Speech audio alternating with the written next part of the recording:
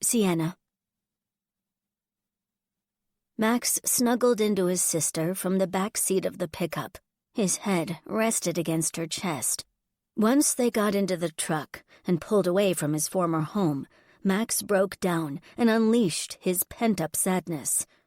He held her tight and sobbed, unable to control the flow of tears.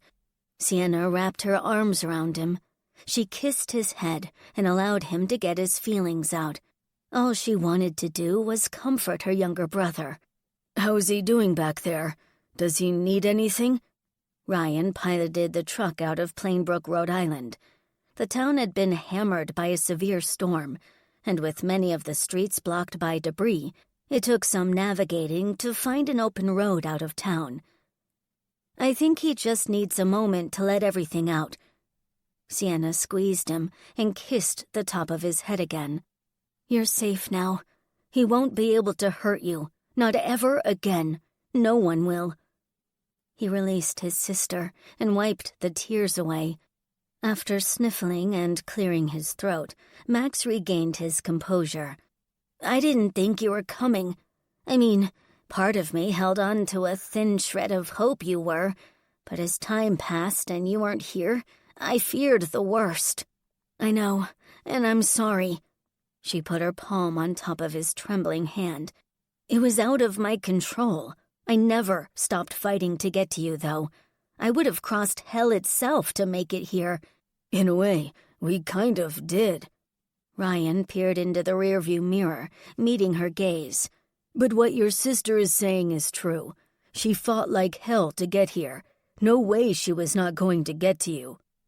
After the tears dried up, Max said, "I'm glad you showed up when you did.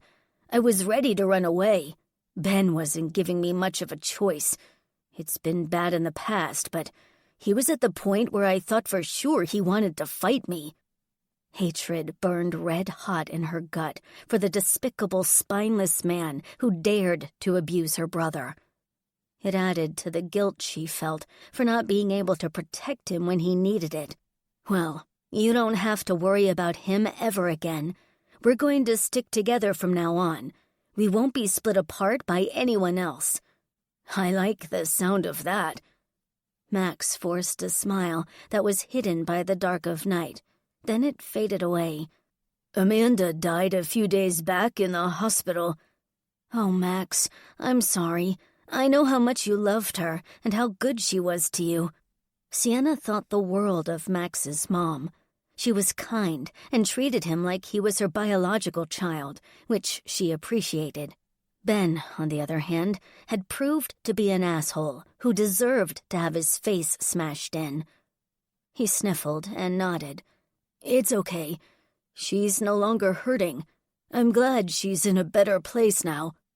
Ryan's Dutch shepherd poked his head above the back of the front bench seat. He panted and peered at Sienna and Max as they spoke. Ryan rubbed the canine's head and placed his hand back on the steering wheel as the canine lay back down on the seat. "So, where are we heading now?" Max asked his sister. "Are we going back to your place in South Carolina?" "No, we're heading north to Boston, I believe. Right, Parker?" "Yeah, Boston is maybe 2.5 hours away. Might be longer since we don't know what the roads will be like from here to there." Ryan paused a beat, then continued. "If we need to stop for the night and rest, we can. I know we've all had a long, hard day. Might need to source some fuel as well. What we've scrounged up isn't going to last much longer." "I'm fine with driving through to Boston. No need to stop except for gas, and maybe some food and water if we can swing it." Sienna tapped her fingers on the top of the front seat. "If you need or want me to take over driving, I can. Let me know and we can switch." "Thanks, but I'm fine for now. Spend time with your brother. He needs you." She smiled. "Thanks, Ryan." "Of course, but there's no need to thank me." "Yes, there is." Sienna leaned over the seat, planted a kiss on his cheek, and retreated. She owed him everything for putting his life on hold and helping her to get to Max. She hoped to pay him back for his generosity one day. something Sienna intended on doing, whether he wanted it or not. 2. Max. As time passed, Max calmed down. His tense muscles relaxed. He found peace being with his sister, who made his scary life seem much better than it had been. "Who's your friend? Are you two, dating or whatever?" Max kept his voice low to not let Ryan hear what he was saying. Sienna laid back in the seat. Her head rested against the top of the backrest. She turned and looked at her brother. "We're not dating. He's an old friend from school. We came across each other on my way to you. I had some car trouble, and, well, he offered to give me a lift." "He must be a good friend to drop everything and offer to drive you up here during this mess," Max replied. "Dude seems like a nice guy. Plus, he's got a cute dog." She cut her gaze to the front of the truck, then looked back at her brother. "Ryan is a nice guy. One of a kind. Without him, the odds of me being here right now would be low. I'm grateful he helped you out." Max caught the top of the canine's head poking above the seat. His ears twitched. He moved toward the lowered passenger window, then lay back down. "Me too," Sienna then said. "You mentioned running away. Where would you have gone?" Max shrugged. "I considered going to look for you in South Carolina.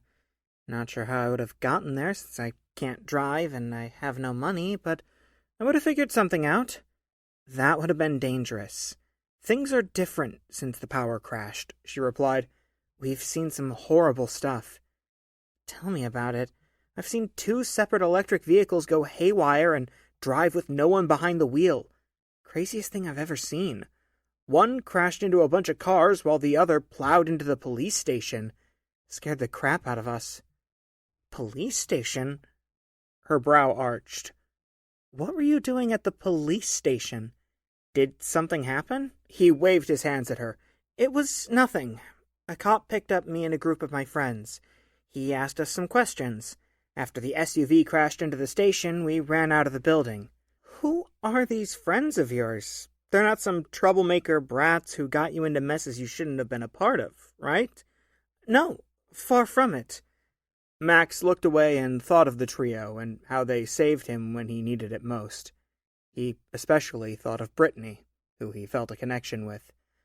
"When Ben and I left the hospital after visiting Amanda before she passed, we had a major blowout in the truck. It was bad. Lots of shouting, and it got a bit physical. Well, it tried to get physical." She remained silent and allowed him to continue without being interrupted. "Anyway, Ben ran off the road onto the sidewalk. I had enough of him and couldn't take it anymore, so I got out of the truck and ran off into the storm. The wind was blowing so hard and the rain was relentless. I got knocked down by flying debris. These 2 kids came out of nowhere and helped me to safety. After the storm passed, I stayed with them since I didn't want to go home. Not with Ben there.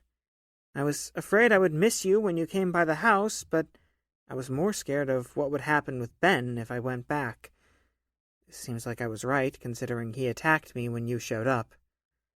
I should have been here sooner. That's on me. You didn't deserve any of it, Max.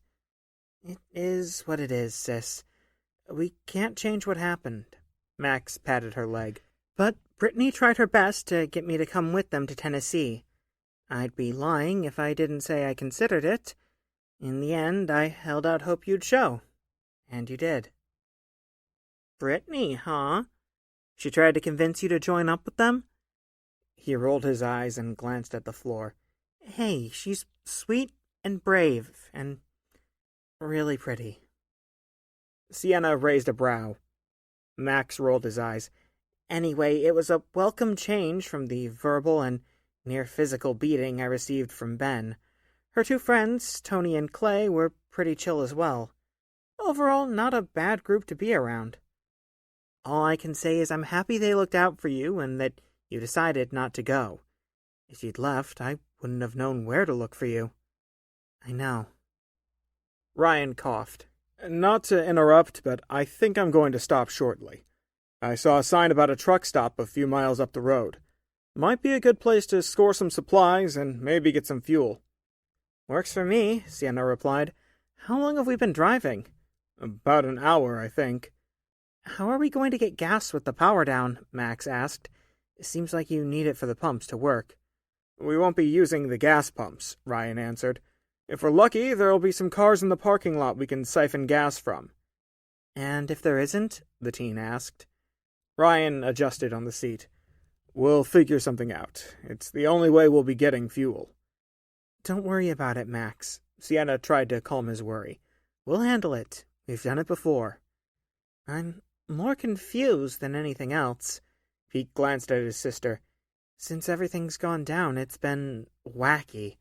Just trying to wrap my head around it is all." She nodded. "So are we. You let us worry about it, though, okay?" "Sure, sis. Whatever you say." 3. Ryan. Ryan approached the truck stop with caution. The headlights illuminated the mostly empty parking lot and the powerless building. No lights shone from inside the station or out on the periphery of the lot around the dozen or so pumps. Dutch was on full alert. He sat on his haunches and studied the area for any movement. No growls loomed from the canine's chest, but his ears twitched as they pulled off the road and entered the parking lot. "What are you thinking?" Sienna looked over Ryan's shoulder. "It doesn't look like anyone's here. We've got 3 cars around the side of the building we can check for fuel." "I'm thinking it looks fine right now. Not seeing any sort of movement in or around the station."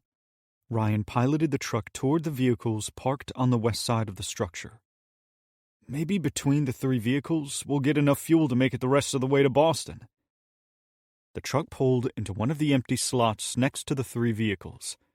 It idled rough for a minute as he surveyed the building and grounds one last time to ensure he hadn't missed anything suspicious.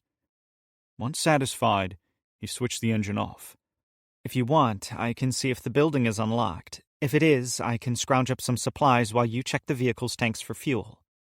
Sienna straddled the middle of the bench seat with both arms on the front backrest behind Ryan. "I'd like to be gone from here as soon as we can, before anyone else shows up. My trust in people right now is low." "Are you sure you want to go in there alone?" Ryan peered over his shoulder at her. "We can do both. Do the fuel first, since it's more important. Once we're done, then we can head inside." "I can go with my sister," Max said. "It'll go faster if I help gather supplies." "I want you in the truck where it's safe," Sienna replied. "It's not up for debate." Max huffed his disappointment. "Safe? It doesn't look like anyone's here. Plus, I don't want you going inside alone. We stick together, remember? I've been through worse situations than this, sis. We look out for each other. Can't do that if we're not together." Sienna sighed. "If you want, you can take Dutch with you." Ryan tipped his head at the canine. "He'll watch over you two." "Fine." She rubbed her palm up and down her face. "You stay with me, though. No wandering off, okay?" "Sure, okay." Max held his hands up in resignation. "Let's do this fast-like." Ryan opened the driver's side door and got out. The rest of the crew did the same. Both Sienna and Ryan made sure to have their pistols on them, tucked in the folds of their pants. They grabbed 2 flashlights from the rucksack and the floorboard from the back seat. Ryan's was weaker than hers, but it proved to be enough to allow him to see. "Let's work fast, get what we need, and leave." Both Sienna and Max tipped their heads at him. "Trust me, I don't plan to jack around in there." Sienna's light flickered. She smacked the barrel against her palm. It stopped and remained steady. "Any supply requests?" "Energy drinks, if they have any." Ryan dropped the tailgate and snatched one of the empty gas cans from the bed. "I'm running on fumes and need the caffeine boost. As far as food, whatever you find will work. I'm not picky." "I was thinking the same thing on the energy drinks. We're both trashed and could use the pick-me-up. No telling what sort of nightmare we'll run into when we get to Boston." Dutch walked away from Ryan and headed toward her and Max. "I'll also get him some food as well. It's doubtful they'll have any dog food, but I'll think of something." "He'll appreciate it. Something is better than nothing." Ryan carried the gas can to the driver's side of the sedan parked next to them and put it down on the concrete. And waters. Need some of those, too. Yeah, I'm on it. I'll grab everything we can carry. Perfect. By the time you three come back out, I'll hopefully have a fair amount of fuel for us. Let's hope so, since there doesn't appear to be a ton of options for us. Sienna peered at her brother. Ready? Yep. All right, let's go get this done. 4. Sienna. They moved down the walkway toward the main entrance side by side. The flashlight cast its beam at the windows lining the front of the station. A thin film of dust covered the glass. It had an eerie sort of vibe to it, like some malevolent entity waiting for them to enter its lair. "This building sure has the creepy factor going on," Max gulped as he examined the dark interior of the station. "Not getting horror movie vibes at all." "You could have stayed in the truck near Ryan. And let you go in here alone? No way." Max shook his head. "Plus, you'll need the extra set of hands to help carry whatever we find." "True, but I would have managed. Always have. I've gotten used to doing things on my own." "But you're not alone now, remember? You got me and your boyfriend." Sienna rolled her eyes. "He's not my boyfriend. We're just friends." "Sure, sis. Whatever you say." She trained the light at the double glass doors ahead. The bottom right panel was busted in the center, and cracks spiderwebbed outward. "Looks like someone's already tried to get in," Max said as he approached the doors. They either gave up and left or found another way in. Sienna aimed the light at where the doors met in the center. She squinted and inched forward while Dutch sniffed around its base. One side appeared to be open. "Looks like someone did make it inside. The door is open." "Yeah, I'm seeing the same thing." Max held his hand out. "Want me to carry the gun?" "Nice try, but no. I'll hold on to it." "Come on, I'll be responsible. I won't play around." Sienna peered through the glass doors and nudged the canine out of the way using her knee. "I know you would, but for now, let me hold on to it." "Fine." Dutch waited for her to open the door. His head was trained at where the doors joined. After scanning the dark interior, she opened the door. The canine went in first, then Sienna, and finally Max. It was stuffy inside and had an odd smell in the air. She couldn't pinpoint what it was, but the scent wasn't favorable. "Hold on, Dutch. Wait a second." Sienna and Max stood inside the doorway. She swept the rows of shelves from one end to the other. Not a single sound rose from the blackness. "If someone's in here, they're being awfully quiet." Max advanced with her following. "The dog doesn't seem bothered by anything, which is a good sign." "It is, but stay alert." They snagged some plastic shopping bags from behind the register and walked the aisles. An assortment of food was gathered from the peg hooks and shelves. Beef jerky, nuts, candy bars, and any other food they could find. Sienna opened a package of jerky and fed it to the canine. He chomped on the dehydrated meat and swallowed it down in less than a minute. She gave him another. "Is that what the rest of the country looks like?" Max tore one of the candy bar wrappers open and took a bite. "From what we've seen and heard, yes. Many towns and cities have enacted a lockdown. Some areas are worse than others. That's part of the reason it took us so long to get here, not to mention some of the crazies who crawled out from underneath their rocks." Max took another bite, then another before stuffing the remainder of the bar into his mouth and swallowed it down. He threw the empty wrapper to the floor. "Similar things were going on in Plainbrook. Super weird how it just happened for no reason. It made things 10 times worse with Ben. I imagine it took everyone by surprise. Not something anyone expects to happen." Sienna approached the glass coolers at the back of the store that wrapped around the wall. "One of the officers back in town mentioned something about terrorists. as if they were the cause of the power going out and could be here in the country, asking if we'd seen anything or anyone strange in town. At least, that's how I took what he was saying. It was all a bit confusing, to be honest. We've heard similar things about how terrorists launched cyber attacks on the power grid and communications, blowing up stuff in the cities. We saw a big explosion in Baltimore. I'm sure it was a bomb.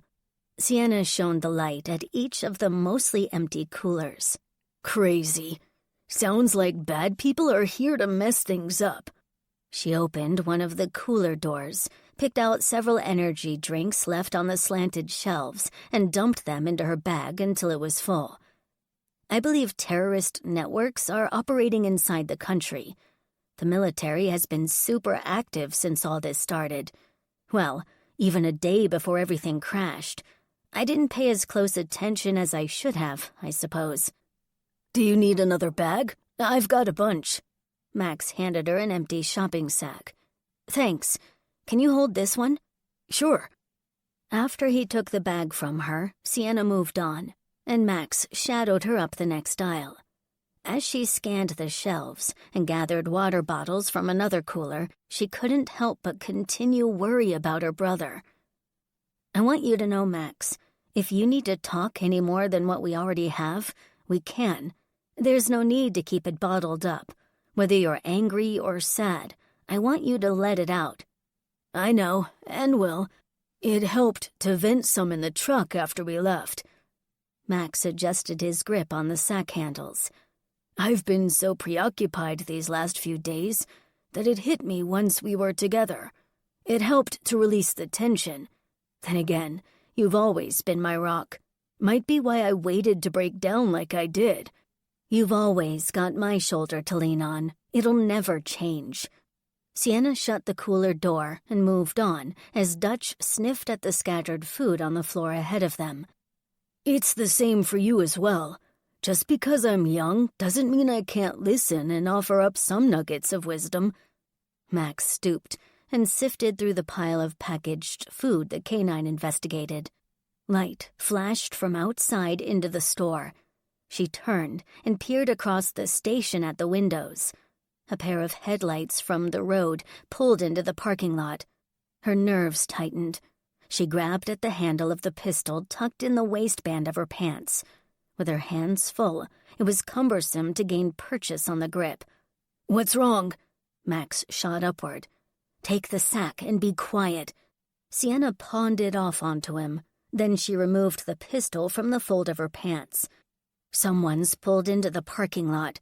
You move and do as I say. You got me? I do. Come on. 5. Ryan. Ryan dumped what fuel he siphoned from the sedan into the truck's gas tank. It wasn't much, but it was better than nothing. Light flashed from behind him and shone on the side of the pickup. The noise of a car engine followed. Someone had pulled into the parking lot. He lowered the gas can to the concrete, pulled the gun from his front waistband, and turned around with the weapon behind his back. His finger moved inside the trigger guard. Even though he didn't know what the car was after, Ryan preferred to be on guard and expect the worst, considering what sort of dangers they had already crossed. As he watched the SUV, his vision blurred, the headlights distorted. A wave of dizziness surged, the world spun. His balance waned. He had to stay upright and not succumb to the effects of his debilitating brain tumor. Please don't be trouble, he thought. The light gray SUV pulled into the parking slot at the edge of the building near Ryan. He raised his hand to shield his eyes from the intense glow of the headlights. The engine idled, and the lights remained on. There were at least 2 people in the vehicle as far as he could see, one in the passenger seat along with the driver. He couldn't make out if there were more in the back of the vehicle. Ryan peered at the windows of the station for Sienna and Max. Their flashlight was off. He saw no shadowy figures moving within the building, then turned his attention back to the SUV before him. The driver's side door opened first. A light flicked on inside the cab. Its dull yellow glow illuminated a man stepping out of the vehicle. A red-haired woman sat in the passenger seat and didn't get out. She was blurry from the headlights blasting him in the face. "Hi there!" The mysterious man waved at Ryan and moved past the engine to the front of the SUV, then stopped. It was impossible to see if he had any weapons. The headlights and his waning eyesight put him at a disadvantage. If the man tried anything, Ryan was ready to pull the trigger on his gun. "Yeah? What can I do for you?" Yes, right." The man's voice cracked as if he were nervous. "I do apologize for disturbing you, but my wife and I are a bit lost, and we could use some help if you'd be so kind. Since our GPS isn't working and we don't have a map, we've been doing our best trying to navigate our way south." Is this guy for real? Ryan thought. Did he or his wife have any sort of survival instincts? Either they were way too trusting of people still, or they were mentally compromised. Perhaps they decided to see the best in folks instead of the worst. It was a gamble Ryan preferred not to make. "Where are you heading?" Ryan tightened his hold on the pistol. He tried to steady his balance to not signal to the stranger anything was wrong with him. "Down to Charlotte. We were forced to take several detours and have now successfully gotten lost." The man then said, "I'm Reggie, by the way. Figured it might ease any apprehensions you have. I know what it must seem like to have a stranger pull up on you in the middle of the night. We're no threat to you." He seemed nice enough, but also dense. Maybe it was a ploy to have him let his guard down. Or he was so trusting of folks it never crossed his mind they could be in danger. "To be honest, I'm not sure where to tell you to go. I've been on mostly back roads. The few highways I've taken were cluttered messes in certain spots.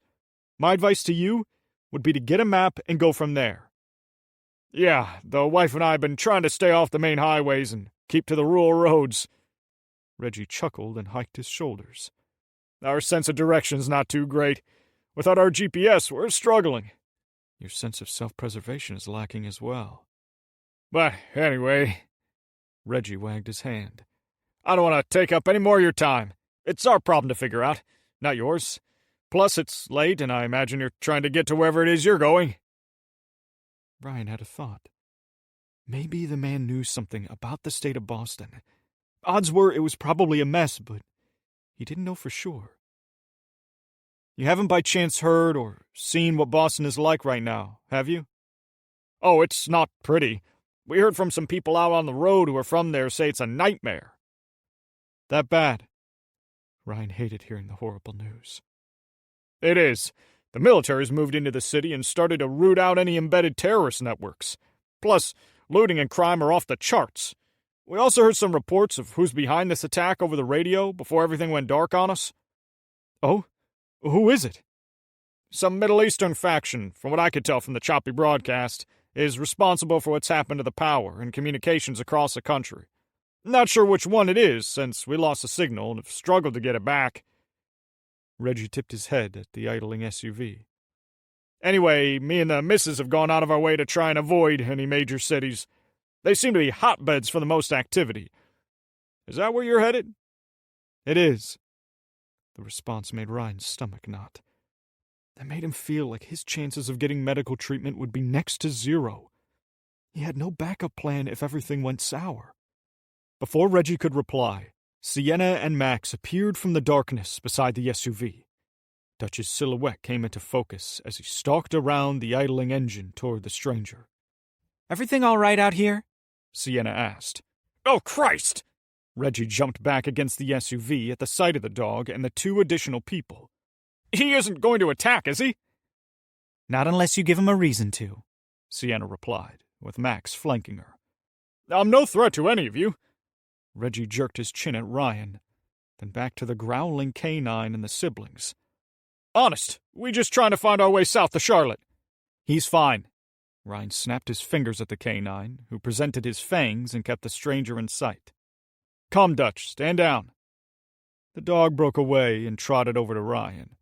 Sienna and Max advanced over to him. "I didn't realize anyone else was out here. You gave me a rightful good scare there, miss." Reggie palmed his chest and exhaled, then relaxed his tense stance. "Who are these people and what do they want?" Sienna whispered to Ryan. They're lost, asking for directions. He kept his voice low. Kind of dangerous to be doing late at night in such a place? Tell me about it. I think they're harmless, though. Reggie shuffled around the SUV to the driver's side. Well, I'll leave you all to it. You might check the station for a map if you need one, Ryan said. Not sure if they will have it, but it might be worthwhile to look. We didn't see any maps inside, but we also weren't looking for any, Sienna said. Thanks a bunch. Reggie climbed into the SUV, but he didn't pull away. His wife slapped his arm and pointed at them. The couple bickered back and forth. It looked intense from their hand gestures and body movements. Those are some strange people. Not sure what to make of them. He seemed harmless enough. Max placed the sacks of food and drinks in the back seat of the truck and leaned on the open door. I think he was more scared by us surprising him than anything else. You certainly startled him. Ryan placed his gun in the back waistband of his jeans. By his wife's actions, she seems like she wasn't as keen on stopping here as he seemed to be. They're both lucky we're not degenerates.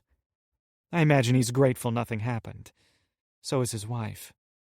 Sienna tucked her gun in the front of her pants as the SUV turned and made for the road.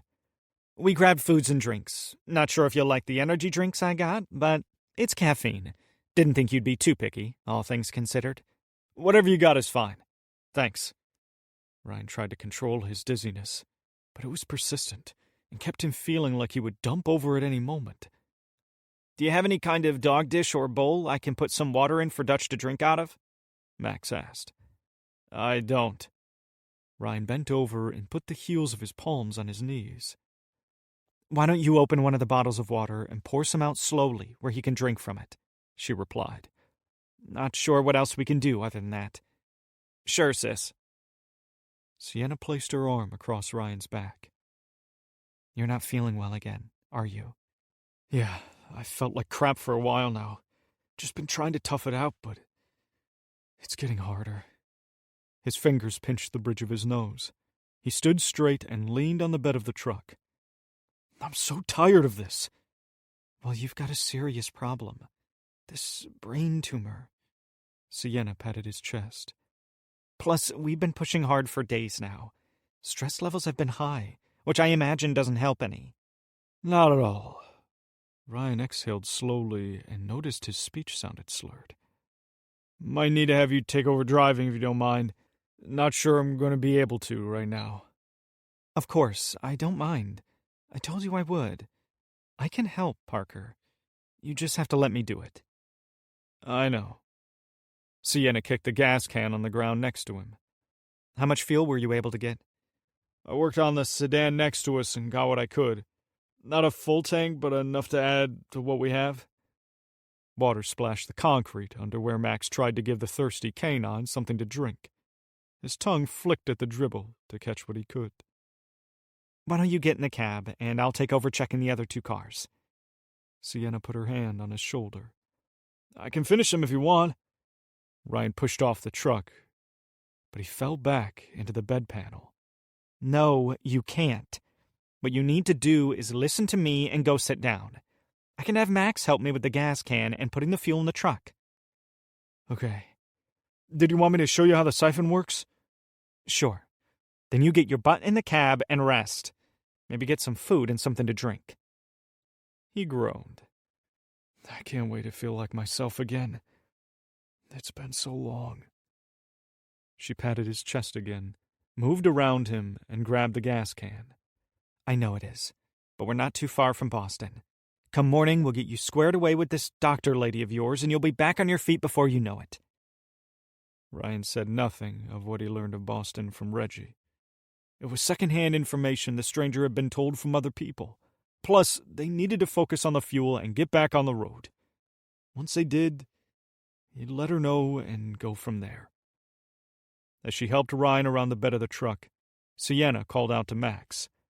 When you're done with Dutch, come give me a hand. I'll need your help. Sure thing, sis. Whatever you need. 6. Sienna. After sucking gas out of the other 2 remaining vehicles and the many small trips back and forth to the pickup's gas tank, they were finally able to get back on the road. Max tossed the fuel can to the bed while she climbed into the driver's seat. "All done. Got everything we could." Sienna slammed her door shut as Max loaded into the back with Dutch, who lay on the seat. Ryan sat in the passenger seat. His arm rested on the bottom lip of the lowered window, with his palm pressed to the side of his head. He had a bottle of water next to him, along with the can of Monster clutched in his fingers on his lap. "How much were you able to get?" "I'd say maybe 15 gallons worth, including what you got from the sedan," Sienna answered. "It took a while, since we couldn't fill the can full because we wouldn't be able to lift it. So we had to make many small trips, which ate some time." "At least we got some." Ryan took another swig from the energy drink. She studied his face. "How are you feeling?" "Still like a hot, steaming pile of trash, but I'll survive." Ryan tilted his head at her and smiled. "If you haven't been able to tell, I'm in my prime." "Right." She smirked and shook her head. "You'll need to get some water into you as well. Truth be known, you should probably drink more water than energy drinks. The caffeine isn't going to make you feel better. They're rather bad for your health." "I know, you're right, but I need to be as alert as I can be. I'm the navigator after all." Ryan took another swig and placed the can in the cup holder on the dash. He grabbed the map from the floorboard, which had fallen from his legs, and studied it. "Oh, crap!" "What?" Her voice cracked with worry at his tone. "Dang it! I think we took a wrong turn back there."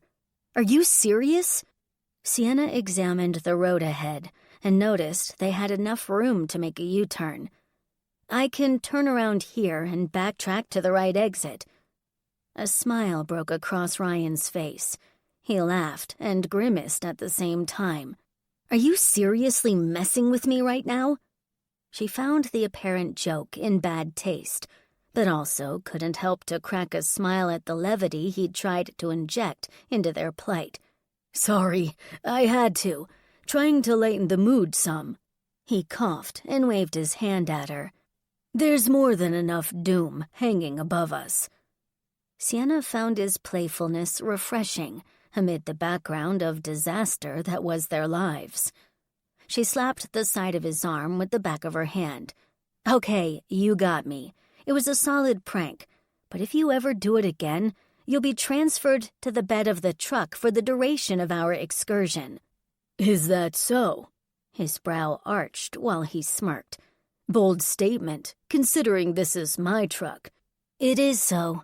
3 against 1. Sienna peered at the rearview mirror at Max in the middle of the back seat. "Don't drag me into your mess, sis. Dutch is my boy. He wouldn't turn his back on me." Ryan unscrewed the cap on the water bottle, took a drink, and twisted on the seat as he glanced to the back. "Isn't that right, boy?" "I think he's sleeping. He's got his head in my lap and isn't moving," Max replied. "We'll say he sided with me. So 2 against 2. Ryan faced forward slowly and sunk back into the seat. "Whatever you say, Parker." After drinking half the water, Ryan angled his body into the corner between the door and seat so he faced her. "The gentleman back at the station mentioned Boston is bad right now. Well, more like a nightmare, his words." "I suspected as much." The news didn't give her confidence, but she had her expectations low, so it wouldn't be anything short of bad. "I didn't have my hopes set too high. We don't have a choice in the matter, though. You put your life on the line to help me get Max. Now I'm going to get you to Boston. If it's a shit show, and it sounds like it will be, then we'll face it head on together." "I figured you'd say as much." Ryan put his head against the truck frame. Even though Sienna vowed to keep her word, she worried about Max. He was under her care now. Taking him to a potentially hostile environment made her uneasy. But she had no alternative. It was a crappy roll of the dice either way. Sienna could ditch Ryan and Dutch on the outskirts of Boston, and she and Max would leave. The biggest questions on her mind were where they'd go afterward, and would her conscience allow her to ditch the one person who had helped her, disregarding his own ailing health. Plus, she felt a spark of feelings between them. Sienna wasn't sure what it was, but she wanted more than anything to see him better. Truth was, there were no easy answers to her questions. All she could do was hold to her word of making sure Ryan got to his destination and protect Max at any cost. It was going to be a thin line to walk, but had no choice. 7. Max. The next hour drudged on. Max drifted in and out of sleep. His body was exhausted and his mind taxed, but the uncomfortable setting of the truck kept him from fully going to sleep. Dutch had no issue with sleeping in his lap. The canine snored, whistling through his nose. His body jerked, and his paws moved as if he was dreaming. Max ditched trying to sleep and sat up. He peered out of the back-seat driver's side window at the headlights coming toward them on the other side of the highway. Dozens of vehicle lights sliced through the darkness. There were too many to count as they headed in the direction they just came from. Where are they going? Not sure. Something has them moving. Sienna leaned forward and kept her hands glued to the steering wheel. Wait, what's that in the distance? A flash of orange materialized in the blackness. Max blinked, then squinted out of the dirty windshield to see what the strange light was. He inched forward to the edge of the seat and thought maybe it looked like flames. Is that fire? I think it is, Sienna replied. We're not too far from Boston, so it has to be coming from somewhere in the city, right? Might be why we're seeing so many cars traveling away from there. Maybe. Ryan stirred.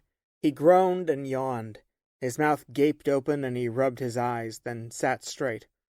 What's happening? There's a fire ahead. Max pointed at the glowing orange and yellow flame in the sky. Plus there's a ton of cars on the other side of the road. I wonder what's burning.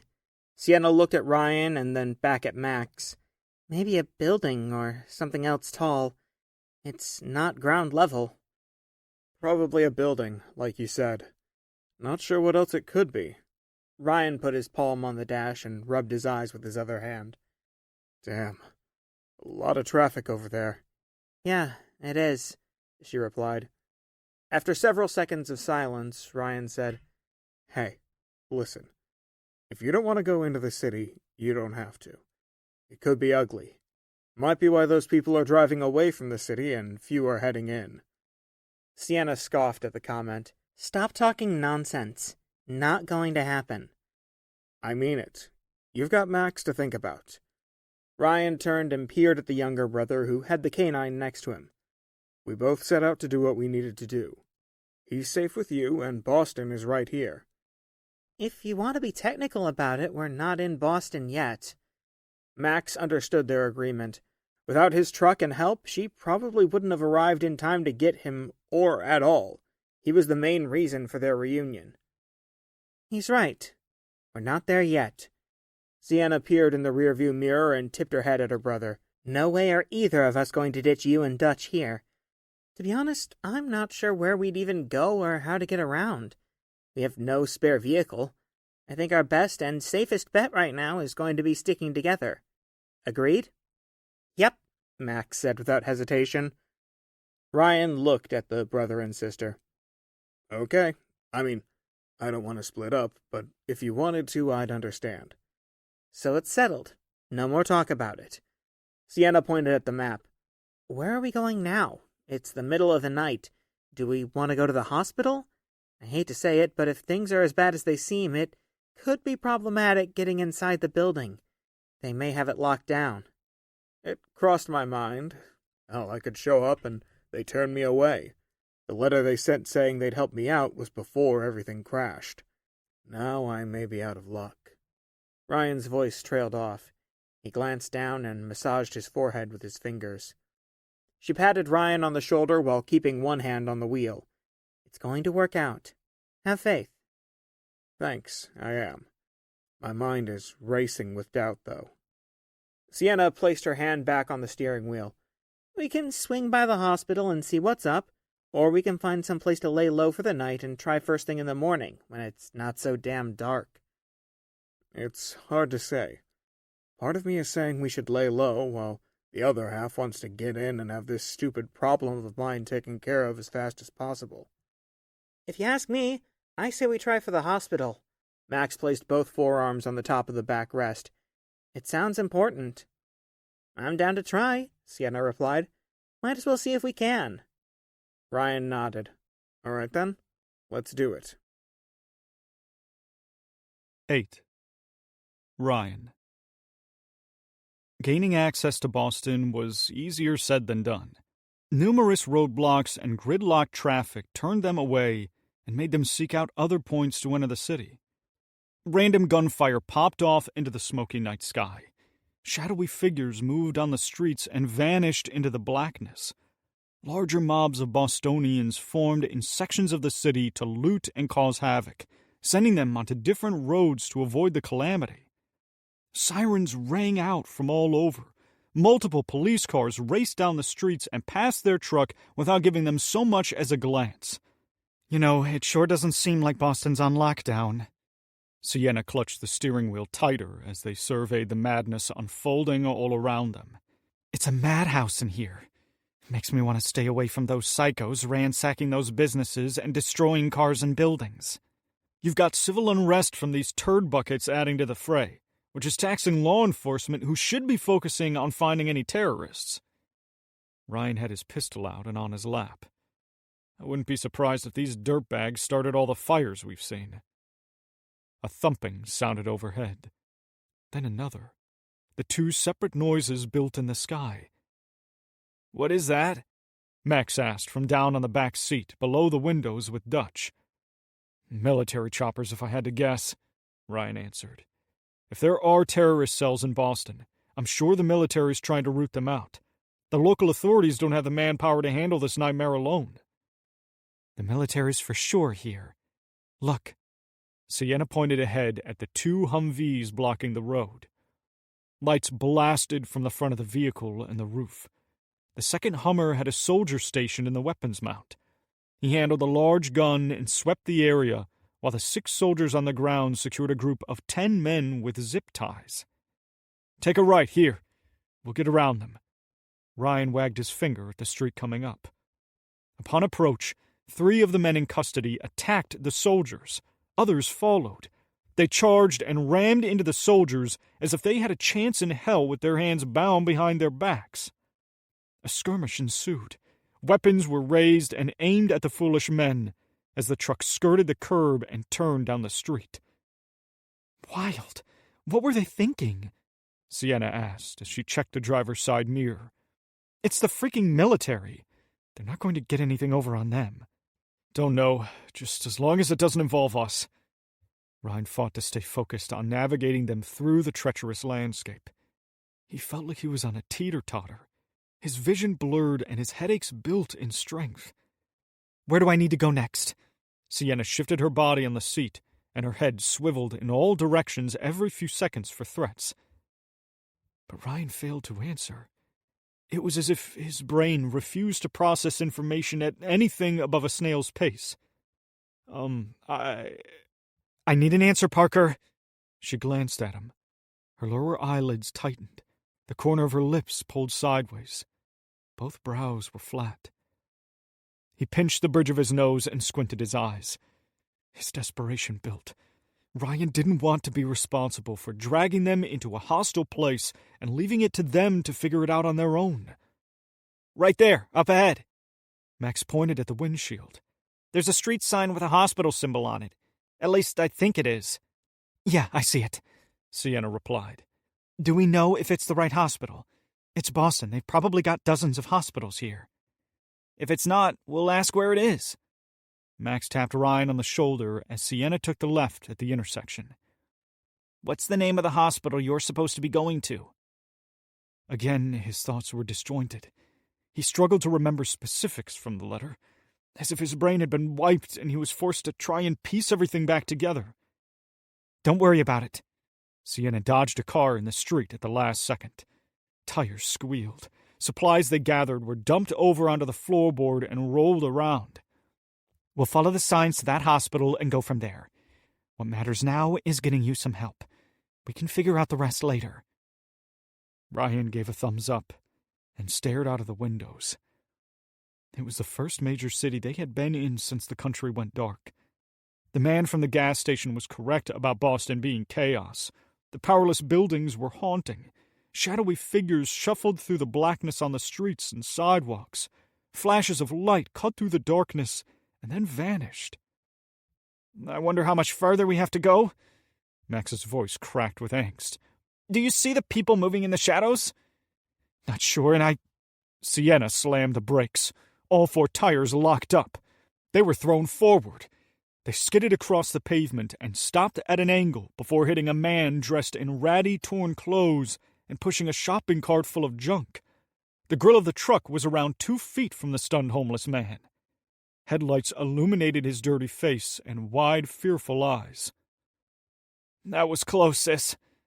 Max exhaled a long breath. "Guy came out of nowhere." She was frazzled.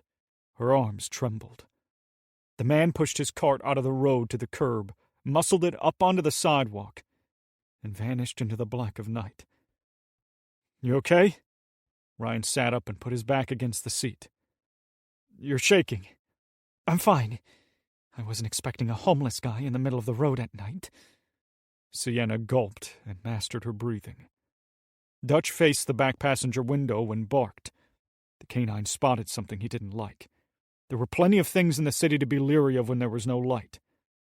"What's he barking at?" Max twisted on the seat and peered out of the windows. "People are moving in the shadows around us. He's probably anxious about them." Ryan turned and tried to calm the dog down by petting his head, when both Max and Sienna reeled in terror. A loud thud slammed into the passenger side of the truck. Fists hammered the side windows. The outer door handle was pulled on, but it didn't open. They had it locked. "Go!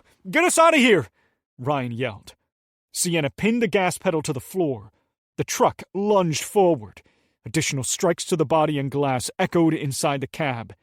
They raced down the street and flew through the intersection without stopping. "This is nuts!" Her voice rose above the roaring engine. "Just keep driving and don't stop!" Ryan checked the side mirror and spotted no threats tailing them. After taking another hard right and another left at the next block, they encountered a fiery inferno engulfing one of the buildings. Orange and yellow tendrils licked the black sky. Debris was spread across the street.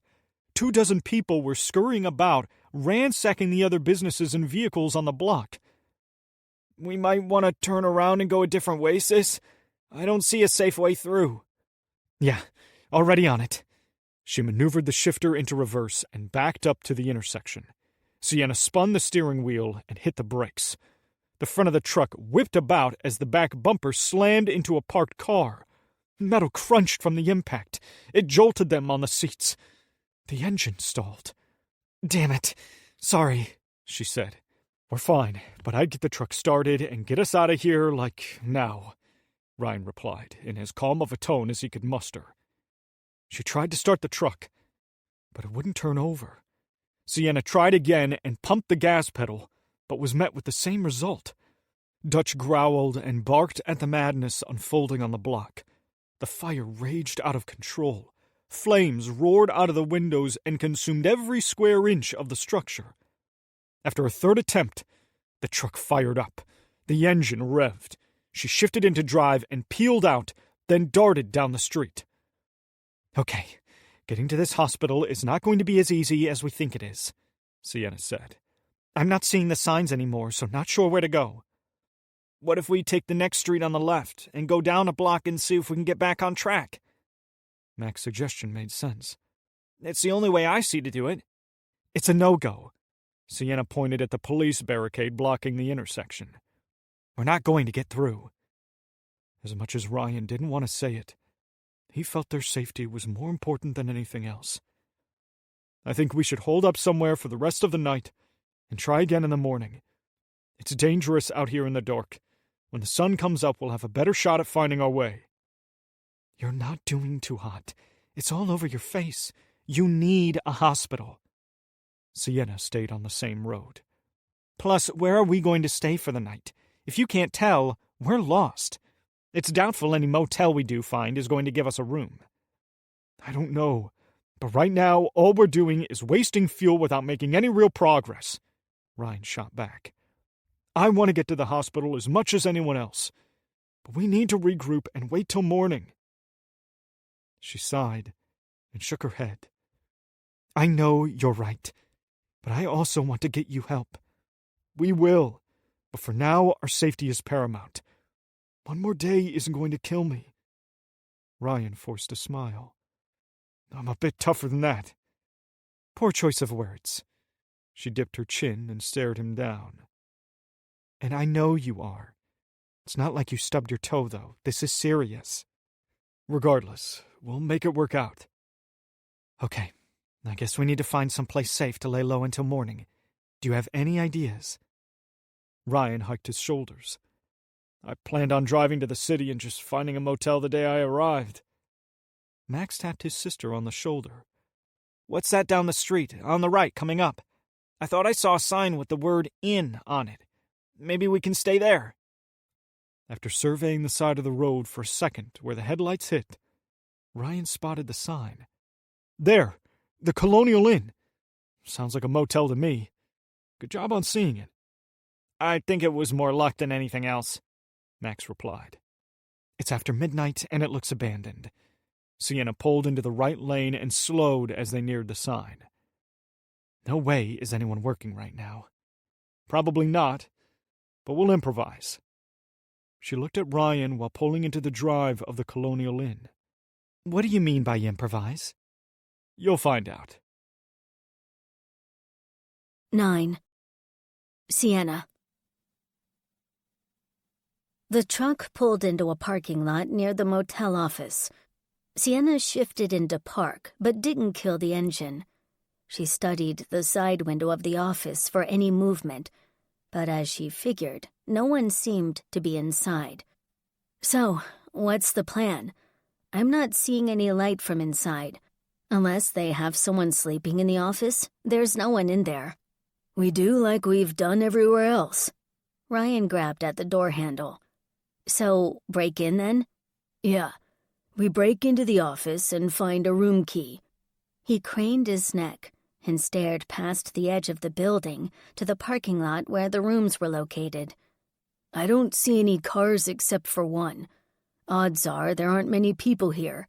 Perfect for us. Less risky." She couldn't deny the logic.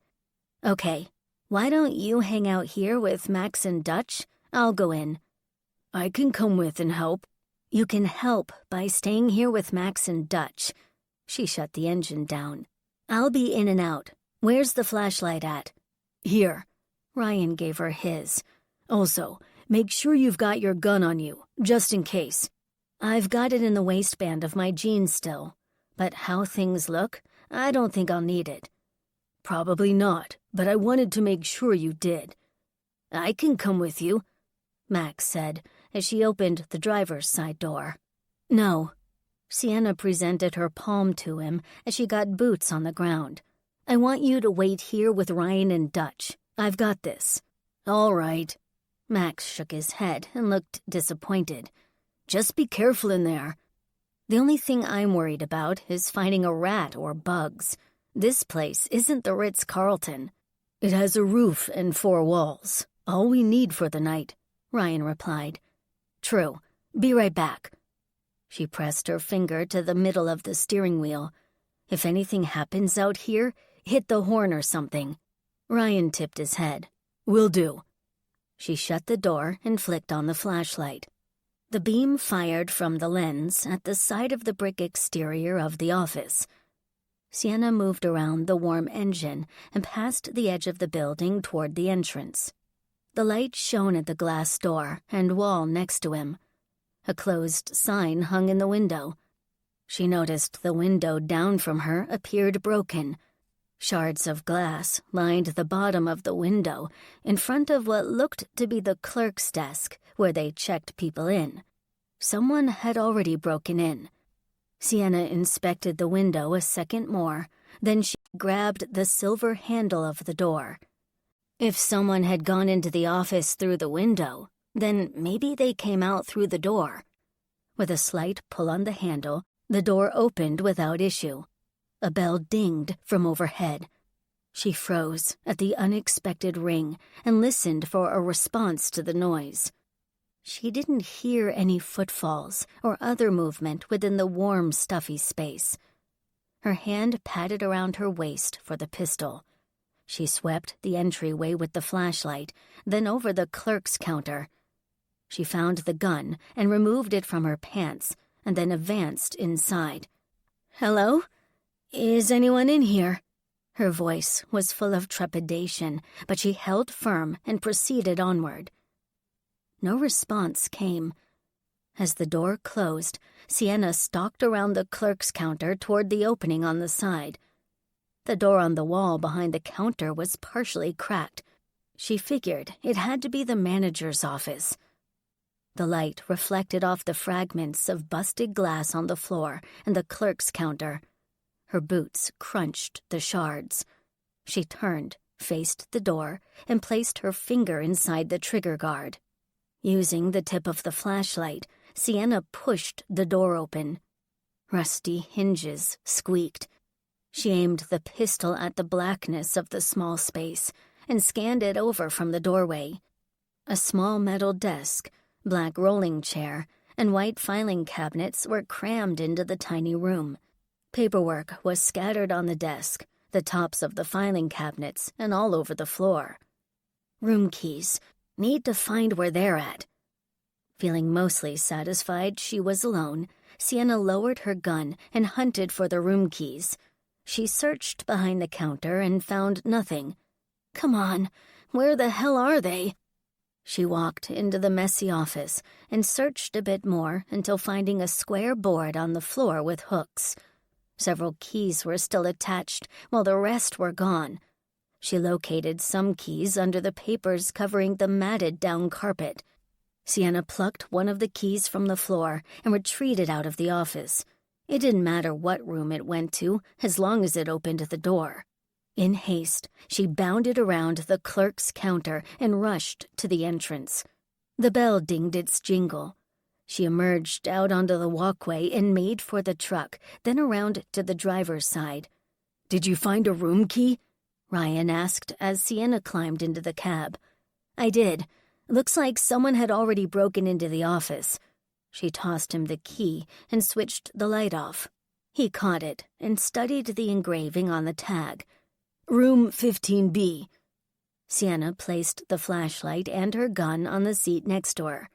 They tossed the office, found the room keys scattered on the floor under a bunch of papers. No one was inside, thankfully. I half expected to find a dead body. You know, like one of those horror movies. It's late at night and the power is out. "I had similar vibes," Max said from the back seat. "Why I never liked watching them." The truck started. She backed out of the parking slot and drove past the office to the 2-story motel rooms. With it being so dark, she struggled to see the numbers on the doors to find the one they were after. "I can't make out the room numbers," Sienna said. "Might need to get the flashlight and shine it at the doors so we can see." "I think it's up ahead, bottom floor." Ryan pointed ahead where the headlights shone. "There's 12B. Might be 3 rooms down." They followed the numbers until reaching the correct room on the lower level. She docked the truck into one of the many empty parking slots in front of their lodging for the night. "Man, could this place be any creepier?" Max peered out of the back window and faced forward. "Hopefully we won't get murdered in the face tonight." "You're not helping to calm any of our nerves, dude." Sienna shut the pickup off and removed the keys. "We should take most everything inside with us for the night. Food, supplies, and even the gas cans. You never know who might be out here skulking around in the dark." "Agreed." Ryan waved his hand at Max. "Why don't you hand me some of those bags and I'll take them inside?" After pocketing the keys, Sienna pushed his arm down. "No, you go inside now, and we'll mess with this out here. It's not up for debate." "Me carrying a few bags isn't going to wreck me." "True, but I want you resting. Your body needs it. I might sound like a broken record on repeat, but we've got another long day tomorrow. The more rest you can get may help you feel a bit better." Ryan tipped his chin and stared at her. "I don't think brain tumors work like that." "In either case, just get into the room and we'll handle this. Between Max and I, we can have it done in no time at all." "She's right, we can." Max looked down. "I can handle getting most of this." "Okay, fine. I just hate not being useful. It goes against my very nature." She patted his shoulder. "I know it does, but you'll live. Now go." "Yes, ma'am." Ryan saluted her and got out of the truck. The response I wanted to hear. He sneered at her comment, shut his door, and plodded toward the room. "All right, little bro. Let's get this done and get everything inside." Sienna grabbed her flashlight and pistol and opened her door. "Just for the record, you're not going to get a yes ma'am out of me." Max smiled as she got out of the cab. She opened his door and leaned against it. "Sure, we'll see about that." 10. Max. Once the gear and supplies were moved to the motel room, Sienna locked the trunk doors and went inside after Max and Dutch. The space was hot. The air was stagnant. Getting a good night's rest would prove to be a challenge. "Okay, got the pickup locked up tight. With any luck, no one will try and break into it." Sienna dropped Ryan's rucksack on the floor near the entrance, shut the door, and closed the locks. Max sat down in one of the empty seats at the small round table near the window. Food and drinks were scattered across the tabletop. He sifted through the bags in the dark, unable to make anything out. "Do we have a lantern anywhere? Or can I use one of the flashlights? I can't see for crap." "No lantern, but we have the 2 flashlights." Sienna placed hers on the table near him. "I wouldn't leave it on for too long, though. We don't want to run the batteries down. I don't think we have any extras." As Max sifted through the bags of food, Dutch sat on his haunches and whined, waiting for a tasty morsel to be given to him. His tail wagged at the crinkling of packages. Ryan flicked on the other flashlight from the furthest bed in the corner. The white glow illuminated the drab motel room. It had 2 queen beds, a nightstand between them, and a dresser with a small flat-screen TV on it. "Well, this isn't terrible." Sienna plopped down on the edge of the other bed.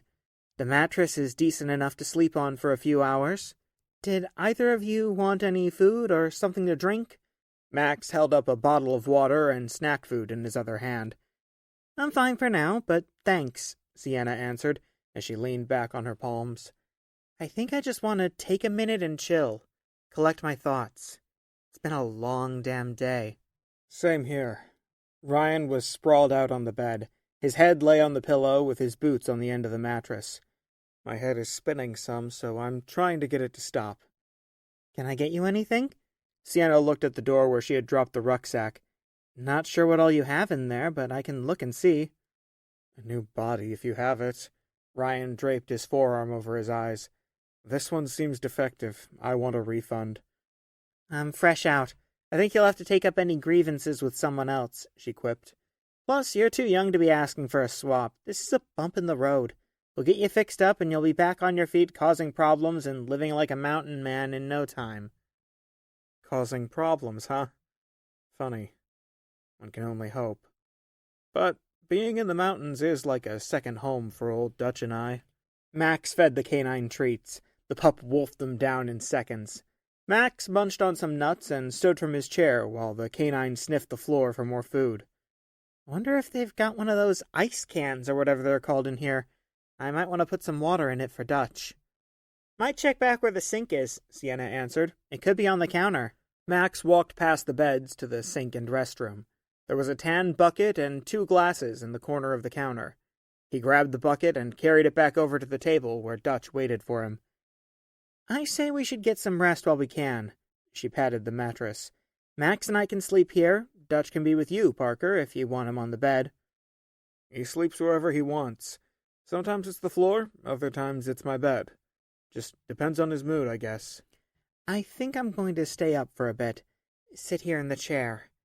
Max poured the water into the ice bucket and stood. I'm tired, but my mind is going a mile a minute. Okay, but you should get some sleep soon. You've had just as long of a day as we had, Sienna replied. Rest when you can. Right now is the perfect time. I will in a bit, promise. He placed the empty water bottle on the table. Plus, I can keep a watch on things. Be the lookout. Sure. Just don't go outside, all right? Sienna leveled her gaze with her younger brother. Yeah, sis, I got it. Max raised his hands. If anything weird goes down, I'll let you know. Make sure you do. She scooted up the bed and placed her pistol on the nightstand next to Ryan's gun. Sienna put her legs on the mattress and tucked one arm under her head. Good night, Parker. Sleep well. You too. Ryan killed his flashlight, leaving only Max's on to illuminate part of the room.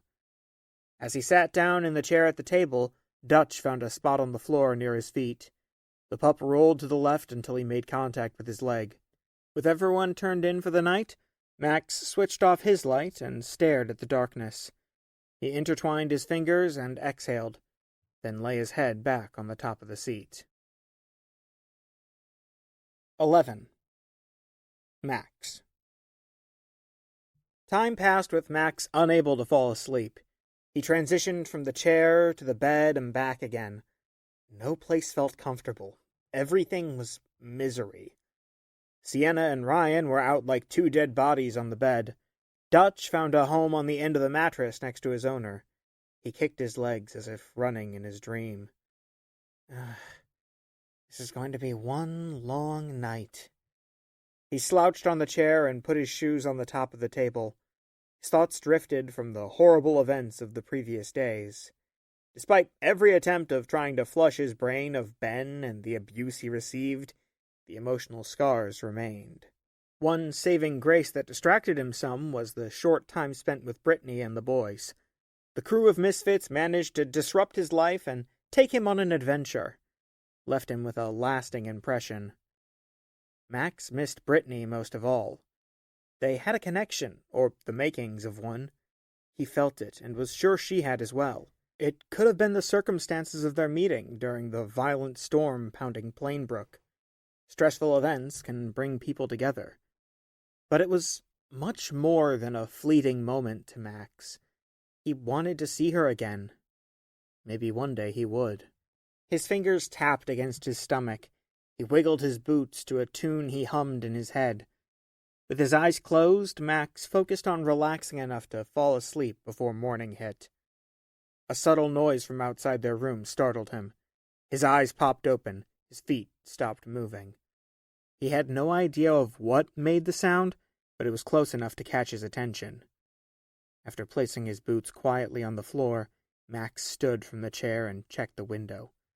For some reason, his heart rate kicked up a beat. His nerves were shaken.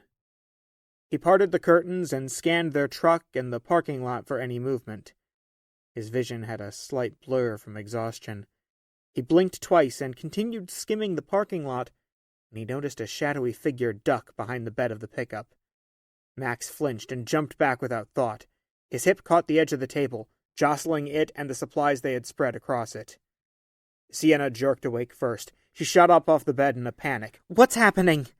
Dutch also stirred, but the canine didn't get off the mattress. I think someone's messing with the truck, Max whispered. I heard a noise and saw a figure duck behind the back of the pickup. His sister's shadowy silhouette moved off the bed. She sat on the edge of the mattress for a second, then stood. What's going on? Ryan was awake now as well. His voice was thick with sleep. Max thought he saw someone outside messing with the truck. Sienna swapped places with her brother and looked for herself. I didn't get a great look at who it was, just a blur of black is all. Max was confident in what he saw, but he also knew how tired he was. Being sleep-deprived played tricks on the mind. If they found nothing, he'd feel foolish for causing such a panic. Are you seeing anything out there? Ryan asked from across the room. Not yet. Sienna pulled the curtains together and turned from the window. Whoever it was might have run off. The doorknob to their room twisted. Everyone went silent. Dutch growled and sat up. Someone's at the door. A surge of panic swelled inside Max. There was no mistaking what they all heard. Sienna moved around the table for the door. Ryan got off the bed and ambled toward her in the dark with Dutch at his side. She pressed her ear to the door and listened. Sienna peered through the peephole, then pulled back. Well, did you see who it was? Ryan was maybe 4 feet behind her. I see someone standing around on the driver's side of the truck. Max glanced out of the window and spotted another black-clad figure messing around the passenger side. I've got another person at the passenger door. I think they're trying to find a way into the cab without busting the windows. Can't lose the truck. Sienna unlocked the door and opened it. Hold on. Wait. Ryan tried to stop her, but she was already heading out of the room. She popped off 2 shots from her gun into the night sky. Each sharp report made Max flinch. He saw the flash of muzzle fire burst in the darkness from the window. The 2 shadowy figures bolted from the pickup and hauled ass across the parking lot. Dutch darted out of the room ahead of Ryan, who lumbered after the canine. Max skirted around the table toward the entrance and poked his head out from behind the wall as they stood on the walkway near the truck. Ryan whistled for the pup, then called his name. Dutch, come! Are they gone? Max stepped out of the motel room and walked to them. Yeah, ran off in the dark, Sienna answered with her gun at her side. Dutch came running at them. Doesn't look like they did anything to the truck. Ryan flicked the flashlight on and swept the driver's side of the vehicle. I think we're fine. Close call, though. Tell me about it. Sienna pulled the wiry strands of her hair out from in front of her face and sighed. Not how I wanted the night to go, but it's not surprising. Guess it was lucky I couldn't sleep, Max said. If I hadn't been sitting at the table, those 2 might have succeeded in whatever they were going to do to the truck. But I am sorry for startling you 2. Don't be sorry. You did the right thing. Sienna patted her brother on the side of the arm. If you hadn't, this would have probably gone much differently. After walking the perimeter of the pickup, Ryan approached the siblings. All looks fine to me. Should we leave? Max glanced at him, then at his sister. What if they come back to try something else? There's nowhere else to go right now. Sienna tipped her head at their room. This is the safest place for us to be right now. If they do come back, or anyone else tries to start some crap, we'll handle it. She's right. Ryan flicked off the flashlight. I don't think those thugs are coming back here. They know we're armed. Not sure it would be worth the risk for a beat-up truck. For now, why don't we head back in? Sienna faced the doorway. I can stay up and keep watch just in case they return or anyone else decides they want to be stupid and try something. Maybe we'll get lucky and won't have another incident. Let's hope we don't. Ryan and Dutch walked back into the motel room. Max trailed, with Sienna following him. Try and get some rest. Sounds like you haven't gotten much sleep. She closed the door and engaged the locks. I've been trying, but my mind won't stop going. Trust me, I want nothing but to get some sleep. I'm beyond tired and want to take advantage of this bed. Sienna hugged him and kissed him on the forehead. I know it's hard to shut your brain down, but try your best. Once you lay there for a bit, you'll eventually fall asleep. Your body will have to. If you say so. I do.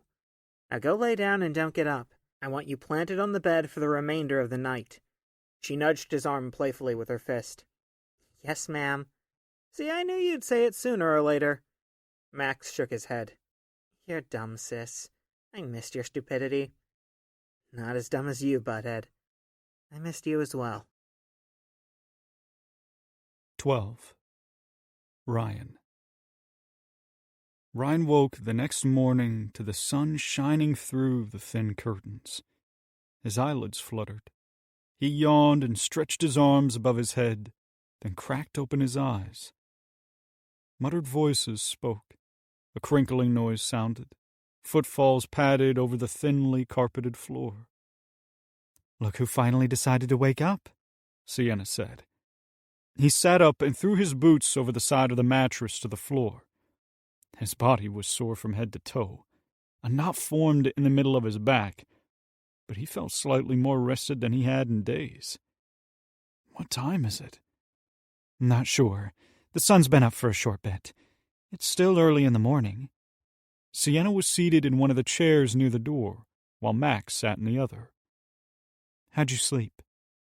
Other than a knot in my back and my body feeling like trash, not terrible. Ryan pushed off the mattress and stretched his back. He twisted at the hip and grimaced from his joints being stiff. You passed out after we came back inside. I thought I caught a bit of snoring coming from your side of the room. Sienna took a swig from her energy drink. It was probably Dutch. He does snore at times. Right. Blame the dog. She took another drink and set the can down. Were you able to get any sleep? Ryan walked around the bed toward the table where Dutch sat, begging for food from their stash. I got a little bit. Not sure when I passed out. Sienna fed the canine a treat, who wolfed it down. But before the excitement, I was sleeping hard, so it balances out. What about you, Max? Were you able to fall asleep? Ryan grabbed a candy bar and one of the last bottles of water from the table. I did at some point. Got a few solid hours in. After that, I woke up and tossed and turned. Never went back to sleep, so I laid there with my eyes closed. Ryan took a big bite from the Snickers candy. Sounds like we're all set for a fun-filled day, then. Yeah, sure are. Max plowed through another package of nuts and threw the wrapper on the table. How's your head doing? Sienna circled her face with her finger as she studied him. You seem like you're moving a bit better than last night. I am some, but it's more pushing myself forward and ignoring everything else. Ryan swallowed the chocolate nougat down and chased it with water. I'll be fine until we make contact with the hospital and get this ironed out. Speaking of, I was going through your rucksack for any medications you might have brought and found the letter from the hospital. She patted her palm on the envelope on the table. I know your brain was scrambled last night and you couldn't remember what hospital it was. Now we don't have to guess. He took the envelope from the table, pulled out the letter, and read the letterhead. Boston General Hospital. Reading the name sparked his memory. Yeah, this is it. I can't believe I forgot I had the letter in my rucksack. Ryan stuffed the letter back into the envelope and gave it back to her. She placed it back on the table. This saved us a massive amount of time. Do we know how to get there? Max asked. Even with it being daytime now, we still don't know where to go. We'll have to find a map of Boston, or some pamphlet to get us in the right direction, Sienna answered. That's the first bit of business. Without it, we won't know where to go, and we'll just waste fuel. Dutch walked over to the door and pawed at it. The canine glanced back at Ryan and whined. He needs to go out and use the bathroom. I'll be right back. Can I join you? Max got up from his chair. I need to get some air. It's stuffy as crap in here. Sure. Come on. While you two are doing that, I'll gather what food we've got left so we can head out. Sure thing. Ryan peeked through the peephole, unlocked the door, and pulled it open.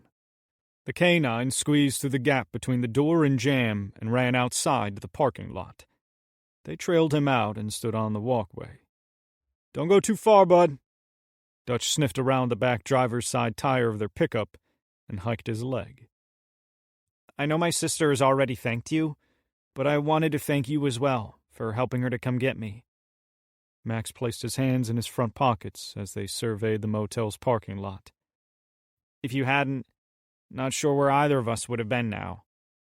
You're welcome, but you don't need to thank me. It was the right thing to do. Ryan patted the teen boy on the top of his back. I'm glad you're okay. I do need to thank you. Most people wouldn't have gone so far above during this mega disaster, especially not someone who's in your condition. Max smiled at him. I'm in your debt. Whatever you need, just ask. The young teen proved to have more courage and honor than most men Ryan knew. He saw the conviction in his eyes. No way would he allow his offer to go unused. Ryan admired the boy. Sure. You help me get to the hospital and we'll call us square. Deal? You got it. I'm on it. With a shake of his coat, the pup trotted over to them. Ryan rubbed his head and under his jaw, then pointed at the entrance of the motel. Why don't we take a walk over to the office and see if they have any maps or pamphlets? Might save us some time from driving around if they do. Yeah, they might. Do motels carry maps? I wouldn't know. I've never stayed in a place like this. Not that I remember, anyway. Some do, more for tourism. Old school sort of thing. It's worth a look since we're right here. Ryan saw no movement on the street and figured they'd be fine. They marched across the parking lot toward the office. An early morning breeze cooled the air some, but also brought the stench of smoke. The sky had a hazy tint to it, made it look ominous. No gunshots rang out. Distant sirens wailed. For now it seemed as though they had gotten a slight reprieve from the chaos they entered during the night. He worried soon it would change. Dutch advanced ahead of them to the entrance of the office. The busted window on the right of the door had jagged fragments of glass within the frame. It looked like a mouthful of teeth. One shard had a piece of black cloth snagged on its tip. Red stained some of the glass. Blood from a cut? It's weird. Why would someone break into a motel if not for a room? Max inspected the busted glass inside the window frame. We're assuming no one else is here. Maybe they're being as cautious as we are and staying inside their room. Ryan gripped the steel handle attached to the door. Or they could have just wanted to see if they had anything of value. Cash from a safe, maybe. Hard to say. People do stupid things when they loot and cause havoc. So I've seen. Crazy. He opened the door. The bell dinged. Dutch went in first, then him and Max. Sienna didn't mention there being any maps in here last night. Max kept his hands on the surface of the door as it closed behind them. She probably wasn't looking for any since we were focused on finding a place to hole up for the rest of the night. Ryan examined the space as Dutch disappeared around the clerk's desk. But by the looks of it, I'm not seeing anything we can use. I figured it was worth a shot. Max walked by him and moved around the clerk's desk to the back side. His shoes crunched on something. He looked down at his shoes. It was glass from the busted window. There's nothing behind here except for pieces of glass and papers. Also a book of some kind, phone, and... And what? Ryan craned his neck and peered over the top of the desk. This money tray, or whatever it's called, is open. Max pulled it out. It's a till. There was no cash inside. Dutch milled about in the room behind Max. It was dark, but what daylight shone in from the windows illuminated the canine enough for Ryan to see him. I don't think we're going to find anything in here worthwhile. Seems like a dead end all around. The boy slammed the till shut and placed his hands on his hips. Guess we should get back to the room before Sienna freaks out and wonders where we are. Yeah, we probably should. Ryan snapped his fingers. Come, Dutch, we're leaving. He exited the room and hurried to his handler. The trio left the main office of the motel and walked back to their room. Sienna was outside, carrying what sacks of food they had left. She had Ryan's rucksack draped over her shoulder. I was wondering where you three had disappeared to. We checked the motel office to see if they had any maps, Ryan answered as they neared the truck. There are none inside, but I figured it best to check since we were here. I didn't notice any last night, but I also wasn't looking for them. She tossed the rucksack and sacks to the back seat. What's left to bring out? Max leaned on the side of the bed by the back and opened the driver's side door. The gas can, and I think that's everything. Sienna turned away from the cab. Not unless I miss something. We'll do a quick sweep before leaving. I'll handle it. Max walked around Ryan. Be right back. As he marched through the doorway to their room, Sienna dangled the keys in front of Ryan. Want me to drive? Either way is fine by me. I'm not 100%, but if you want or need a break, I can manage. She squinted and grabbed him by the jaw. You look a bit better than yesterday, but not by much. I'm fine to keep driving if you'll navigate. It's working well enough.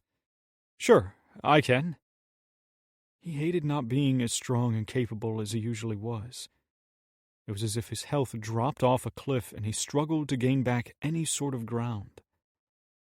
How's it looking out there so far this morning? Sienna looked out over the parking lot and buildings around them. Ryan hiked his shoulders. Hard to tell. Smells like smoke, but doubtful that will change much right away. No gunshots or people in the area either. If there are, they're not causing any trouble or making any racket. Let's hope it doesn't change. Max came out of the room with the gas can in one hand and the ice bucket pinned under his other arm. This was all I found. Figured it might be wise to bring the bucket so it would be easy to give water to Dutch. Less waste. I hadn't thought of that. Nice job. Ryan took the gas can from him and placed it in the bed of the truck. Did you grab the flashlights? Yeah, they're in the rucksack. Didn't think we'd need them since the sun is up, Sienna answered. Oh, for sure. Just wanted to make sure we didn't leave him behind. I've got it under control. She winked at him. We ready to go? Max asked. We are. Time to find this hospital and get Sickly here fixed up. Sienna twirled the key ring on her index finger and slapped Ryan in the gut with her other hand. He reeled some from the playful strike. Glad to see you've got a sense of humor this morning. With some luck, maybe it'll help us dodge any hot spots in the city. I'm not so sure I'm lucky, but we'll see. She banged her palm on the outside of the door. Let's load up and move out. Max climbed into the back with Dutch. The pair settled in around the supplies. Ryan made his way around the bed to the passenger side. Sienna got into the cab. Once loaded, they pulled away from the motel and drove toward the street. 13. Sienna. As the morning went on, more people were scurrying about on the sidewalks. Some ducked into the powerless shops. None of the businesses appeared to be open to the public, but that didn't stop the masses from walking in through the busted doors and smashed windows. In a city as large as Boston, civilians outnumbered the law by a wide margin. Even the military presence did little to thwart the looting and destruction. A continuous string of choppers buzzed above the skyline. Their rotors whomped as they surveyed the streets below. Army transports and Humvees patrolled closed blocks while the Boston police tried to get a handle on the mobs ransacking businesses. It was a coordinated effort to stomp out the lawlessness. This is a huge freaking mess. Seems I'm not as lucky as we thought. Sienna was stressed, as was everyone else in the truck. At the rate we're going, we'll run out of gas or hit a block we won't be able to get out of. Cracks of gunfire popped off around them. The sharp echo through the buildings made it difficult to discern where the shots came from. Sounds like the military is gathering up more foreigners, Max said. I noticed they had maybe a half-dozen men, and I think some women out on the street a few blocks back from us. Not sure what they were going to do with them. I bet to squeeze out the terrorists, Ryan answered. The military must know of them being somewhere here. It's just a matter of rooting them out is all. Sienna hated not knowing where they were going. They wanted to stay clear of any hot spots, which proved challenging. She worried they'd have to ditch the pickup if things got any worse. Stop! Max pounded the top of the front seat backrest. There's a gas station down the street we just passed. They'd have maps, right? They should, Ryan answered. She shifted into reverse and backed up to the intersection. They turned onto the road and made a beeline for the Sunoco.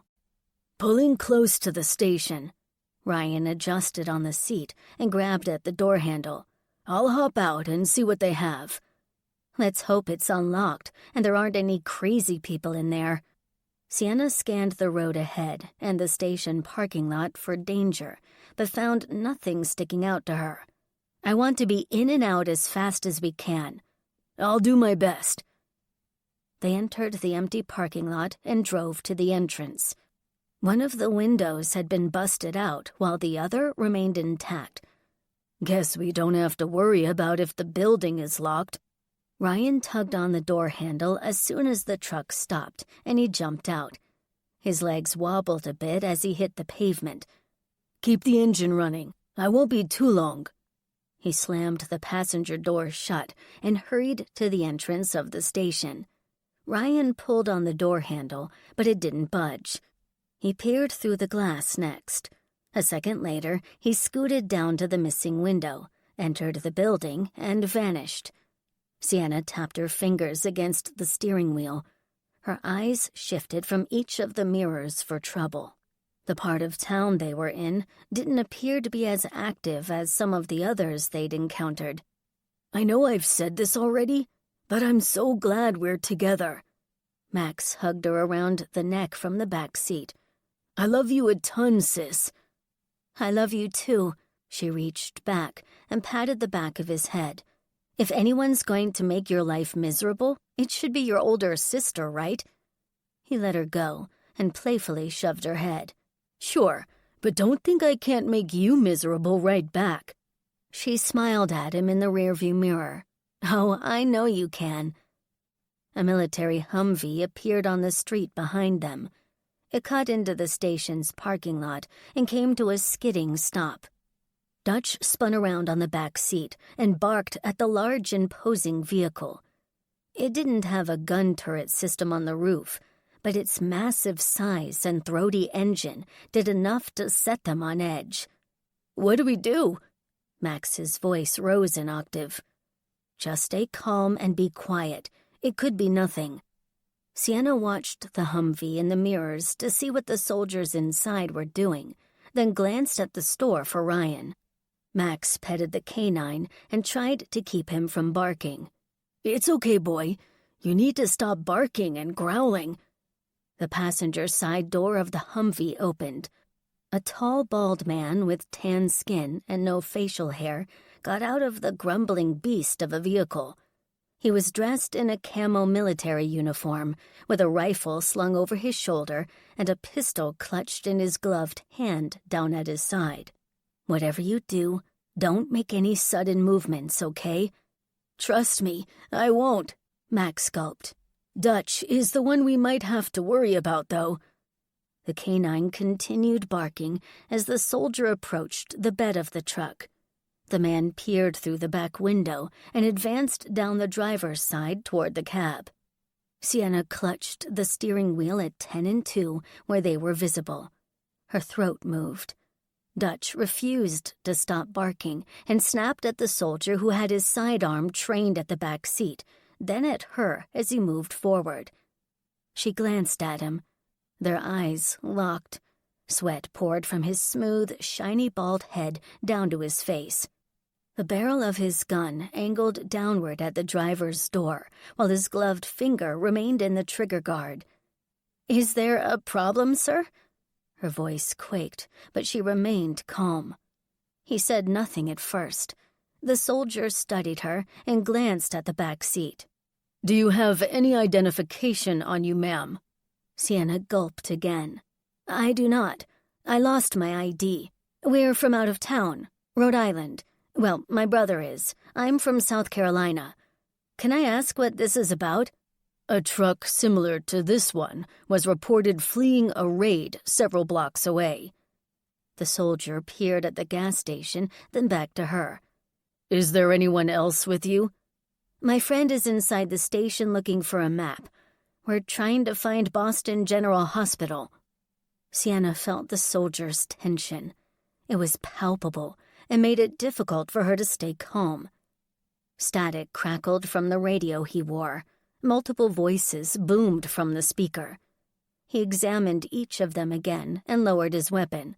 Sir, I'm not aware of any raid. My brother, my friend, and I are just trying to get to Boston General. Before the soldier responded, his weapon shot upward. He aimed at Ryan, who emerged from the store with a folded paper in his hand. Let me see those hands! As Ryan walked from the store, the soldier advanced around the engine. He took his gun, and the two men spoke for a minute. Who are they looking for? Max whispered. They don't think we're with the bad people, do they?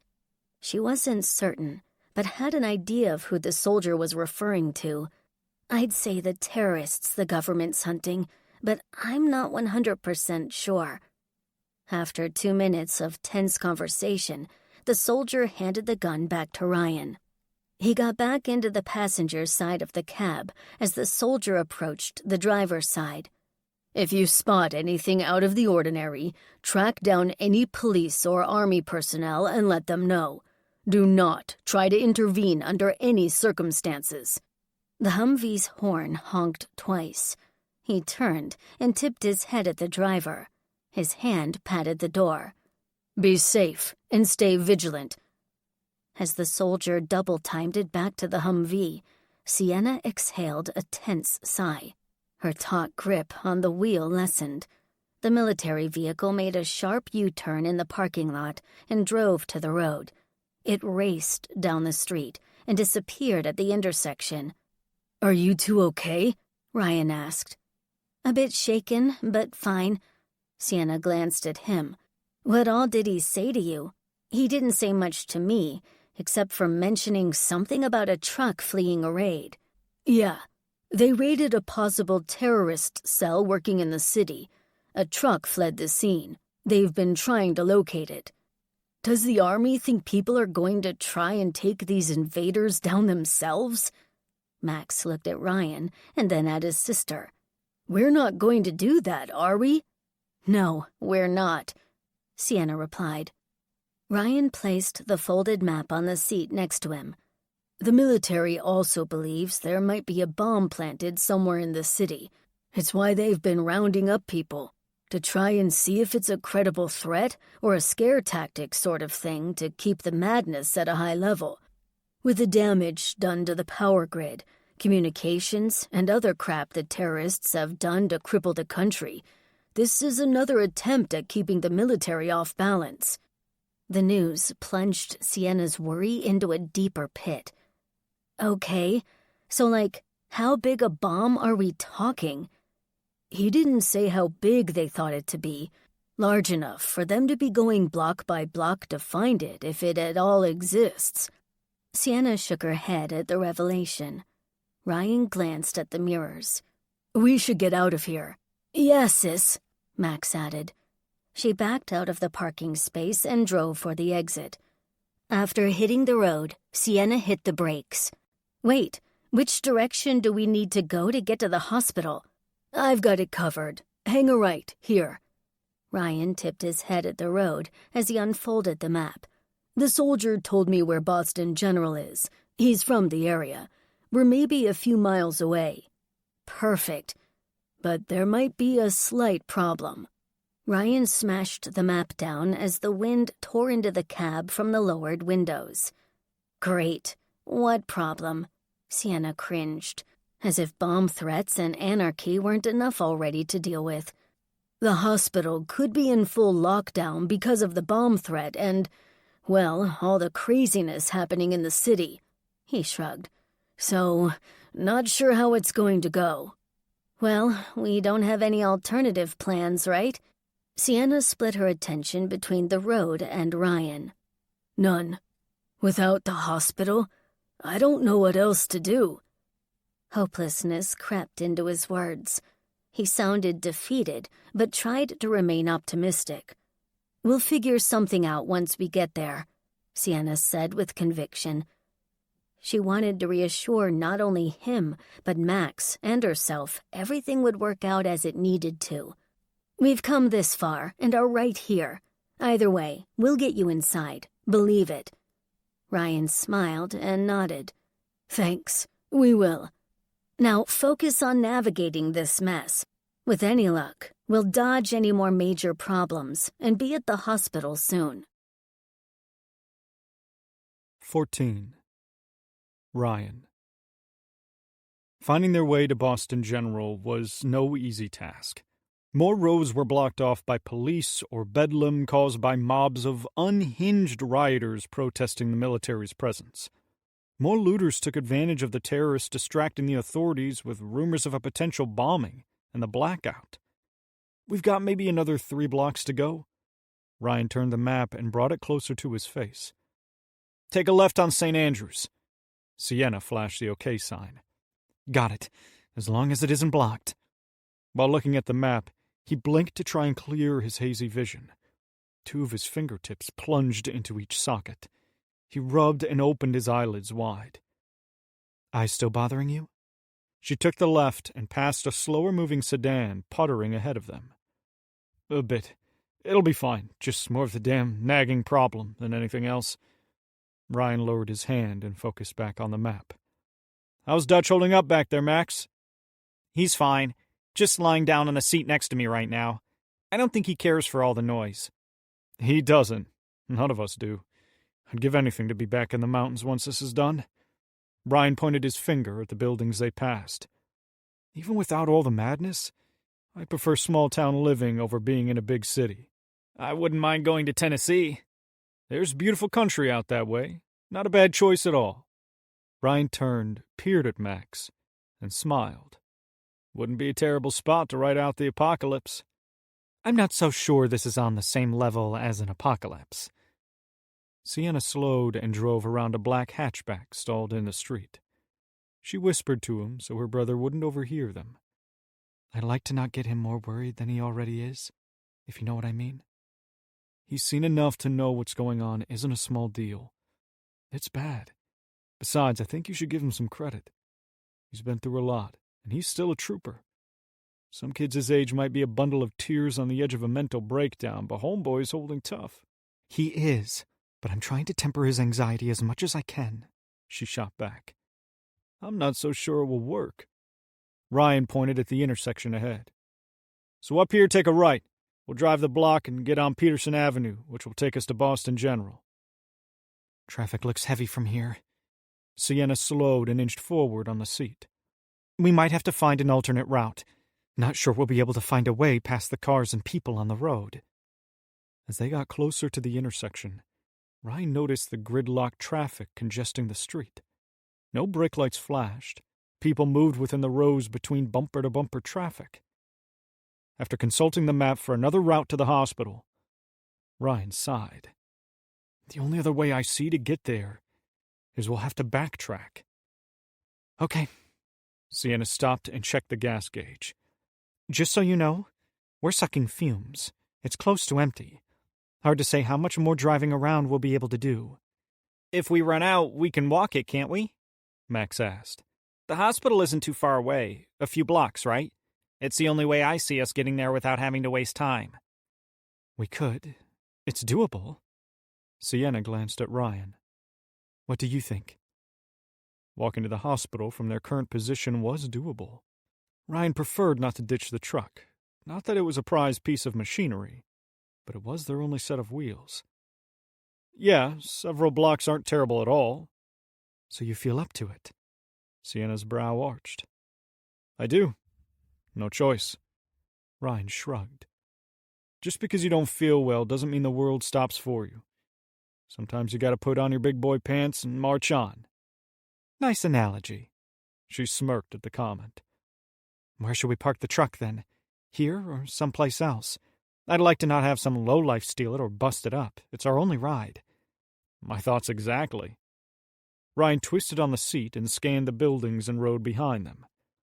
The only thing I can think of is putting it in an alley or someplace else out of sight. Max raised his hand as if he were in school. What is it? Sienna asked. Does it matter where we put the truck? The teen boy glanced at his sister, then at Ryan. Look how many cars are around here. A lot. Most look newer than this truck. Anyone looking to steal a car would go for one of those over this. No offense. I mean, he has a point.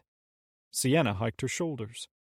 I think our main priority right now is to get to the hospital. We should just park the truck and go.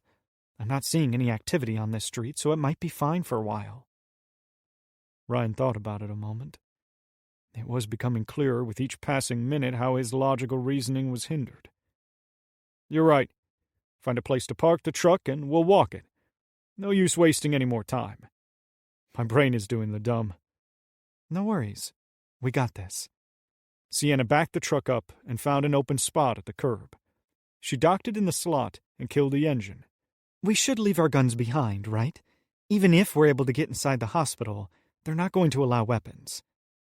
As much as he didn't want to leave their only source of protection behind, she had a point.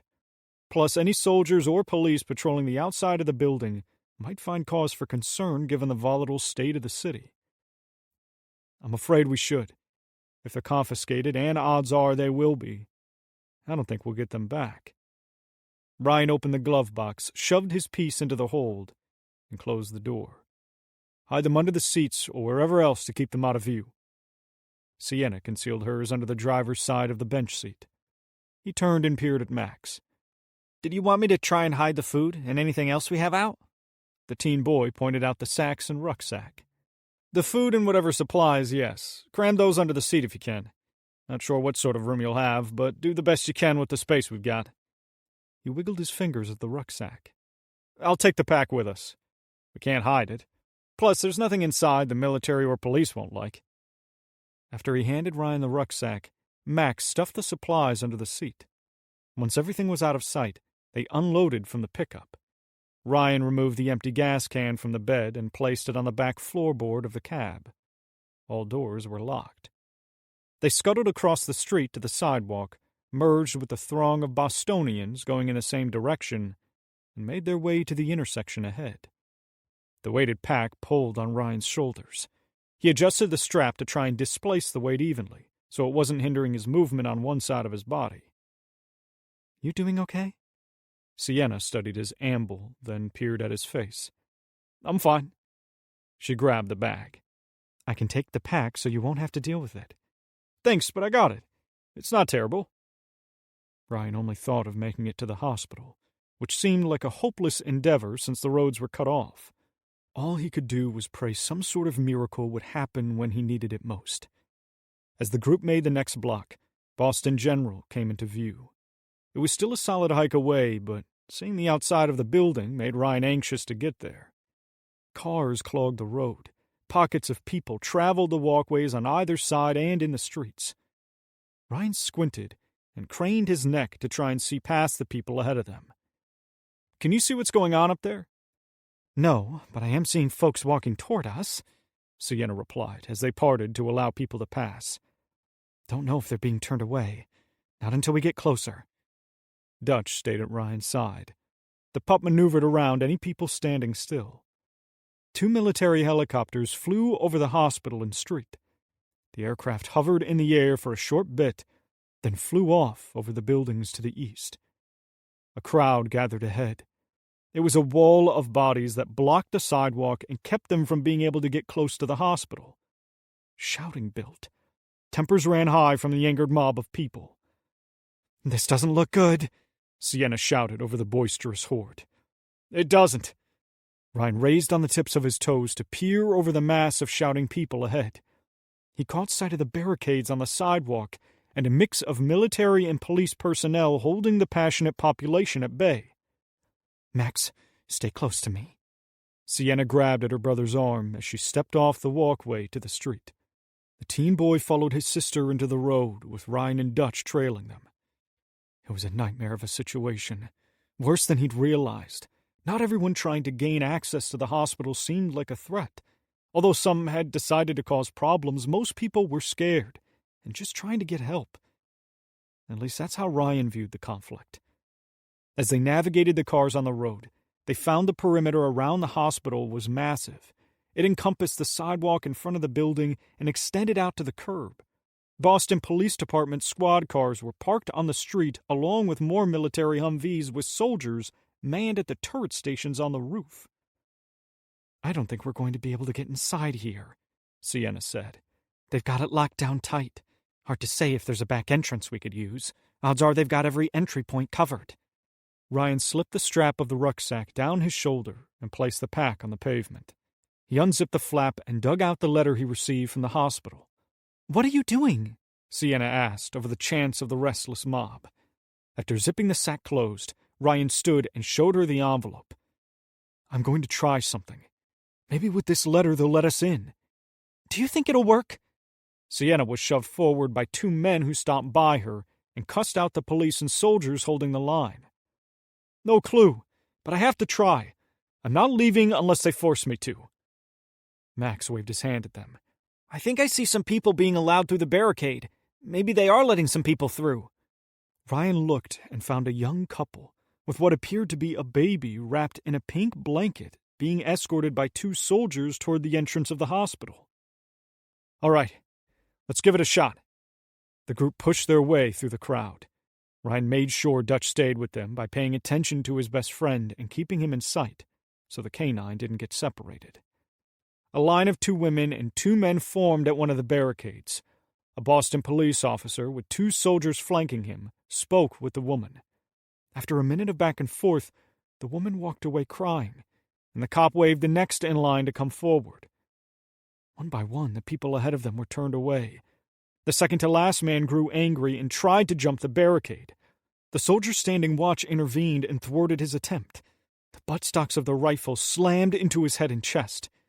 He dropped to the ground and crawled away. Damn, they aren't messing around. Let's hope they don't do that to you, Sienna quipped after she gulped. I'll be a lot more diplomatic than he was. Ryan clutched the letter in his hand as the man ahead of him stepped forward. As they waited, his mind ran 1,000,000 miles a second. There was no backup plan, no other places to go. On a normal day, he was out of luck and discarded by the healthcare system. Now, his only chance of getting help hinged on him either being an exceptional salesman or the cop having a heart and letting him pass. The officer bobbed his head and presented his hand to the Hispanic man standing in front of them. A stern look painted his sweaty face. His lips were taut and his brows slanted inward as if he were done with society. After a bit of back and forth, the Hispanic man turned and walked away with his head lowered and hands in his pockets. You, come on, I don't have all day. The irritated cop wagged his hand at Ryan. He stepped forward with Sienna, Max, and Dutch behind him. State your purpose. The cop's tone was curt. He had more of a scowl now. Yes, I'm trying to get inside the hospital to see Dr. Eva Montgomery. Ryan pulled the letter out of the envelope and presented it to the officer. Her office sent me this. As the cop skimmed the contents, the mob of people around them was growing hostile. Portions of the people had broken away and departed, while others refused to leave and berated the men and women protecting the building. Do you have any identification on you? The cop handed Ryan the letter back. I do. I'm reaching for my wallet. It's in my back pocket. He wanted to make sure the cop and soldiers didn't think he was going for a weapon. Better to be safe than sorry. Go ahead, the cop replied. Ryan wiggled the wallet free of his pocket and dug out his driver's license. He presented it to the cop, who studied it a second, looked at him, and handed the card back. Fine. You can enter, but only after getting patted down and your bag checked. Sure, of course, I understand. Ryan swiftly stuffed the card in his wallet and put the letter in his front pocket. The officer pushed the barricade open far enough for him to enter the restricted zone. He moved inside the perimeter and was greeted by the 2 soldiers who grabbed him by the arm and pulled him aside. As one soldier took a knee to sift through his rucksack and the other searched Ryan, the siblings and Dutch were halted from entering the restricted zone by the cop. We're with him. Sienna pointed at Ryan, who had his waist padded, then down each leg. They're with me, sir, Ryan said to the cop, who blocked their path. You can search them as well. They're clean. No dogs are allowed in the hospital, the officer replied. He wiggled his fingers at the people behind the siblings and canine to move forward. Next. Wait, sir. Sienna and Max stayed put with Dutch in front of them. We understand the dog can't go inside the hospital, but can we wait down below outside of the building or in the lobby? We just don't want to be separated. Please, I'm begging you, sir. Once Ryan's search was complete, his rucksack was handed over and one of the soldiers began to escort him away. The military man's rifle was held with a 2-handed grip close to his chest. His gloved index finger rested on the trigger guard. Wait a moment, please. Ryan hurried over to the cop, but the second soldier stepped in front of him. Sir, you either head into the hospital now or you leave the area. This isn't up for debate. Splitting from his friends and dog didn't sit well with him. Not with the mayhem going on. Sienna leveled her gaze on Ryan, while the soldier spoke to him. She discontinued her campaign of trying to gain entry with the cop. "Go inside. Get what you need done. We'll take care of Dutch until you get out." The soldier accompanying Ryan grabbed his bicep. "Sir, you either go into the hospital now or leave the area." Before he could respond to her, the siblings and Dutch were forced out of line. She tipped her head at him and faded back into the thinning mob crowding the barricades and shouting at the authorities. With his rucksack draped over his shoulder, Ryan and the soldier made for the entrance to the hospital. He peered over his shoulder to find her, but she had vanished behind the wall of bodies. 4 men ducked under the barricade and tried to slip past the military guards. They ran for the hospital, but were tackled by the additional soldiers inside the perimeter. More of the mob surged forward and engaged the police and soldiers. Gunfire popped off from somewhere in the crowd. Screams charged the air, bodies scattered. The men stationed in the turrets of the Humvees twisted in their perch and hunted for the source of the gunshot. The soldier escorting Ryan ran at several men who broke through the perimeter barricade. Within a blink, everything devolved into a chaotic nightmare. Then an explosion erupted from the street. The ground shook. A fireball rose from one of the vehicles in the throng of traffic. Ryan dropped to the concrete and covered his head. Debris rained down from the sky. Bits and pieces of what he assumed to be a car pinged off the concrete and his body. He blinked, uncovered his head, then got to his feet. 3 soldiers and 2 Boston police officers rushed from the hospital to aid the crowd. One of the cops stopped and checked on Ryan. He then hurried him to the entrance. Once inside the building, the officer went back out, while another 6 cops remained inside the lobby. "Sienna? Max? Dutch?" He craned his neck and peered through the windows for his pup and friends. They were nowhere to be found in the disarray of people running in all directions. As much as he wanted to leave and go find them, the building had been locked down. Cops blocked the doors. Weapons were drawn. All Ryan could do now was proceed forward. He prayed they were okay and had gotten clear of the blast zone before it was too late. 15. Max. Their feet hammered the pavement, weaving in and out of the cars left on the street. Max twisted his head while sprinting next to his sister and Dutch, taking in the smoke lifting into the air from the explosion. She ducked into an alley. He followed along with the canine. They gasped and hunched over, unable to catch their breath. After taking in several deep gulps of air, Sienna snatched Max by the arms. She studied him from head to toe. "Are you okay? You injured anywhere?" "I'm fine, sis." He drew out the S as he stood upright. "Are you?" "Yeah." She released his arms, ran her fingers through her hair, and marched to the mouth of the alley. "What was the explosion from?" Max walked over to her and peered down the road in the direction of Boston General. People ran by the alley. None stopped. "Dunno. If I had to guess, it looked like a car blowing up. You think someone set it off? Cars don't just explode for no reason." She brushed her shoulder across her sweaty face. "I lost sight of Ryan. I'm hoping he made it inside the hospital before the crowd went wild." "I imagine he did." Max petted Dutch, who stood next to his sister and examined the chaos around them. The canine's head swiveled from right to left. His ears twitched and his nose tested the smoky air. "We should clear out from here. The military and police are going to swarm this area more so than they already are." Sienna glanced left. A thumping noise sounded overhead. Max flitted his gaze to the sky. A military chopper appeared from over the roof of the building and moved in the direction of Boston General. It flew low and vanished over the next building. The intense sound generated by the aircraft made Max's already ringing ears throb. His sister grabbed him by the wrist and tugged on his arm as she headed down the alleyway. The trio ran past dumpsters and trash cans until reaching the street. She slowed and peered around the edge of the buildings. Max checked as well. 2 Boston squad cars were accompanying a military transport heading north up the road. "Come on." Sienna moved out first. Dutch and Max followed. "Where are we going?" "Back to the truck, for starters." Sienna moved at a steady clip up the sidewalk. And what then? We've got no place to go and little fuel. I don't know, Max.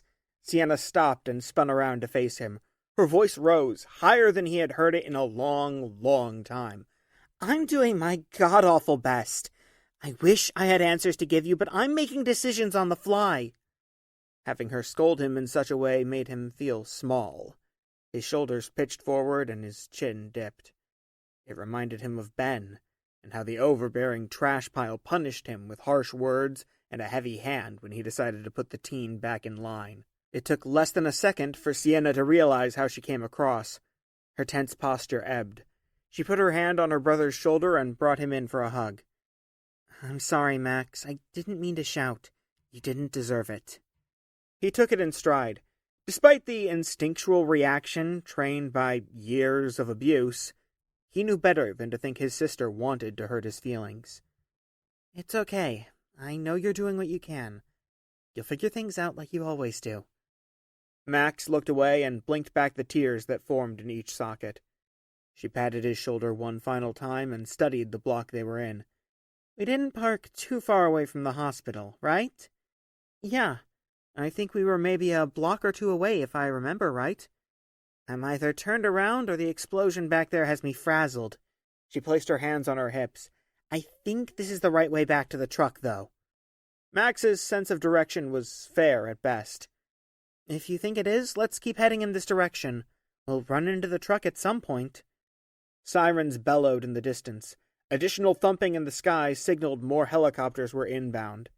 They sprinted down the sidewalk and crossed the street. The intersection ahead was choked by cars. Max remembered the vehicles. They were almost there. Dutch galloped ahead of them. The canine weaved in between the cars and made for the truck. His memory never faltered, and was better than theirs. Sienna snatched the keys from her front pocket and raced to the driver's side of the truck, while Max and Dutch made for the passenger side. She was relieved none of the windows had been busted out, and it didn't seem like the truck had taken any damage while they were gone. Sienna put the key into the ignition, but she didn't start the truck right away. She sat a second. Both hands gripped the sides of the steering wheel. Her forehead pitched forward. You all right? Max asked. Yeah, just taking a minute to gather my bearings is all. The canine panted hard in the back seat. He paced back and forth, peering out each of the windows. Take what time you need. He had no objections to waiting a moment before they just drove off without having a destination in mind. But something neither of them considered gelled in his brain. If we leave, how will Ryan find us? We don't know how long he's going to be inside or what's even going to happen. I know. That's why we haven't left yet. I'm trying to work it all out. Sienna removed one hand from the steering wheel and reached under the seat. She pulled out the hidden pistol and placed it under her right thigh. We should... Dutch growled and barked at the back driver's side window. Max glanced at the canine and spotted a hooded figure outside the truck near his sister. Sis? There's someone outside. 16. Sienna. As she turned toward the driver's side window, the hooded man aimed a small revolver at the glass. He stared her down. Half his face was blocked by the hood. The other was caked in grime. His hand holding the gun trembled. He was either nervous or a druggie. It didn't matter which one. The man was a threat, and now she had to deal with him. "Oh, Christ! What do we do?" Max's voice broke with fright. "Just sit still and don't make any sudden moves." Sienna's throat moved. Her mind worked a mile a minute for a plan to defuse the situation and avoid anyone being shot. The hooded man tapped the barrel against the glass and wiggled the gun at her to get out. He looked left, then right. She grabbed the pistol from under her thigh with her right hand when he looked away and slowly reached for the door handle. He retreated 2 steps back as she opened the door and got out of the cab. Dutch growled and clawed at the back window. The canine wanted at the thug. "Listen, we don't have anything of value." Sienna kept one hand up and the other holding the gun behind her back. She was racked with nerves, but found no choice but to be bold. It was a ballsy move, but the hooded man was so distracted he never noticed she only had one hand up. He scratched at the scraggly hairs on his angular chin. His cheeks were sunken, making him appear more raw-boned. "Step away from the truck, now! Don't test me, lady!" The shaking in his arm intensified. The weapon bounced. His body convulsed as if he had no control over his muscles, as though they had a mind of their own. She had to make a move before it was too late. His fingers squeezed on the trigger, but not enough for the revolver to discharge. "Get the The hooded man's head cocked to the side as if he were possessed, and he shouted at her. Sienna pulled her gun from behind her back and brought it to bear. She fired 2 shots at his chest. Bullets punched his torso as he leveled his malevolent gaze on her. Blood shot out of his back. His arm controlling the firearm dropped. He stumbled backward and collapsed to the sidewalk. The pistol popped out of his grip. A ringing formed in both her ears. She heard Max talking from the cab, but his voice was distorted from the report. So was the canine's barking. Sienna towered over the raggedy-dressed man with her gun trained on him. He convulsed on the ground, then went motionless. His cold, dead eyes stared at her from inside the hoodie. She had killed him. It was a surreal moment. Blood soaked the front of his hoodie, while red pooled under his bony torso. She was frozen in place by what she had been forced to do. Max grabbed her bicep and yanked on her arm. She blinked and snapped out of the trance she had fallen in. Her eyes fluttered, and she locked stares with her brother. "You all right?" the teen asked. Yeah." Sienna looked left down the sidewalk, then right. No one was in the area. No one had seen what she'd been forced to do. "We should leave before someone comes." He ran and climbed into the cab through the open driver's door and scooted across the bench seat. She lowered the gun, retreated to the pickup, and jumped in after him. She tossed the gun to the seat, slammed her door, and started the truck. The engine grumbled to life. It idled rough, and she worked the shifter into drive and pulled out of the parking slot. There was no way through the intersection, which was blocked by cars. Sienna made a 3-point turn and sped away in the direction they had come. Her gaze cut to the side view mirror. One thing she was certain of was the shooting would haunt her. She was by no means a killer.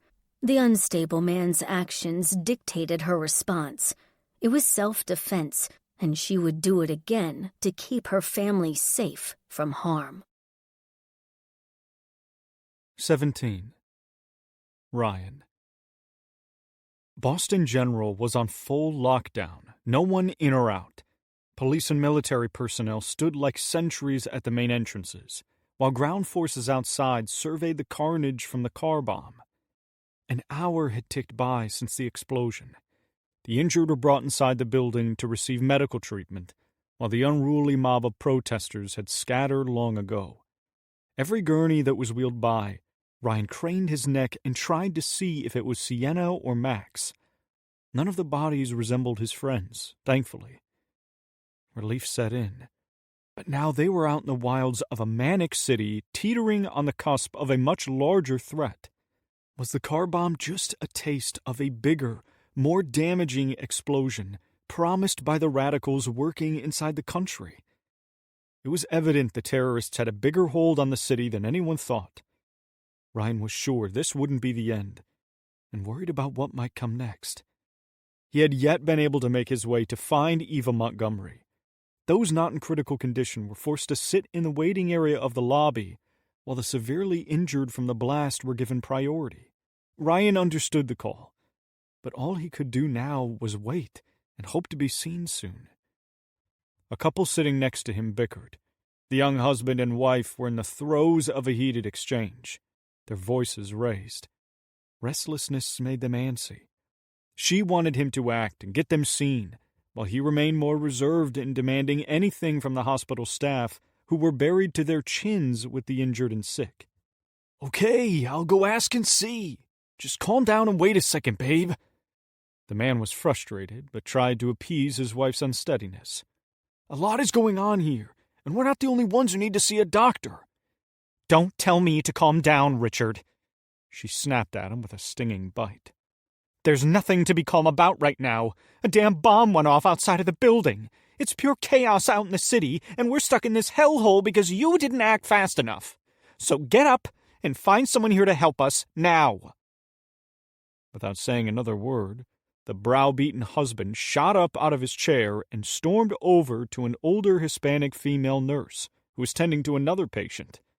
He waited a moment before engaging with the occupied nurse and peered back at his partner, who frowned at his incompetence. She pulled any loose strands of her hair away from her face and behind her ear. Her arms folded across her chest as she glanced at Ryan, who tipped his head at her. I swear, hospitals are run so poorly. They need to have more staff on hand to handle the influx of people here. I'm tired of waiting. As much as Ryan didn't want to engage with the irritated woman, he couldn't help but respond. They're doing the best they can. Lord, you sound like my husband. She rolled her eyes and cast a scowl at her mate, who spoke with the Hispanic nurse. If more men had backbones, this wouldn't be an issue. After the remark, Ryan decided not to reply. She was beyond irritated. Nothing less than agreeing with her horrid viewpoint would satisfy her. The husband marched over to their seating area with his head lowered as if to deliver bad news. Ryan grabbed his rucksack and stepped away before the couple devolved into another fight. He headed for the nurse, who scribbled on the paper attached to the clipboard she carried. Excuse me, ma'am? He touched the back of her arm. I'll be with you in a moment, sir, the nurse replied without looking at him. Once she finished logging her notes, the nurse turned and faced him. What can I do for you? Can you direct me to Dr. Eva Montgomery? Ryan felt his body sway. He was dizzy. He fished the envelope from his back pocket and presented it to her. She's supposed to be helping me with... The nurse didn't bother with the envelope. She's on the 5th floor, East Wing, but you're not allowed up there without admittance. I can take your information, and we'll get to you as soon as we can. He didn't take her curt response personally, considering the madhouse the hospital had become. Before Ryan could reply, another nurse rushed over to them. We've got a situation in the ER and need additional hands. It's bad. Both nurses ran off without Ryan being able to say another word. He skimmed over the lobby, filled with crying and frantic people, waiting to be seen by another nurse or doctor. Any hospital workers were tied up with patients or being bombarded by scores of people frantic to be seen. Since he wasn't on fire or blown to bits, chances were he wouldn't be given priority any time soon. He crammed the letter back into his pants pocket and thought of what he should do next. Ryan knew her location. It's all he needed. Everything else was a waste of time. He had to be decisive and make a move. His life depended on action. I need to get to her now, Ryan thought. Get upstairs to where she is. If he could see the doctor, she would help him. He had come so far and risked so much that even the hell they were going through wouldn't stop him. After settling on his next move, Ryan had to figure out how to skirt past the security staff and police stationed in the lobby. They guarded the elevators and stairwells, letting only those who were escorted by hospital staff pass. But desperate times called for extreme measures. There had to be a way for him to skirt by them without being noticed. A distraction was needed. Nothing dangerous or big, just enough to pull some of the men away long enough so he could make his move. As luck had it, the bickering couple he had sat next to provided such a diversion. The wife shot out of her seat and slapped her husband twice in the face, then struck him in the head with fists swinging wildly. The commotion brought several of the officers from the front doors and the bank of elevators. Additional mayhem from those waiting stirred the pot even more. Mobs of people moved to make room for the inbound officers rushing in to control the scene. The clatter rose. Chaos ensued from frayed nerves. Ryan ducked away and hurried across the lobby, past the security guards tending to the other, more vocal guests, venting their frustrations at what few hospital staff were caught in the middle of the fray. Instead of taking one of the elevators, Ryan opted for the stairwell. Even though they appeared to be operational, he didn't want to run the risk of being caught in the carriage if the hospital's power fluctuated or crashed. Plus, he'd be more at risk of being spotted by any of the staff or guards positioned on the upper floors. He ducked inside the stairwell entrance. Security lights positioned in the corners illuminated the landings, but not the entire stairwell.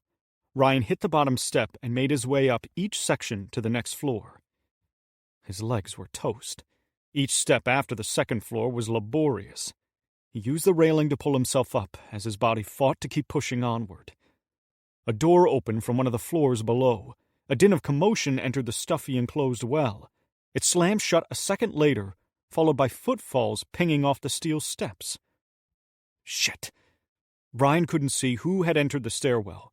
He had to keep moving upward as fast as he could before being detected. The rucksack weighed him down, making moving with haste hard. He couldn't ditch the pack. A lot of his livelihood was contained within it. Sweat poured from his brow. The taste of salt entered his mouth from the rivulets on his lips. As he reached the fourth-floor landing, another door opened and slammed shut from below. The trailing footsteps stopped. For now, it seemed he was alone again. After making the last climb up to the fifth floor, Ryan gasped for air. The dizziness spawned into a full-blown, world-spinning freefall, which caused him to palm his head and fall into the wall. He mastered his breathing as best he could and tried to gather his bearings. About a minute later, the lightheadedness ebbed. His world stopped spinning and allowed him to stand without worry of tipping over. Ryan opened the stairwell door. He poked his head inside the hallway and peered left, then right. The lighting was dim in sections, while other parts were illuminated with full brilliance. Each direction had minimal foot traffic from hospital staff. One security guard was seen down near the nurse's station. The tall brute, with dense muscles packed on his arms and torso, chatted up one of the female workers. He ran his fingers through his black hair and leaned on the counter. There were no signs attached to the walls displaying where Eva Montgomery's office was. She was in the east wing on the fifth floor, but the building's layout and his ailment added a layer of disorientation which crippled his deductive reasoning. The security officer glanced down the corridor in his general direction. Ryan ducked back into the stairwell. A sliver of his head protruded from the jamb so he could see what the brutish cop was doing. He studied the vacant, low-lit passage and snatched the radio from his hip. The officer brought the device to his ear and stepped away from the nurse's station. With his chance at hand, Ryan advanced out of the stairwell and headed left. His pace quickened as he rushed for the blind corner ahead. He glanced over his shoulder and found the security guard still engaged on the radio as he paced the floor. By the time he turned around, Ryan had vanished into the next passageway. His heart pounded up into his throat. Adrenaline pumped through his veins.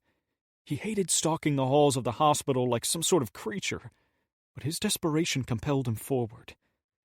Come on, where is Dr. Montgomery's office at? All he required was a plaque showing her name and suite number. Better yet would be to come across her and not have to deal with trying to hunt her down in the maze of the hospital. An open door 10 feet down from Ryan on the right side of the wall revealed a man within the doorway. His body was draped in shadows as the light above him was out. He stepped out with a wheeled cleaning bucket and mop and was dressed in a blue jumpsuit. His bulbous gut pressed to the material. He ran his palm over his balding head and turned to face Ryan as he walked toward him. The two men made eye contact. The janitor jumped and palmed his chest. He jerked at the handle of the mop, which made the cleaning bucket stop. Water sloshed in the reservoir and spilled over the edges. "Christ! You scared the bejesus out of me!" The janitor's fat palm pressed his chest. "Sorry, I didn't mean to startle you." Ryan looked in the direction he came, then back to the hospital worker. "Do you happen to know where I can find Dr. Eva Montgomery's office, by chance? I'm a bit turned around and lost. These hospitals are confusing." "No worries. I was in my own little world and didn't hear you. He cleared his throat and grumbled at the spilled water on the tile around the wheel bucket. These hospitals can be confusing. I've worked in many. Dr. Montgomery's office is down the next hall. Suite 305, I believe. Perfect, thank you. Sorry again for startling you and causing a mess. You're welcome, and don't worry about it. The janitor wrung the mop head out and proceeded to clean up the spilled water. Ryan continued down the corridor and made the next corner. His pace hastened as he hunted for her suite. He skimmed each side of the hall until he reached what appeared to be her office. The entrance was made of frosted glass. 2 large windows resided on either side of the door. Some lights were on while others were out, like most of the hospital. He couldn't see any movement because of the coating on the glass. A jingling din echoed in the hall. The hiss of static followed. Chatter arose, but it was hard to hear from where Ryan was. He grabbed the handle of the glass door and pulled. It opened without restriction. He went inside and pulled the door shut behind him before whoever else was in the hallway could see him. 18. Ryan. Several staff workers moved around the spacious suite. They had their faces buried in folders while scurrying from one part of the office to another.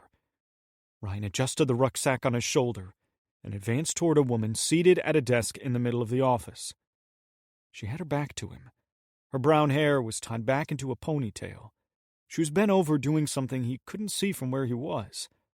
After clearing his throat to get her attention, he said, hello. The woman flinched, sat up, and twisted around on the office chair. I'm sorry if I scared you, ma'am. She adjusted the thick-rimmed glasses on her face. The woman looked tired by how her eyelids sagged. I'm sorry, sir, but you're not allowed in here. How did you get inside anyway? The door was unlocked. Ryan twisted at the hip and aimed his finger at the entrance. She sighed and shook her head. It was supposed to be locked. You'll need to leave now, sir. We don't take walk-in patients. I know there's a ton going on, but I need to speak with Dr. Montgomery. It's urgent. Dr. Montgomery isn't available. The woman's temper rose. She stared him down and wouldn't budge. You'll need to leave now. Ryan dug the envelope out from his back pants pocket and slammed it down on the desk in front of the woman. This letter was sent to me from this office. Look for yourself. I've come a long way and have been through a bunch of crazy shit over the past 3 days. I'm not going anywhere until I speak to Eva Montgomery. Without looking at the letter, the woman pushed her chair back from the desk. Sir, I understand, but... You don't understand shit! His sharp, hostile voice boomed like thunder. His fingers balled into a fist. He punched the desk for added effect to drive the point home. He wasn't going anywhere without seeing the doctor. You're not listening. I want to see the doctor now. You can go get her and bring her out or tell me where she is. Either way, I'm going to meet with her. In a blink, Ryan's personality had changed. He was no longer friendly. It was as if he had no control over his temper. He was scared and couldn't be turned away. Not now. Not when he was so close. The other staff workers inside the suite had vanished. It left just him and the scared woman at the desk. After gulping, the woman raised her hands in submission. She removed the letter from the envelope, unfolded it, and scanned its contents. Ryan tapped his boot to the floor, both palms pressed to the edge of the desk. She couldn't work fast enough for him. He looked at the entrance of the suite, then back to her as she placed the paper down. See?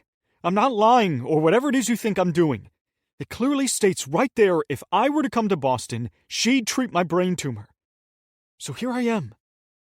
Yes, Mr. Parker. I understand what you're saying. What is written in the letter is Dr. Montgomery would evaluate you and go from there. She paused a beat and tried to steady the tremble in her hands as she put the folded letter back into the envelope. But given current events and the availability of resources, we are not able to help at this time. I'm sorry. He snatched the envelope from her hand. His fingers crushed it. All he saw was red as he slipped further into rage. Where is she? I want to hear it from her. Before the woman could answer, Ryan stormed off in search of the doctor. As he walked, The disorientation built. He had no clue where to go and aimlessly lumbered around the suite, calling her name. "Eva Montgomery? I'm looking for Eva Montgomery." A search of the suite came up empty. The doctor didn't appear to be there. That or she was keeping a low profile. "Just tell me where she is. That's all I want to know," Ryan said, to no one in particular. "I've got the letter. You've seen it." As he stomped his way back to the woman's desk, the security officer from the nurse's station was standing in the suite. He had one hand on the grip of his holstered pistol. The other was up and trained at Ryan, who now felt confused. "Sir, I need you to calm down and come with me. No one needs to get hurt here." Get hurt? The statement befuddled Ryan. He had no plans of hurting anyone. All he wanted was to see Dr. Montgomery. But as Ryan scanned the staff workers, their faces told a different tale. They were petrified of him. He had somehow become the bad guy in a strange twist of fate. None of it made sense, considering he had the letter inviting him to meet Dr. Montgomery.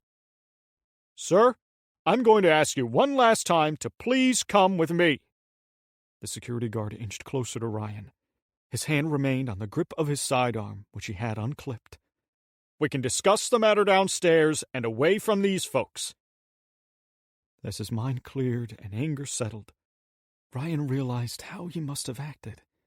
He hadn't intended to be an unhinged loon like the nut jobs out on the streets. He wasn't a bad person. "I'm sorry. I didn't mean to scare any of you." He peered at the woman from the desk and the other women who slowly came out from their hiding places. "I do apologize." "For what it's worth, Dr. Montgomery isn't here right now," the brunette with the ponytail replied, as the security guard took him into custody. "And not just here in this office. She's not on the property at all." The two men walked out of the suite. After exiting, the glass door was locked. Ryan hung his head low as the guard relayed what happened into his radio. The security guard led Ryan down the hallways toward one of the elevators with a firm grip on his bicep. A million thoughts ran through Ryan's head.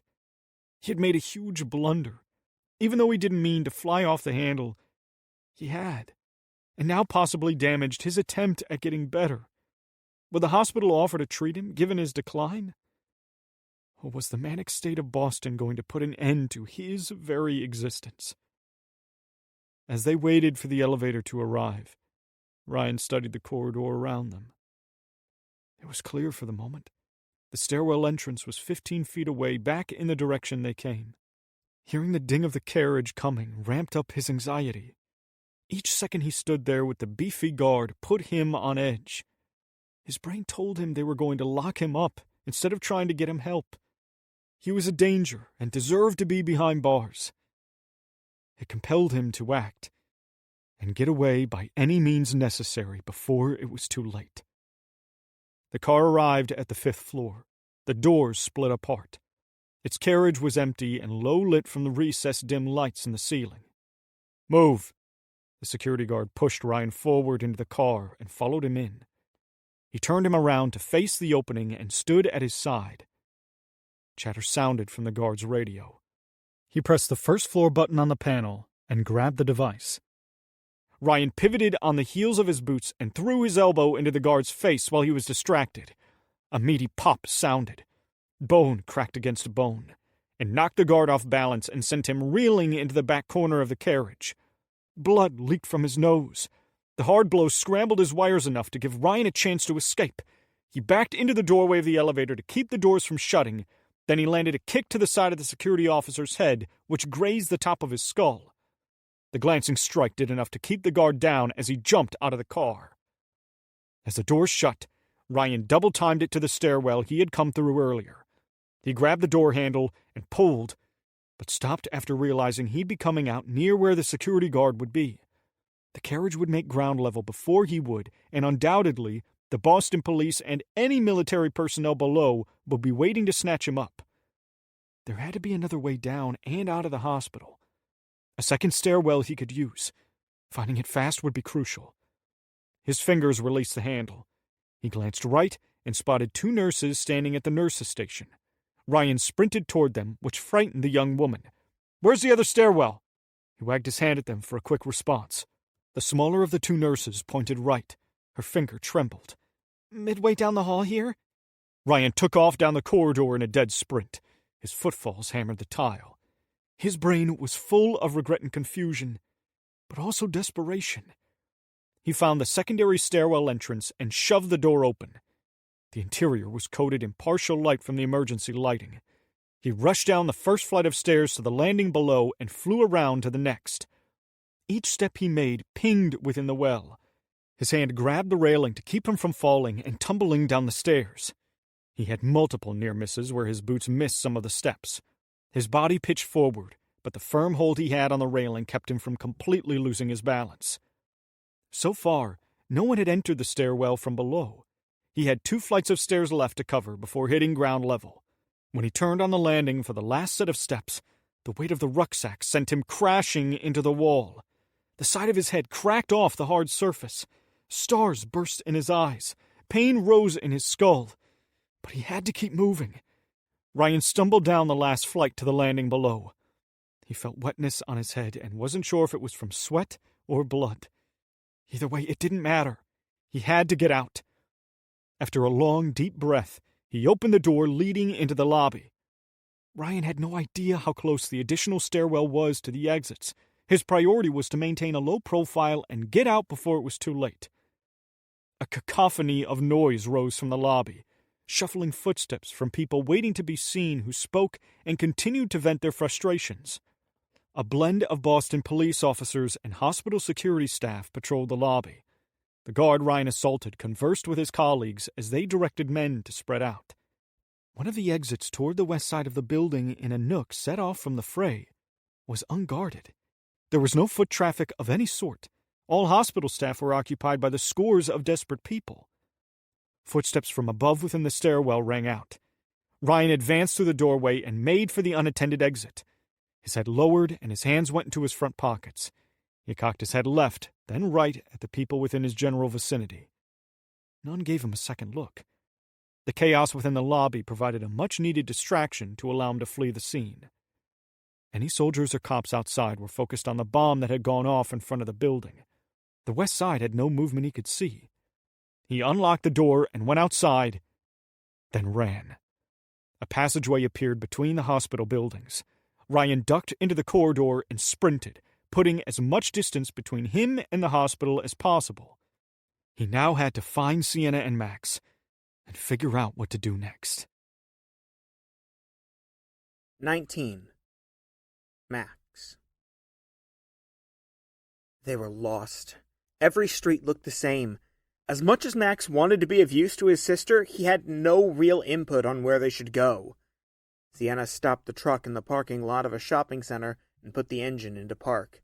She pressed her forehead to the top of the steering wheel and took long, deep breaths through her nose. Each of her hands shook. It was evident she was still rattled by the encounter with the hooded man she was forced to kill. Max sat silent. He didn't want to stress her out with a barrage of questions or pointless speaking. Allowing her to gather her thoughts and calm down seemed to be the best strategy. "Damn it. Damn it." Her voice was low, but the words she muttered were loud enough for him to hear. She squeezed the steering wheel and sat back. After clearing her throat and moving the loose strands of hair away from her face, Sienna appeared to be back to normal. "If you need to vent, go again. I understand. That had me shaken too." Max rubbed the side of her arm to soothe her. "You did what you had to do to protect us."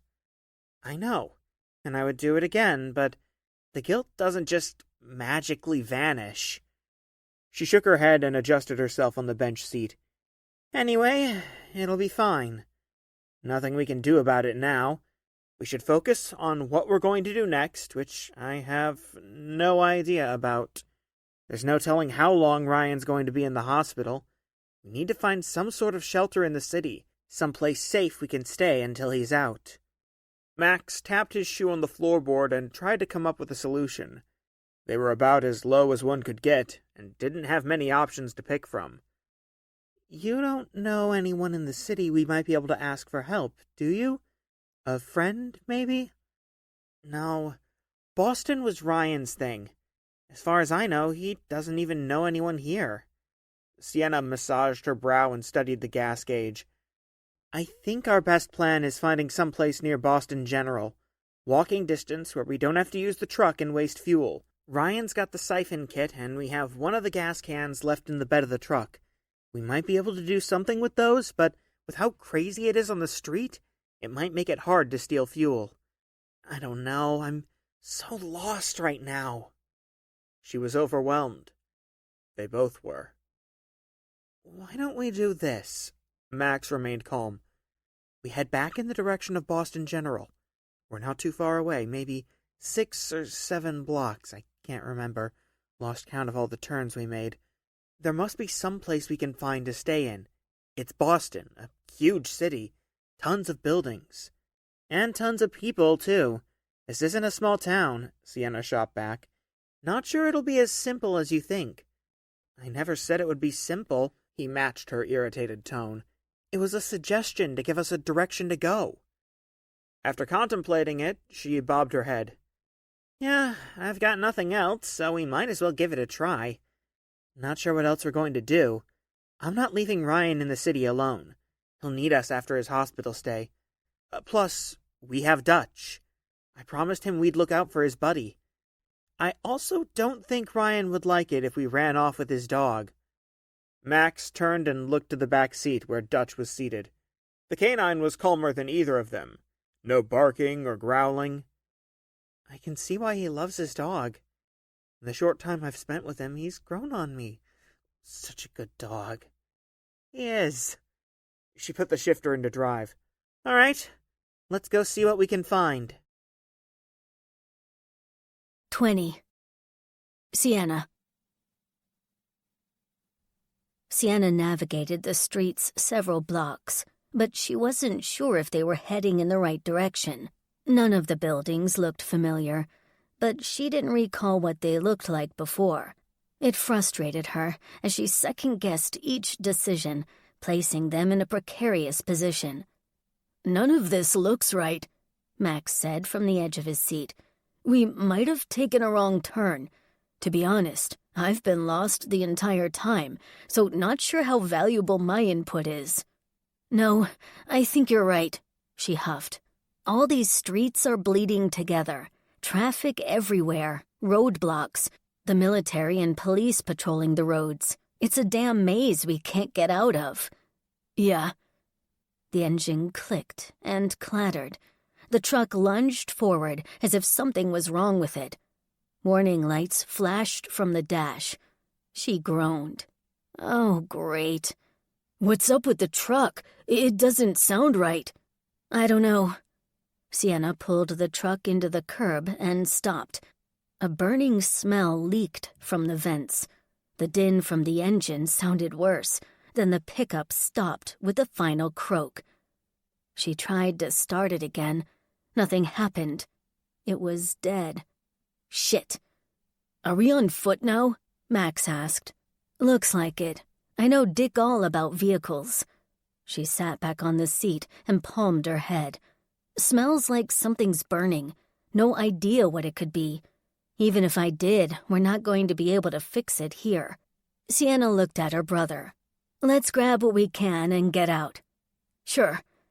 He got out of the cab and moved to the back passenger door where Dutch waited. Of the supplies they had, she made sure to grab the pistols. They were paramount for protection, based on recent experience. "Are we taking the bags of food? I can fit them into one sack if we need to. This plastic is cheap and tearing. Wish we had a backpack." "Hold on, let me come around and look." Sienna clutched both guns and slid across the bench seat to the open passenger door. She jumped down to the sidewalk and moved behind her brother. Cracks of gunfire set them both on edge. They flinched and scanned the block they were on. It didn't sound too close, but trouble could show in a blink. Dutch stared out of the back window. His body was tense, tail taut, ears up and twitching. Sienna had one pistol crammed into the back fold of her pants. The second gun was glued to her palm as she swept the street from one end to the other. Cram what you can into the bag without ripping and let's go. Already on it. Max stuffed as much as he could into the plastic sack and yanked it off the seat. The bottom gave. Their rations were dumped out onto the walkway and street under the truck. Crap. Stupid cheap sack. Sorry. He threw the sack down to the ground with a huff and kneeled to pick up the supplies. Leave it alone. We're not going to be able to carry it now. Sienna snatched him by the collar of his shirt and picked him up. We should get going. As Max stood, she slammed the passenger side door shut. Her brother got the canine out of the back seat. He shut the door and patted his hand against his thigh. Come on, Dutch. The trio headed down the sidewalk, away from the truck and gunshots, which resonated from the south. To Sienna, each trailing report sounded like it was closer, or so her brain made her think. They hoofed it several blocks, which got them even more lost. Nothing looked familiar. She hunted for any signs of Boston General, but couldn't locate one. Her sense of direction was horrible, and all she did was further their plight in getting back to Ryan.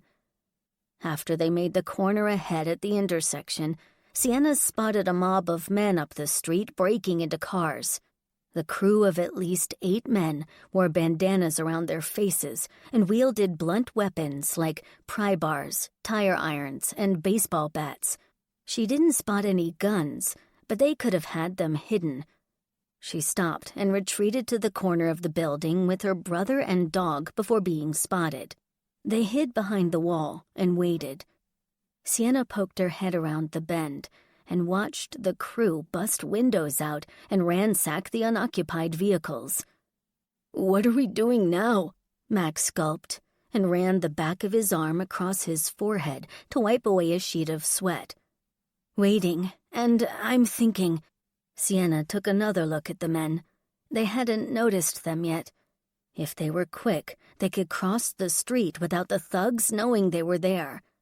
Get ready to move. Stay on me. Move fast and keep low. He nodded. Got it. The trio moved from the edge of the building in a single file line. They hunched and made for a rusted gray panel van parked at the curb near the intersection. She stalked past the engine to the driver's side. Sirens sounded along with more choppers buzzing the skyline of the city. A loud, piercing, high-pitched scream rose above the other din. It sounded like a jet or something similar, but the meld of noises did little to detract the men in bandanas from their current task. They continued scavenging the cars for whatever valuables they could find. We're going to cross the street and keep going. Don't stop, Sienna said without looking back at her brother. I got it. Dutch growled from the commotion caused by the men. The canine didn't bark, but he was ready to attack if they got too close. She advanced from the front of the van with Max and the dog trailing her. They scuttled around a compact maroon car and made for a sky-blue 2-door pickup with a cracked windshield. Oh crap, I think they spotted me, Max said. Sienna poked her head above the front of the truck and spotted 3 of the men looking their way. They twirled their weapons and navigated the maze of vehicles toward them. The canine barked and snapped at the men. They pointed and shouted at them. One of the 3 thugs pulled a pistol and swept the intersection as they closed in on them. When I say go, you and Dutch run for the sidewalk. Sienna adjusted her hold on the grip and stared at her brother. You don't look back and keep going. Don't stop. We stay together. No separating. The desperation in Max's voice tugged at her, but she had to protect him by any means. I'll be right behind you, promise. I'm going to make sure they don't follow or try to mess with us. She tipped her head at the building down from them. Now go! Max and Dutch sprinted for the walkway as Sienna shot upward.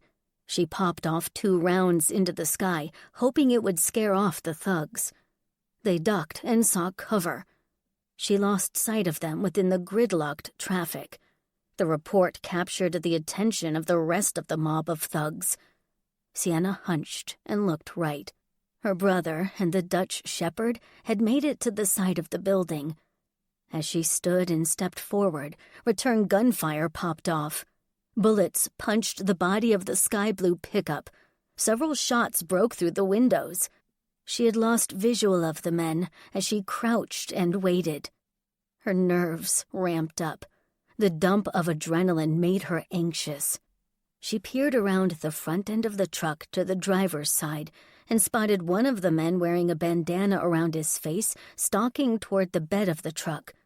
He carried a black pistol in his right hand. His beady eyes locked on her as the crew converged on the pickup. 2 gunshots fired, but they didn't appear to come from the thugs around her. The masked men she spotted ducked and scrambled up the street away from her. Sienna surveyed the building and intersecting roads for a third-party shooter, but found nothing. As she peered to the side of the building, she noticed a young boy standing with her brother and Dutch. He was maybe around 10 to 11 years old, short black hair and tan skin. Hispanic, maybe. What the heck? Max looked around the edge of the building and waved her over to them. She stood to run to them when a tall, tan-skinned man rushed her from behind a sedan. He had a gun locked in his fingers at his side. Her instincts kicked in. She brought the pistol to bear and trained the barrel at his chest. Her finger pressed on the trigger, but she didn't squeeze. "Whoa, hold up. I'm not going to hurt you." The tan-skinned man raised his arms in submission. Right, non-threatening people always charge toward folks they don't know with guns in their hands. Sienna shifted her gaze to the street where the thugs were and found the area clear as she kept the gun locked on him. "If I wanted to hurt you, I would have," the man replied. "But I'm not going to. I scared those men off." "Who are you? What do you want? I don't have anything of value. You'd be wasting your time looking." "Nothing. Just to help is all." The man glanced at the corner of the building where Max, Dutch, and the mysterious boy were. "My brother is over there with your boy. Saw you needed help, so I helped." "Why? What's in it for you?" Sienna was hesitant to trust him. Her guard was up. "Doing the right thing. Being of use to those who need it." He paused a bit, then asked, "Can I lower my arms?" "Sure." Sierra stood down as the tan-skinned man lowered his arms. "Maybe we should get out of the street." She nodded. They hustled over to the walkway. Sienna had the pistol at her side. She checked on Max and Dutch, who appeared fine. "That was close, sis. Glad you're all right." "I was, thanks to him. He scared them off."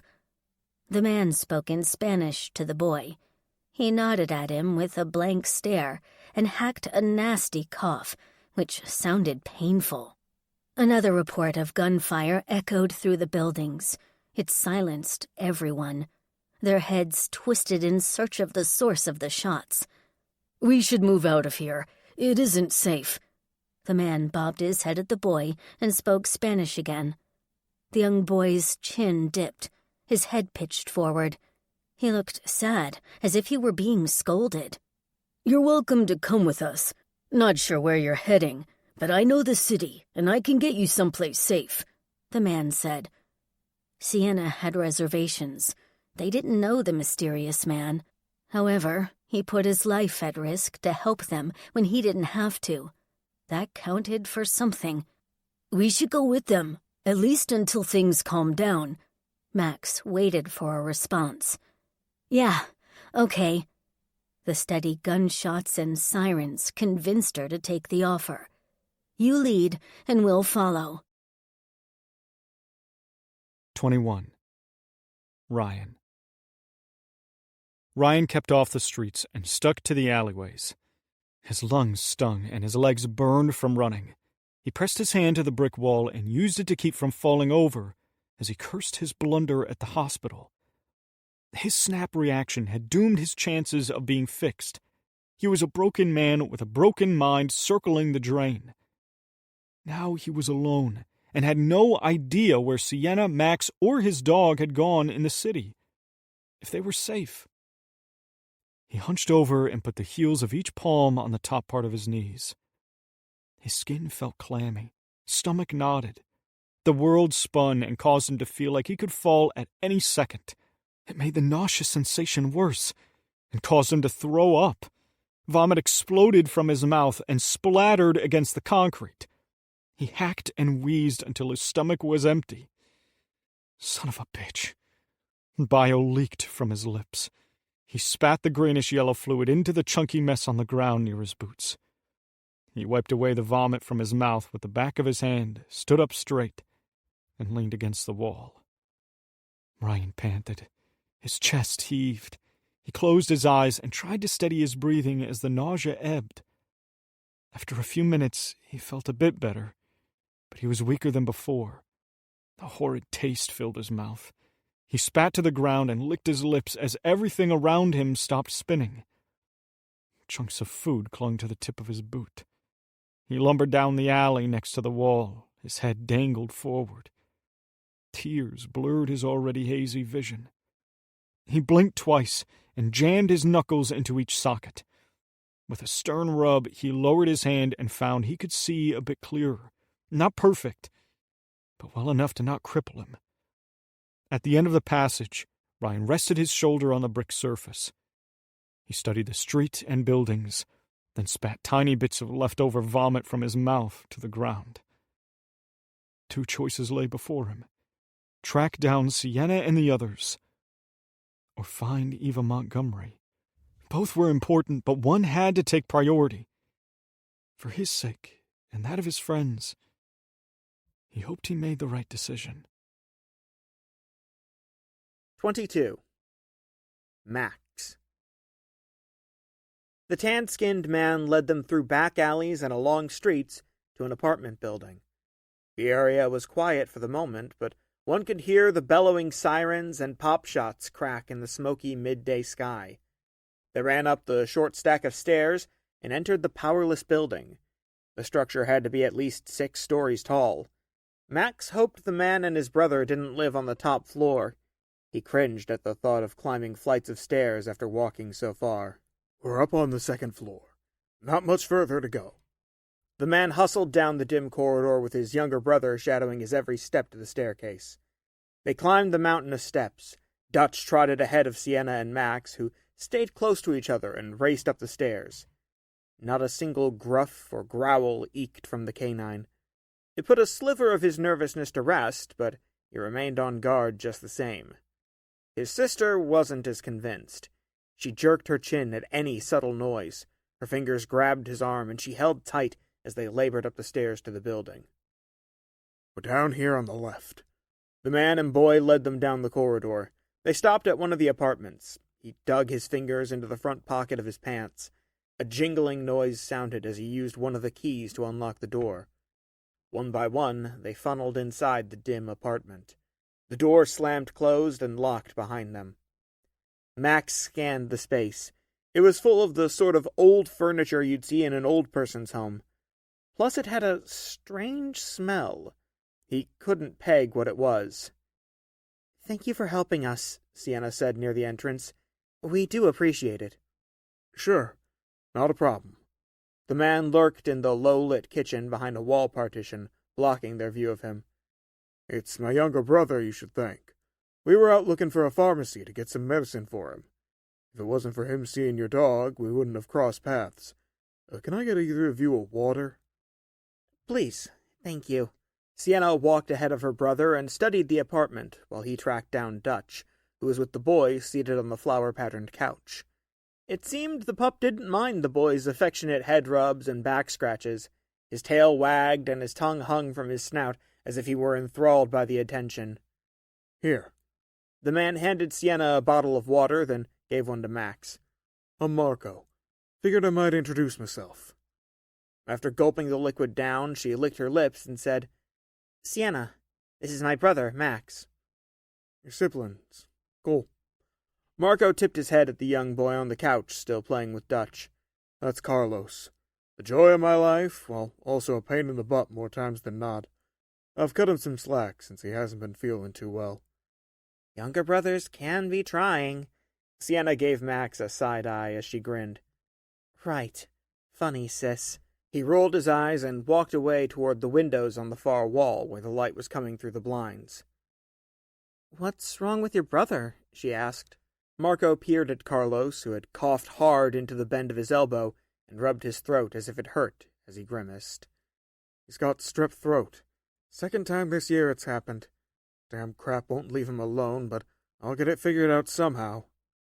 That sucks. I hope you do. Sienna took sips from the bottle and strolled through the home. Interesting place you've got here. It was originally my folks' place. Well, my mom's, anyway. She passed away about 3 weeks ago. Car accident. Marco paused a beat and sniffled. Anyway, I came to Boston to look after her affairs and watch my brother until I can figure out what to do next. Everything going to shit has put a kink in things. Yeah. Sienna pointed at Max. I heard it's terrorists. You've heard correctly. Marco walked over and sat on one of the stools at the bar top. Reports say it's a mix of countries working together to bring the United States down. Those in the country are Middle Eastern, Iranians for sure. Details are still coming out as it's worked through. It's a messy situation. Max peered through the blinds to the street as he took a drink from the bottle. All seemed calm, as if the mayhem in the city hadn't reached their block yet. How do you know so much about what's going on? Sienna asked. We haven't heard any news broadcasts giving much information out. A soldier in the city told us they think there's a bomb somewhere and they're trying to locate it. I was with the military for 6 years. Army Ranger. Finished my service last year, decided to get out and help my mom and brother. Marco swiveled on the stool. Buddies of mine are still serving. They've gotten me up to speed on what's going on. Nasty stuff. It's far worse than anyone realizes. The larger cities have big targets painted on them. Bombs and other nightmarish things. Nuclear plant meltdowns, sabotaging water supplies, viruses. Pretty much the worst possible things you can think of. Make no mistake, these sadistic assholes want to erase us from the map. Wow. It was the only thing Sienna could say. Max was stunned as well. He moved away from the window over to where his sister was standing near a chair. Pardon my bluntness on the matter. I've never been one to paint a rosy picture for people. It's best to just put it out there, however dire the news may be. Marco hiked his shoulders and guzzled down more of the water. Well, I do appreciate your frankness. I'd rather know the whole situation, she replied. My thoughts as well. Marco pointed at them. Why are you guys in Boston? If you don't want to answer or it's too personal, I get it. Don't want to pry. Sienna glanced at Max, then back at Marco. We're here with a friend. He needed to see a specialist at Boston General. Oh, damn. Well, the explosion happened. Marco got off the stool as Carlos walked over to him. The boy coughed again before he whispered in his ear, then marched to the kitchen. Yeah, we cleared the area before it happened. The police and soldiers on site wouldn't allow us to enter with our friend, mainly because of his dog there.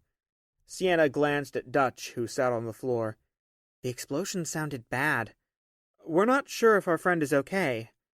I want to believe he is, but not knowing is the hardest part. Car bomb, from what I heard. Nasty stuff. Marco twisted on the stool and peered into the kitchen where his brother rummaged through the cabinets. He spoke Spanish at him, then faced forward. Not the coup de grace those bastards want. Not a big enough explosion for what they want. More could still come. How much bigger can it get? Max wondered what sort of bomb the military and police were trying to track down. 3 to 4 times larger than the one outside of the hospital, Marco answered. But I'm guessing. It could be nothing at all. Won't know until the military finds out more. Either way this goes down, it'll be bad news. Wish my brother and I could get out of the city, but we've got no place else to go. Other than this apartment, it's all I've got. Sienna crunched the water bottle between her fingers. She had a distressed frown. Even though she didn't say anything, he read the worry painted on her face. We're in a similar boat, trying to find somewhere we can stay to wait on our friend until he gets out of the hospital. Not sure how long he's going to be there. What's wrong with him? Brain tumor, I think, Sienna answered.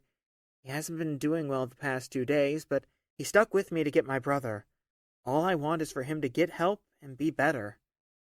Carlos exited the kitchen with a baggie of cheesy crackers inside. He snacked on the small bits and sat back down on the couch near Dutch, who stood and begged for a bite. His face twisted in discomfort, and his eyelids clamped shut as he swallowed the food.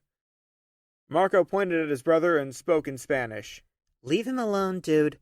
She snapped her fingers at the dog, who sat patiently and stared at the boy. "I don't think he wants your bad breath on his food or him." The boy didn't acknowledge her and fed the canine some of his food. "My brother doesn't mean to be rude and ignore you," Marco said. "He's like that with most people. Distant. Keeps to himself. He's only ever talked to me and Mom, and he has to whisper in our ear when he does. Not sure why he does it, but it's a thing, I suppose. Makes having someone watch after him hard to do." Max and Carlos watched each other as the young boy fed more snacks to Dutch. A small but brief smile formed on his face as he looked down at his baggie. "I'm sorry to hear it. He seems like a sweet kid." Sienna placed the water bottle on the coffee table. "Hate to hear he's so sick." "He's loving and sweet. I'm just thankful I've got a family friend in Boston who was able to handle him these past few days. It's been rough since the strep throat has come back." Marco polished off the remainder of the water in the bottle. "He's trying to eat, but it's too painful since his throat is raw." Dutch's ear popped up. They twitched. He gruffed and trotted over to the window. "There's always something going on outside.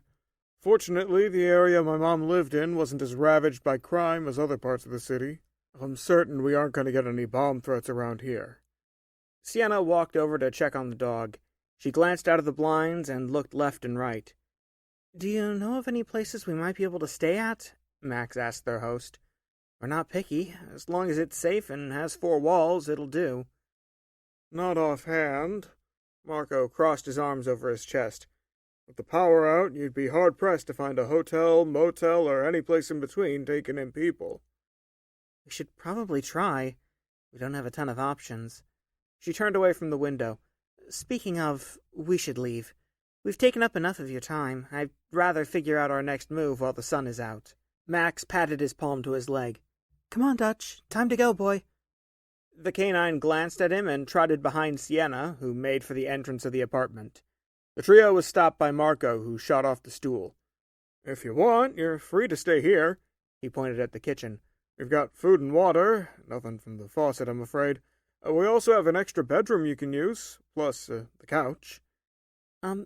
Thanks, but we don't want to be intrusive." Sienna grabbed at the doorknob. "I'm sure we'll figure something out." Marco put his hands up. "Probably wasn't the best approach on my part. Sounded a bit creepy and weird, huh, since we don't know each other." "It's fine. Nothing wrong with being kind." She smiled, but kept her fingers wrapped around the doorknob. "It's more than we could have asked for. Not sure anyone else would be so generous, but you've got your hands full with your sick brother." Even though they didn't know Marco, he seemed nice enough to Max. The man invited strangers into his home with his little brother. It was a bold, risky move with how wild the city had become. Plus, he never once asked about the guns she carried. They weren't hard to miss in the waistband of her pants. "Maybe we should stay," Max said. "Doesn't seem like we're going to be able to find any place else." She glanced at her brother and kept her voice low. "We don't know this man. I'm not sure. We've got no money, which means we won't be able to pay for any room, even if we found a place willing to rent one," Max replied as he saw their host walk into the kitchen. "I'm not saying I fully trust this guy, but we don't have much of a choice. He seems to know a lot about what's happening and probably has a better feel of the city. He could be helpful. If we leave, it's also going to be a gamble." He glanced at the canine, who stared at the boy on the couch. "Plus, Dutch doesn't seem to mind being here. Maybe it's a sign." Sienna pinched the bridge of her nose. She shook her head and sighed. It was difficult to tell if she was annoyed with him or stressed about making the decision. Both were possible. "Yeah, okay. He seems all right. We'll keep an eye on him. If anything feels off, we'll bounce and go from there. Deal?" Max glanced at the kitchen and watched Marco sift through the upper cabinets. "Deal." She released the doorknob and cleared her throat to get his attention. "I think we'll take you up on your offer." He closed the doors and marched into the tiny dining room off the kitchen, then to the living room. Great. Again, I promise this isn't some weird thing. I'm only offering to lend a hand to some people who seem like they could use a break. In all honesty, we could, Sienna replied. It's been a rough day. I understand. Marco gestured toward the hallway and walked toward them. Let me give you a quick rundown of the place. Both Max and her replied at the same time. Sounds good. 23. Sienna. The rest of the apartment was as quaint as the living room. Nothing fancy, but it didn't need to be. Despite the vintage furniture and strange smell her brother described as coming from old people, it would do in a pinch. At least it has a queen-size bed. Max pressed his palms down on the side of the mattress. Kind of hard, but it will do, especially since we don't know how long we're going to be here. Hopefully not too long. Sienna peered out of the bedroom window. Her guard was up. The slightest noise from outside had her scouting the area for trouble. He turned, flopped down on the mattress, which caused the wood frame to squeak. Guess we can flip for it, or we can share. I can't remember the last time we bunked together. We can share it. It's big enough for two. She turned from the window and marched around the foot of the bed. Works for me. I do thrash around in my sleep. You know, kick my legs and swing my arms. He couldn't help but smirk. Let's hope not, or you'll be put on the floor with the dog. Sienna cracked a smile. But in all seriousness, how long do you think we'll be here? Max asked. I mean, after your friend gets out of the hospital, do you have any idea? She shrugged. No clue. Guess we'll figure that out as it comes. About all we can do. Yeah, for real. How are you doing overall? Sienna studied his face.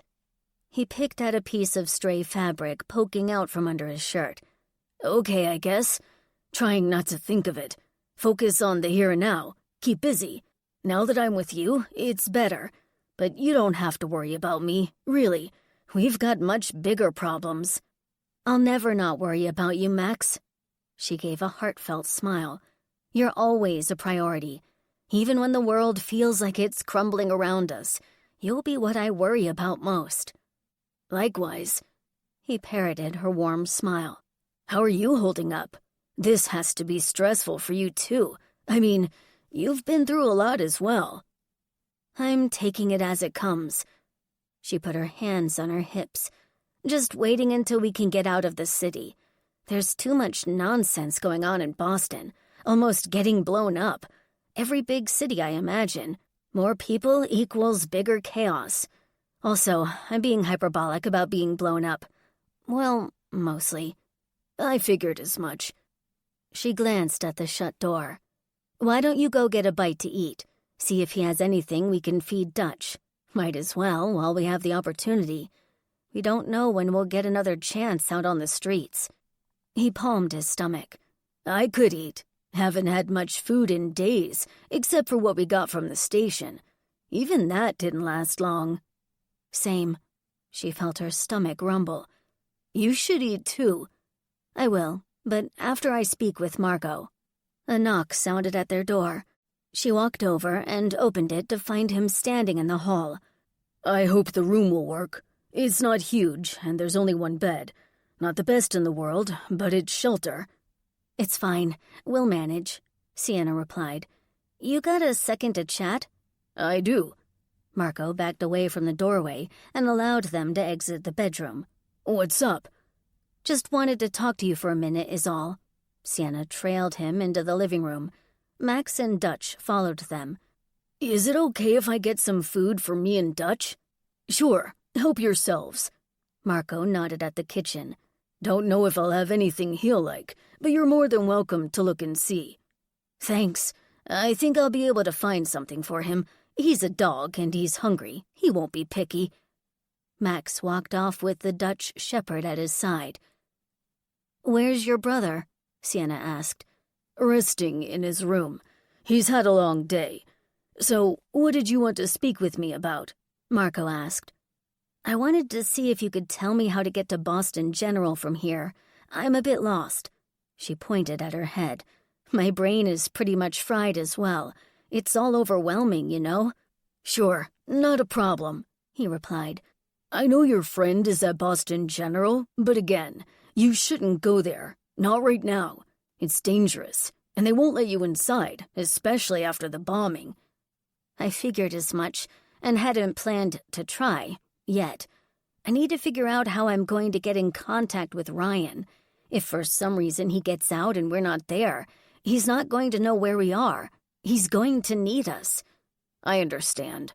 Your friend is lucky to have someone as caring as you looking out for him." She did care about him as a friend, and possibly more if she were honest with herself. I think we're both lucky.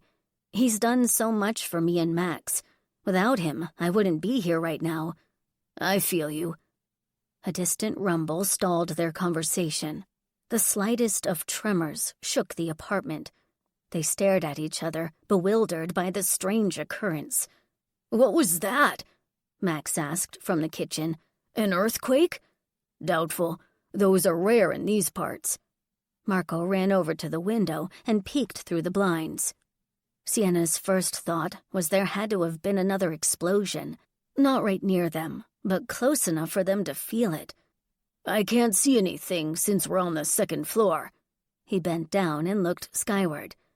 "Can we get up on the roof? If so, we might be able to get a visual of what happened," she suggested. "Maybe.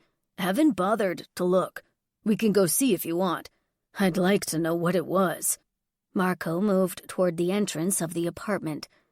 As he opened the door, Sienna glanced at Max. "Wait here and keep an eye on Carlos. We'll be back in a few." "Sure, we'll guard the food." 24. Sienna. They ran out of the apartment and hustled down the corridor to the stairs. It was a 6-story building, so they had a hike ahead of them to get to the roof. "Freaking stairs! I'd kill to have a working elevator right now."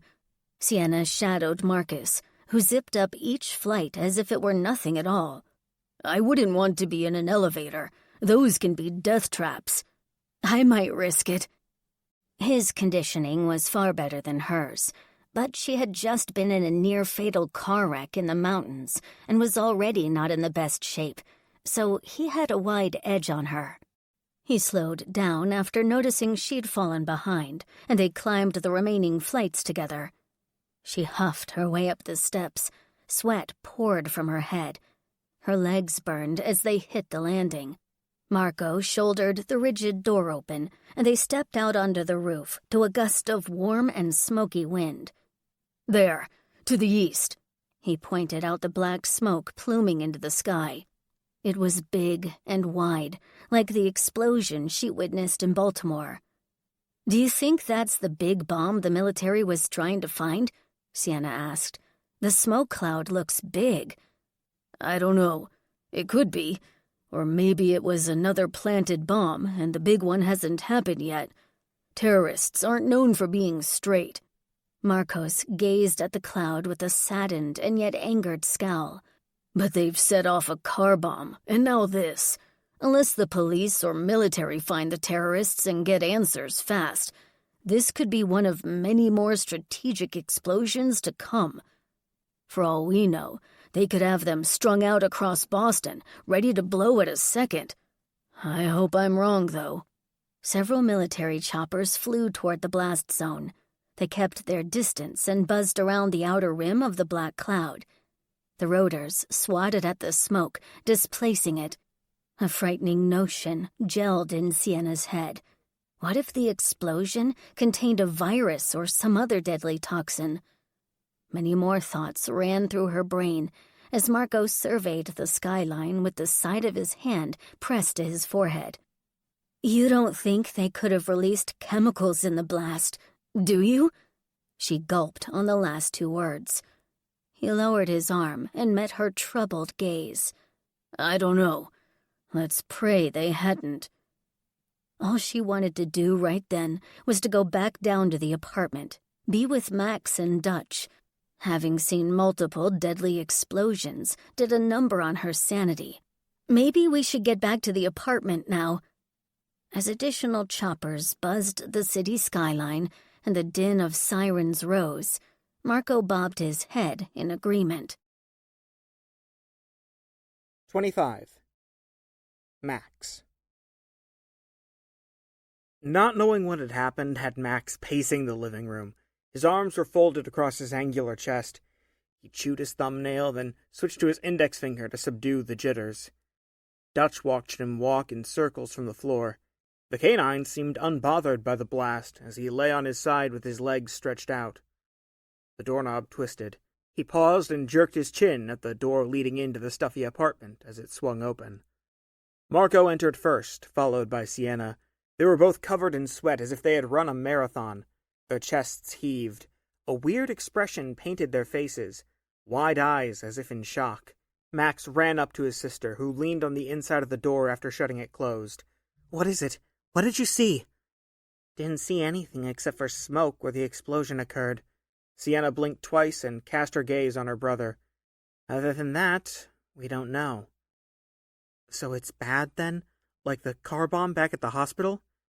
"Couldn't tell, but it looked bad enough to me." Another painful hacking cough sounded from the back of the apartment. Marco stopped walking aimlessly around the living room and stared at the hallway. God, it's sounding worse now. "He's been doing it since you've left," Max answered, "like one right after the other." "It's gotta be hell on him," Sienna said. "He's been battling it for a while now. Not just the hacking cough and sore throat, but also a fever. The hospital saw him once before everything happened. They sent us home, said it should subside soon." Marco walked to the opening of the hallway and listened. "I hoped that was the end of it, since he looked like he started to feel a bit better, but he's not." After a moment of silence, the hoarse cough returned. It was deeper and more prolonged than before. "Do you have any meds to give him?" Sienna approached Marco, who leaned on the wall with his forearm. "We ran out of the antibiotics the hospital gave us. My friend tossed the bottle, and I can't remember what it is they had him on. I haven't had the chance to get any more with everything going on." Marco ran his palm over his face. "It's not like the stores are open anyway. The ones we checked were either locked down tight or have been looted." Sienna glanced at Max as if hunting for suggestions. He had none other than venturing out to find medicine. "I'll be right back. Going to check on him." As Marco marched down the dim hallway, she turned and walked toward Max. "His brother is getting worse by the second." "Yeah, the cough is bad. Hurts my throat from just hearing it." He massaged his neck, imagining the burn. "Sucks. He might need to take him back to the hospital. They'll probably let him in." Sienna tapped her index finger to her chin. "Though I don't know where the nearest hospital is. Boston General is out." "No clue. Ask him when he comes out." 5 minutes later, Marco emerged from the passage.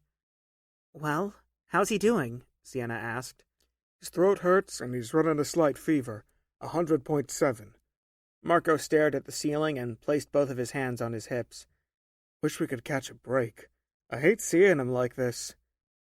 "We know Boston General is out, but is there a different hospital you could take him to?" Max glanced at his sister, then at Marco. "Nothing close. At least, on foot. Plus, I'm not sure I want to get him out again. He's gone downhill fast. Plus, it's too dangerous." His fingers bunched into a fist. He huffed and faced the wall, then tilted his head at the floor. "We go out and find him some medicine, then," Sienna said. "Even if we need to break into one of the drugstores, we do it. Even the looted businesses still might have some medicine. It would be worth a look, since you're not able to take him anywhere." Marco cocked his head at her. "I'm not sure I want to leave him alone right now. Not with how he's sounding and his fever rising." "Something has to be done," Sienna protested. "She's right," Max added. "If he's sick, we should get him some medicine." "I hear you and understand, but Carlos can't stay here alone." Marco shifted his intense glare between Sienna and Max. "He won't be alone. I'll stay here while you and my sister go find some meds." As the words came tumbling out of his mouth, he grew nervous from his proposal. He was a kid himself, and doubted his ability to care for a younger child. You? Really? Marco's brow arched. Yeah, if it'll help, of course. It's the least I could do since you've allowed us to stay here. Max nodded at his sister. Marco considered it and glanced at the hallway. You sure about this? Sienna approached her brother. We can figure something else out. I am. There isn't any other way I see except for this. Max then said, It'll be fine. Dutch and I'll look after things and do what we can here. Just don't mess around and take too long. She hesitated in responding. Her eyebrows were flat. Her eyes darted left to right as if making calculations in her head. Guess I don't have a choice here but to go along with it, Marco said. I could go by myself if you wanted, Sienna replied as an alternative plan. You, Max, and Dutch would stay here. Before Max could protest the situation, Marco beat him to it. No way am I going to let you go out there while I stay behind. He's my brother. It's my problem, not yours. Plus, you don't know the area. I do. Sienna held her hands up. You tell us what you want to do. I'll go. If you want to come along, you can. Up to you. She tipped her head at him. I'll go. The extra pair of hands should come in handy. We might grab some more food if we can. Might as well if the opportunity arises. But save another trip. Marco pointed at the hallway. I'm going to grab my piece from my bedroom, then we can head out. Sounds good. With Marco gone to his room, Sienna pulled out one of the pistols from the waistband of her jeans. I want you to take one of these. He grew nervous at the sight of the gun. Do I need to? We'll be inside the apartment. Yes. I'd prefer you have it, just in case. She presented it to him. Okay. Max took the weapon and studied it. It was weighted, not heavy by any means, but it wasn't light either. It should be ready to fire. A round is already in the chamber. She pointed at the trigger. You point and shoot, but don't put your finger on the trigger unless you're ready to fire. I'm not so sure about this, sis. He didn't like having the gun. He wasn't exactly afraid of the weapon, but he hadn't used one before. The uncertainty had him flustered. You'll be fine. It's only to be used as a last resort. She placed one hand on his shoulder. I don't think you'll need it. This building seems chill for the most part. Plus, there isn't much activity on the street. I'm probably being overly paranoid, but I think it's warranted.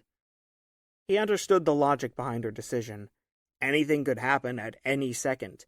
Being prepared wasn't a bad thing, even if he was nervous. Okay, I'm ready if you are. Marco emerged from the hallway and tucked his large gun behind his back in the fold of his pants. I'm ready as well, Sienna replied. Max had the gun lying flat on his palm. His gaze met Marco's. I'll watch after your brother until you two get back.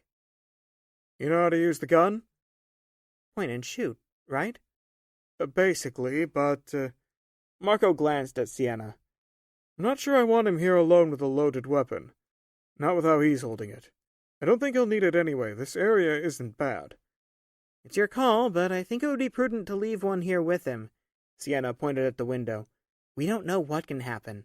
Even though it's calm now, things could change. It takes one shitbag human to ruin a day.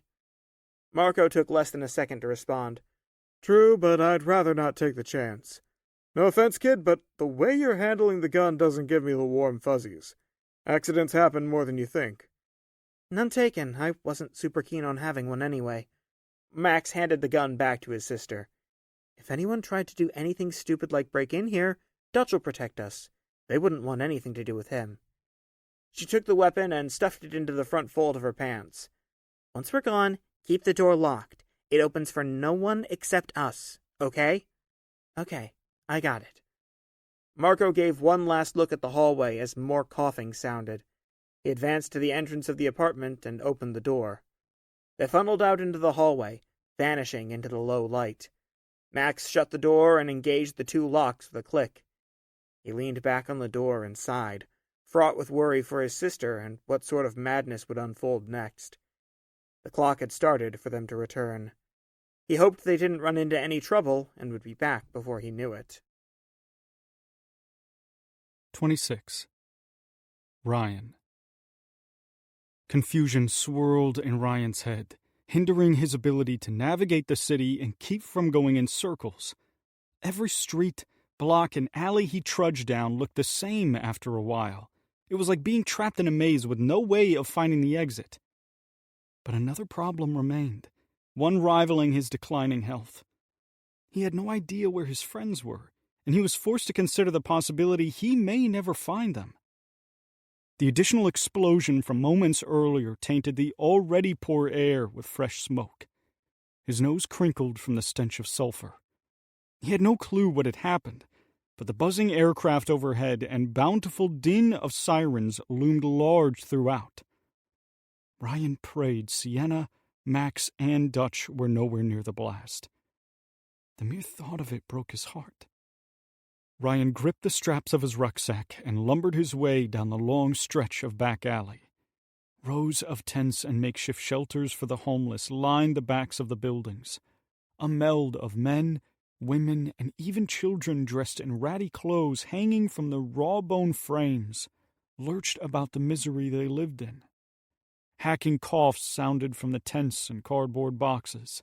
Shouting erupted from a woman facing the brick wall. She was alone as far as he could tell, but her anger sent the distressed woman into a violent fit of self-harm as she clawed at her face and punched the side of her head. Christ. Emaciated dogs ran by Ryan. Their ribs were visible through their coats. The pups sniffed the ground and investigated the encampment for scraps of food to satisfy their famished stomachs. Growling erupted from behind him. He turned around. Two of the dogs fought over scraps they uncovered. Both animals flashed their fangs and hunched, then lunged at each other to claim the morsel. As Ryan faced forward, his balance became unsteady. His head spun and his already tired legs weakened to the point of giving out. He dropped to one knee and used his palm to keep steady. A hand pressed to his back. A pair of worn black dress shoes appeared next to him. One of the shoes had a gaping hole in the tip, revealing a dirty, discolored sock near the opening. "You're not looking well, son," a hoarse, deep-voiced man said. "I've had better days for sure," Ryan replied, after taking a breath. "Haven't we all? Not too many folks are having what you would call a good day." The homeless man pulled on his arm and helped him back up. Ryan peered at the old, gray-haired man and smiled. "I don't think anyone is for sure."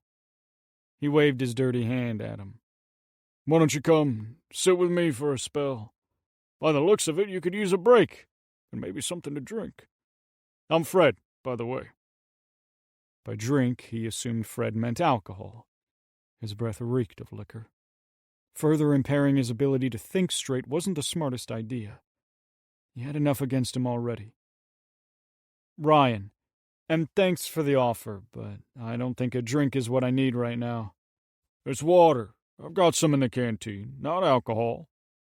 Ryan was embarrassed. "Oh, sorry, I thought you—" "We're offering you some liquor?" Fred belted a hearty laugh. "Lord, no. I don't share my booze with anyone. I might be a bum and a drunk, if I'm being honest, but I do recognize when someone needs help. Being about as low as a person can be in life, it's not hard to see those who could use a helping hand. You, my friend, look like you could use one right now." Ryan nodded. "You could say I could." Fred walked with Ryan toward a shopping basket filled to the top with an array of junk stuffed in the cart. A blue tarp covered the basket's top and draped over a stack of crates to form a makeshift shelter for him to stay under. He flipped over one of the crates on the ground and slapped his hand to the wood bottom. "Have a seat. Rest those legs of yours, weary traveler." Ryan sat on the crate, his forearms pressed on his thighs. He glanced at the ground and closed his eyes, hoping the dizziness would wane. "It doesn't look like much, but at least it's mine." Fred flopped his butt down on a stack of newspapers with a huff. "I'm sorry. What do you mean?" "My home. Here. To most folks, this would be junk. To me, it's my life. Not where I pictured myself being at the ripe old age of 65, but shit happens. You can either cry about it or go with the flow and accept what is. I decided a long time ago not to fight it. Doesn't matter right now anyway. The world is on fire, so changing my station, so to speak, isn't going to happen any time soon. He handed him a dark green canteen. Here, take what you want. I don't say this often, but you need it more than I do right now. Ryan took the canteen from him. Thank you. No need to thank me, son. Not hard to do the right thing. Even us homely folk living on the street can be of service. He unscrewed the cap and took a drink. The water was warm and had a funky taste to it. He couldn't put his finger on what it was, but it beat not having any. Where are you headed? I see you got a pack there. You don't strike me as homeless. I know the type. There's a certain glint in a man's or woman's eye.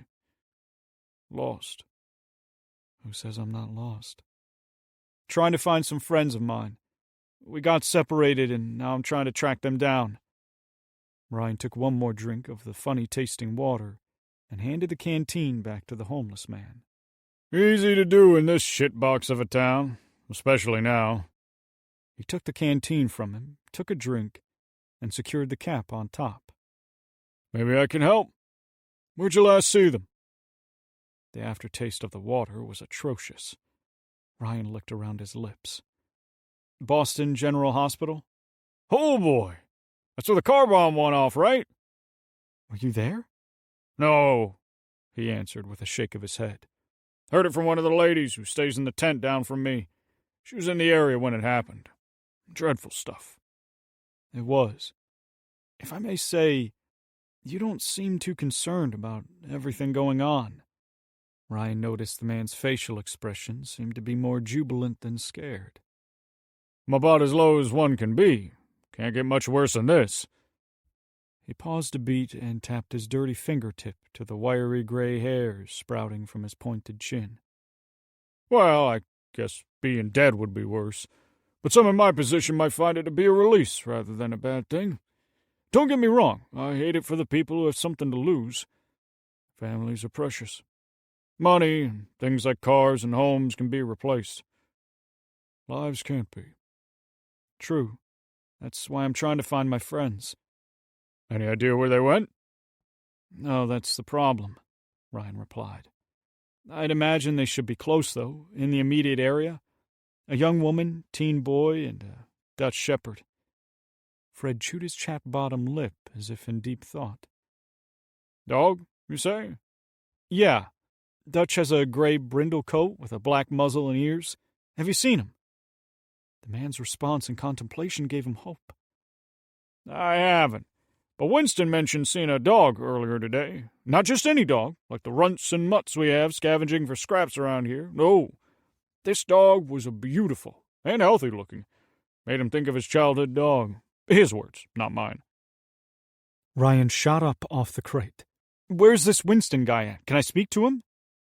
You can try. He's a bit out there. Fred pointed at his head and twirled his finger. Too many drugs in his youth have rotted his brain. Can you take me to him, or show me where he is? Ryan asked in a desperate plea. I'll give you whatever you want. I don't have much to give, but... Lord, no! I don't want anything from you, son. He got up with a groan and grimaced as he stepped out from under the tarp.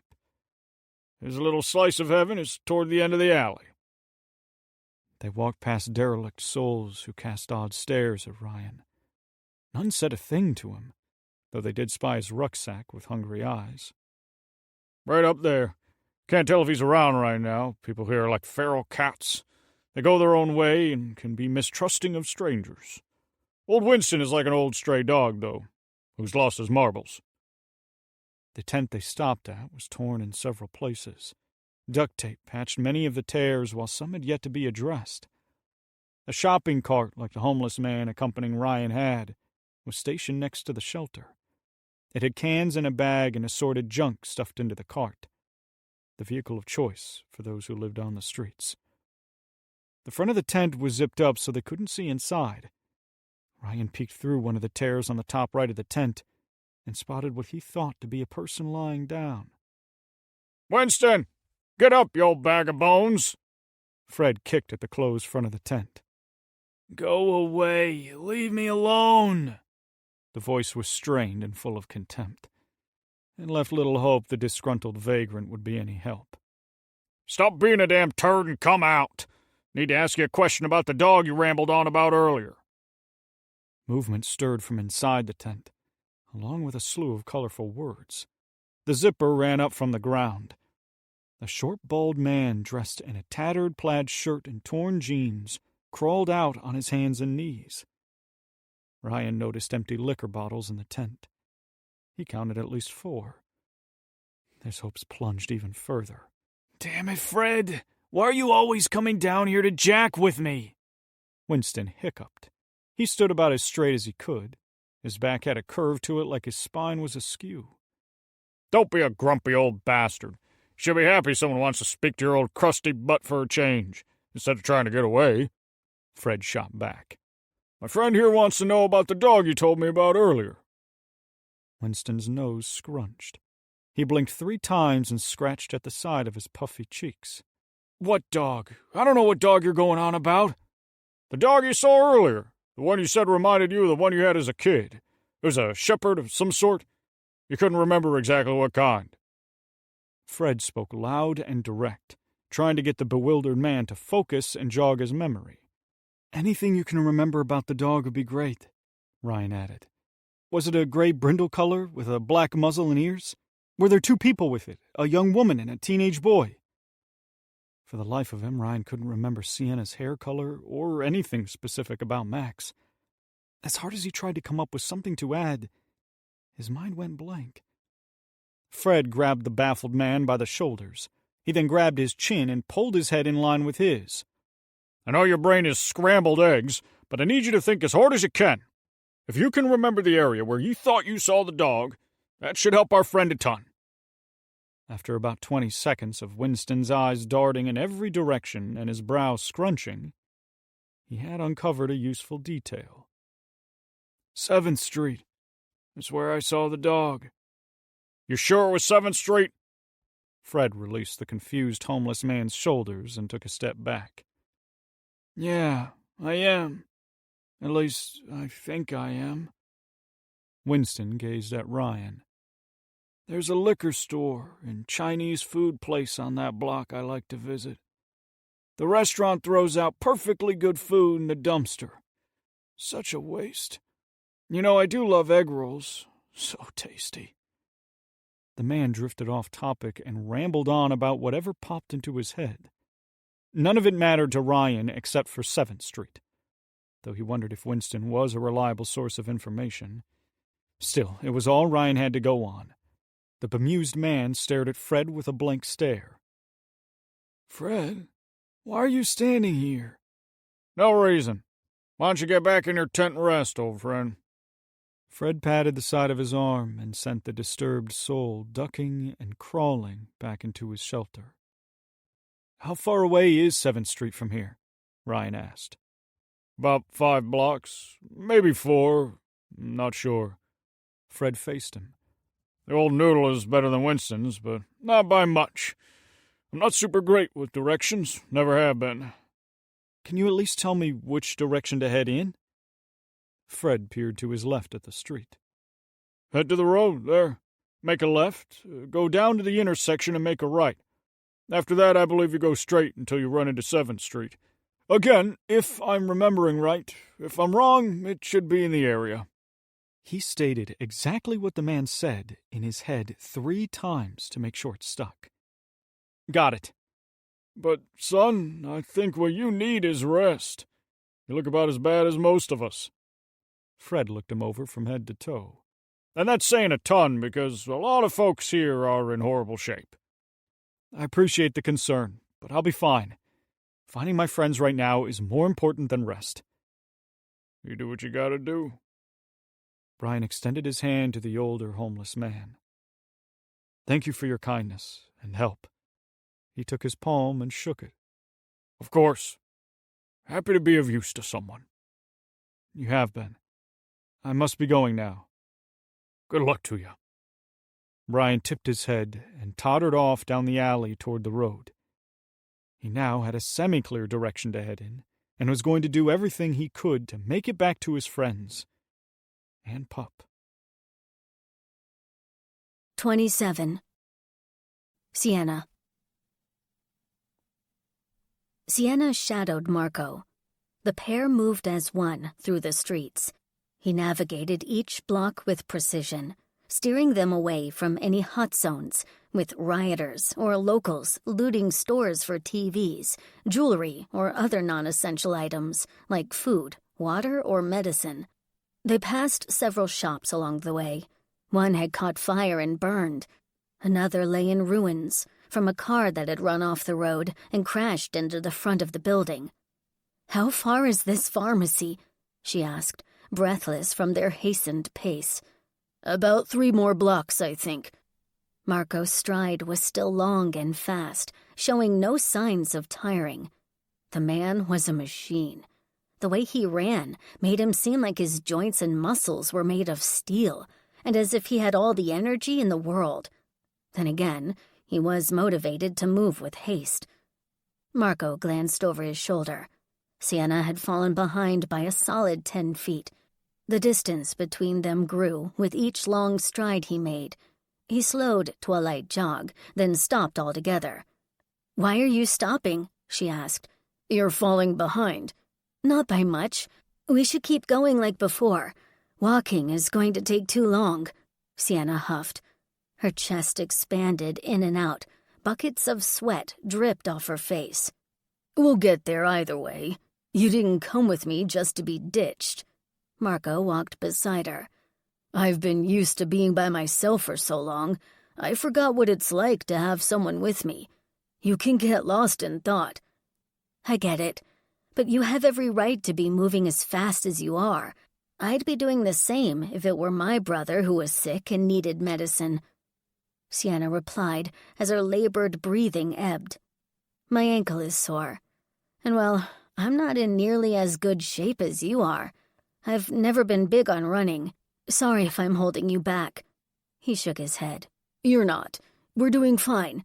I just pray the pharmacy has medicine and the looters haven't gotten to it yet. The druggies like to hit these sorts of stores. It's like candy to them. They either take the drugs they steal or sell them. Profitable business if they can move it." As they approached the intersection, a car engine revved from past the building. Shouting broke out. Gunfire popped off. Marco hustled to the corner of the building. He removed his gun from the waistband of his pants. She followed suit and stood behind him. Her back rested on the surface of the coarse brick. The beating of her heart ticked up a degree. They heard a din of crunching metal and additional gunshots fired, sounding closer than before. He stayed clear of the corner and draped his arm across Sienna's body as a white sedan came flying into the intersection. It swerved from side to side. The back window was missing. Tires squealed. The vehicle lost control and crashed into the side of a building down from them. Smoke escaped out from under the crumpled hood. The horn honked a steady, loud tone. Busted pieces of the car's body lay scattered around the front driver's side. After taking a second peek around the edge of the building, Marco removed his arm from across her. "Okay, I think we're fine to keep going. I'm not seeing any movement down the street." "What the crap was that all about?" "No idea. Gang war, maybe. There are a lot of gangs in Boston, from what I've heard," Marco answered. "But it doesn't matter. We stay the course and get to the pharmacy. If someone gets in our way or tries something dumb, we handle them. Our lives will depend on us making quick decisions. A moment's hesitation can be the difference between living and dying.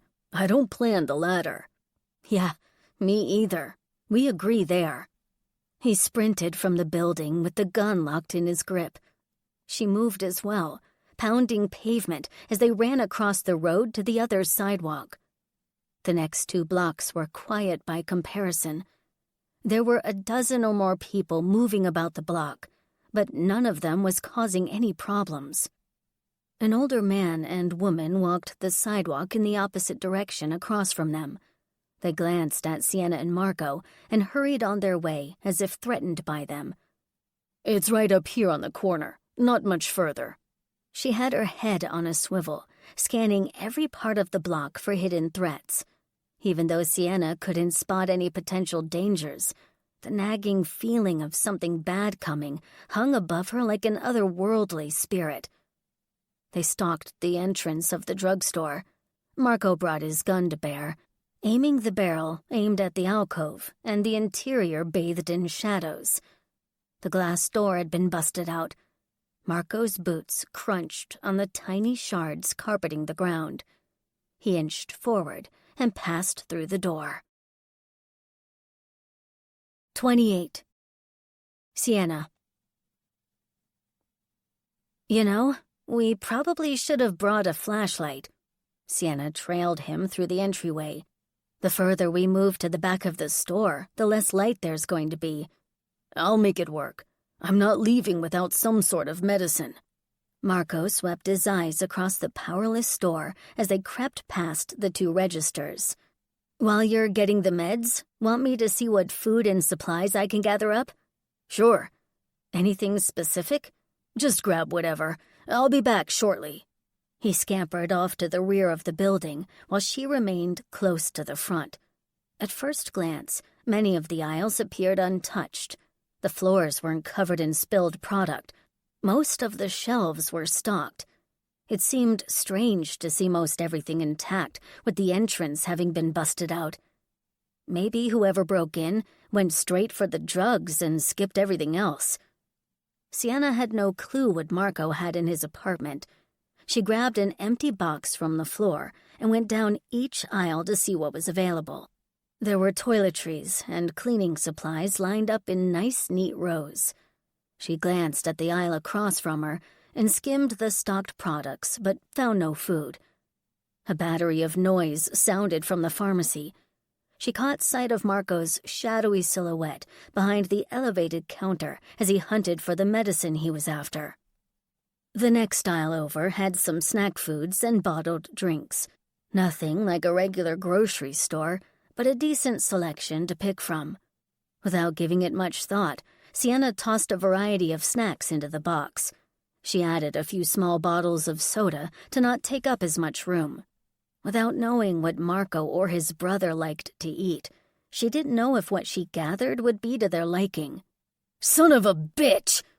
Marco's voice boomed loudly. His anger tore through the building like a shockwave.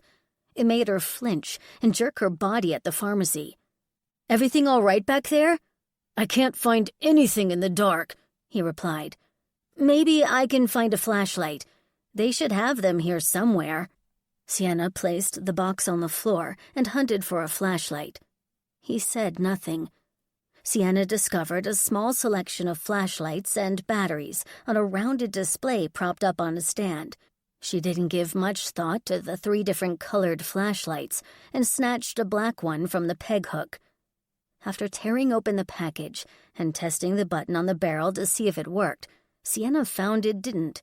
She grabbed a pack of batteries and fiddled with the plastic casing when she heard glass crunching from the front of the store. Her head jerked upward. She spotted 2 men standing in the alcove. One had a black tattered backpack slung over his right shoulder. They each had guns in their hands and advanced on the busted door.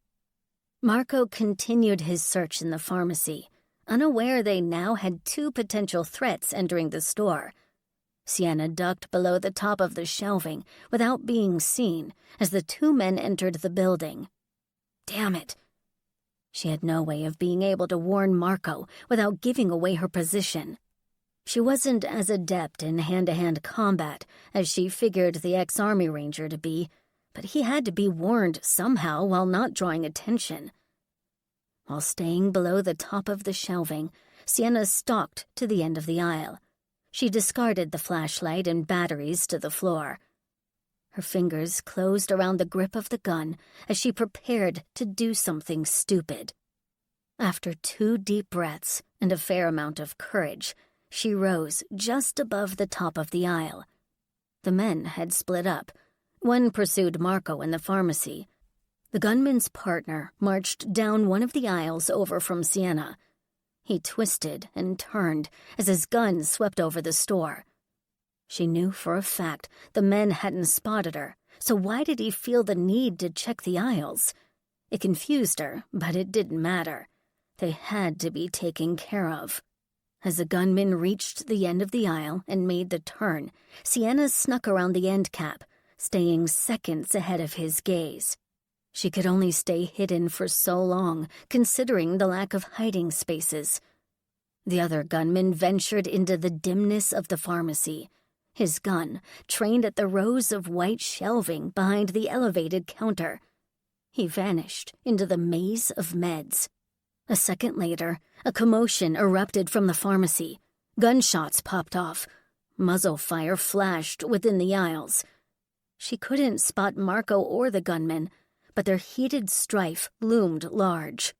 His partner spun around and bolted for the entrance to the pharmacy. Sienna fired 2 rounds at him. He ducked as the bullets impacted the back wall above his head and never resurfaced. She waited a beat for him to pop his head up above the shelving unit, but he never did. Did he go left or right? Sienna was unable to tell, as she now had lost track of him. Her hands trembled with fright. A lump formed in her throat. Fear and the dump of adrenaline combined into a mashup which made her feel dizzy. Against her body's pull to want to flee danger, she stayed put and hunted the aisles for the gunman with the black backpack. The fray in the pharmacy ebbed. Movement was heard, but she couldn't see who it was. Had Marco taken care of the other gunman, or had he been bested, leaving her alone with the 2 men? The uncertainty presented a problem. She had to figure out fast what to do next. Sienna continued to check each of the aisles for the gunman, but was unable to locate him. He had somehow disappeared without a trace, which gave her pause for where he had gone. There weren't any places to hide in the main store, so the gunman had to be 1 step ahead of her. Movement from the pharmacy caught her ear. She looked and squinted, but couldn't see who was in the shadows. Not knowing if it was Marco or the other gunman made her antsy and consider bolting for the door. 2 against 1 meant certain doom for her. "Marco, is that you back there?" Sienna called out as she swept over the aisles for the elusive gunman roaming the sales floor. No response came. To her, it signaled he had been killed, and now she was next. As Sienna ventured closer to the entrance of the store, she turned and craned her neck to get a visual of the aisle near the entryway. Her fingers squeezed the trigger, but not enough to discharge the weapon. She closed on the corner and stepped closer when footfalls rushed her from behind. Before she could turn, arms wrapped around her chest and squeezed. She thrashed her body and kicked her legs to try and break free. The gun was useless, as she couldn't bring it to bear and get a clean shot at the man who had now had her in a bear hug. His hot breath blasted the back of her neck. It made her convulse with disgust. He grunted and squeezed tighter, making it impossible for her to escape his clutches. But an opportunity presented itself to her. She caught a glimpse of the man's boot coming into view to her right. Without giving it much thought, she aimed the barrel of the gun at his toe and pulled the trigger. The single shot found its mark in the tip of the boot. He bellowed a painful groan, which was muffled by the ringing in her ears from the report. His grip on her torso loosened, freeing her from his clutches. As she turned about face with the gun raised, the gunman wearing the black backpack was shot again. He took a single bullet to the side of his skull. The bullet punched through the bone and exited out the other side. Brain matter and a pink mist exploded out as he collapsed to the tile floor in a heap of dead weight. It took her a second to blink and for her mind to realize what had happened. "Are you okay, Sienna?" Marco emerged from the aisle near them, his weapon trained at the body on the floor. A plastic sack was wrapped around one of his belt loops and bounced as he walked. Yeah," She snapped out of her trance. Are you? What happened to the other guy? As dead as this fool is. Marco lowered his gun. It's a mess back there, but I found the medicine we had before, amoxicillin. When I saw the name on the bottle, it jogged my memory. What bottles are left back there are scattered on the floor, and some are on the shelf. Probably what these two were after. I'm glad you got the right meds. She glanced at the floor. I've got a box started somewhere with food in it.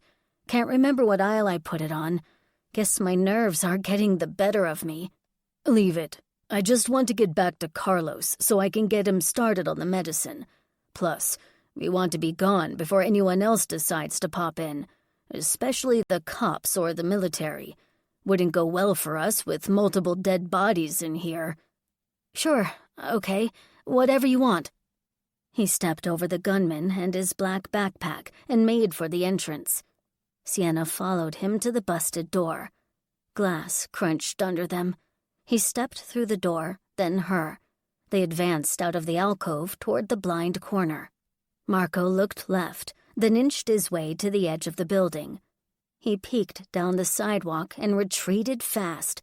His index finger pointed skyward, then pressed against his lips. They waited 15 seconds until a pair of boots appeared, followed by the rest of the stranger. Marco grabbed him by the shirt collar with one hand and flung him around against the wall. The man pushed back at him and kicked. Marco placed the barrel of the gun against the man's skull, and the man raised his arms in submission. Sienna gasped and grabbed at Marco's arm, wielding the weapon. "Drop the gun and let him go!" "Why? He was reaching for a gun," Marco replied. "I know him. This is Ryan Parker, the friend I was telling you about who should be in the hospital." He glanced at him, then released his hold on Ryan's shirt collar. Marco stepped back with the gun at his side. "Sorry, I thought he was a threat." "Not any more than you, I'm afraid." Ryan lowered his arms, then shifted his gaze at her. "Interesting company you're keeping." "Yeah, it's a long story." She looked him over. "Why aren't you in the hospital? I figured you'd be there at least a couple days." Ryan adjusted his shirt and eyed Marco with fierce intensity. "Well, it's a long story. One you're probably not going to like. How about we continue this conversation back at my place?" Marco scanned the area. "I'd like to not have too many more surprises, and I have meds to deliver." "Let's go." Sienna pointed her finger at Ryan. "When we get back, I want to know everything that happened." "Yes, ma'am." 29. Max. Max sat on the couch and waited for the door to open. His shoe rapped against the wood floor, a nervous tick he couldn't stop as he worried about his sister. Tell me I'm being silly for worrying so much, dude. Dutch lay at his feet. He huffed and flopped over onto his side, not given a single care in the world. Thanks for nothing. Another hacking cough sounded from the back bedroom. They had become less frequent, but the sound made him cringe. Maybe he could use some water. He pushed off the sofa, marched to the kitchen, and retrieved a bottle of water. Max hustled across the living room, past Dutch, who was more than comfortable on his side, and down the hallway to Carlos's room. His knuckles struck the door twice, then he turned the doorknob and walked into the dark room. I brought you a bottle of water. I figured getting a drink might help that nasty cough. A shadowy figure stirred on the bed. The young, sick boy sat up, but said nothing. Max walked to the side of the bed and held the bottle out for Carlos. Your brother and my sister should be back soon with some medicine. Can I get you anything else? Like what? He was way out of his depth and had no clue what would make him feel better. Carlos lay back down on his bed with the bottle of water without speaking. He rolled over and coughed again. Okay. If you do decide you need or want something, come get me or make a noise. I'll leave the door cracked so I can hear you. Max exited the room and left the door ajar. He walked back into the living room and went over to the window to see if he could spot them on the street or walkway. Max looked left and right, but found neither Marco nor his sister anywhere in view. The doorknob at the entrance of the apartment wiggled. 2 soft knocks followed. Dutch shot up off the floor. He faced the door and barked his discontent at the possible intruders trying to gain entry. Hold on, dude. It's probably Marco and Sienna. Criminals don't knock. Still, before Max retracted the deadbolt, he peered through the peephole and spotted his sister and Marco. There was a third person standing in the back of the group, but he couldn't tell who it was from the dimness of the corridor. Max, come on. Open up. It's us. Sienna's voice was low and muffled by the door. He unlocked the deadbolt and twisted the doorknob. Marco rushed in first with Sienna and Ryan behind them. He shut the door behind him and locked it. Everything all right? Max asked. How's Carlos doing? Marco untied the plastic sack fixed to one of the belt loops on the side of his pants. He's been okay, I guess. Resting, mostly. He's got the nasty cough still. I took him a water bottle a few minutes ago. Max shrugged. After he took a small drink, he went back to sleep, I think. It's dark in his room. The older brother said nothing and hurried to the hallway with the sack clutched in his fists. His thundering footsteps clomped into the corridor, and then he vanished into his younger brother's room. So, everything was okay here? Sienna asked Max. Nobody tried to get in? Yeah, and no. Was just waiting for you two to get back. He glanced at Ryan, who looked worse than before. His face seemed pale. Both eyelids sagged. An abundance of sweat poured from every inch of his face. Why don't you sit down? You're not looking too hot. Sienna touched the side of Ryan's arm and pointed at the sofa. I'll grab you a bottle of water. Dutch whined and jumped on Ryan. His tail wagged a mile a minute from excitement. I know, bud. I've missed you as well. He rubbed his head and lumbered over to the couch. The canine followed at his side, then sat on his haunches and waited as his handler removed the rucksack from his shoulders and flopped down on the cushions with a huff, as if he had no energy left. So, did they already treat you or whatever? Max asked. With the back of his head resting on the top of the cushion, Ryan ran a palm over his sweaty face. No, not yet. It's a long story he's finally about to share with us. Sienna emerged from the kitchen with a bottle of water in her hand. She handed it to him and put her hands on her hips. Right? He guzzled half the water down and lowered the bottle. Yeah. After the car bomb went off outside the hospital, the cops escorted me and the others inside the barrier to the lobby. I waited down there with a ton of other people. It was packed and crazy, as you could imagine. So you were never seen and just left, then? Her brow arched and she crossed her arms. Yes and no. Ryan took a second hearty drink and continued. They were taking people who were injured by the blast first. I managed to briefly speak with a nurse and found out what floor Eva Montgomery was on. Instead of waiting in the lobby for who knew how long, I decided to go up and find her myself. And they let you go? Max matched his sister's curiosity by crossing his arms as well. They didn't let me do anything. I snuck past the police who were trying to calm the people having to wait in the lobby. Ryan screwed the cap on the bottle and crammed it between his thighs. Anyway, once I got up to the floor where her office was and found her suite, she wasn't there. Some of her employees were. He went silent, his chin dipped. And? So what happened? Sienna probed for more information. Did you talk to her? Ryan ran his palms up and down his thighs. His fingers bunched into fists, then relaxed. No, I didn't talk to Dr. Montgomery. It's all kind of a blur still, but I know I sort of went off on her staff after they told me she wasn't there. I showed her the letter she sent me, but they acted like it didn't matter because of the emergency. Went off on her staff? Max's nose scrunched. Like you yelled at them? Yeah. Made a complete fool of myself. My temper went haywire, and, well, I lost control. I got super angry. He sniffled and looked to be on the verge of crying, but he didn't. It was bad.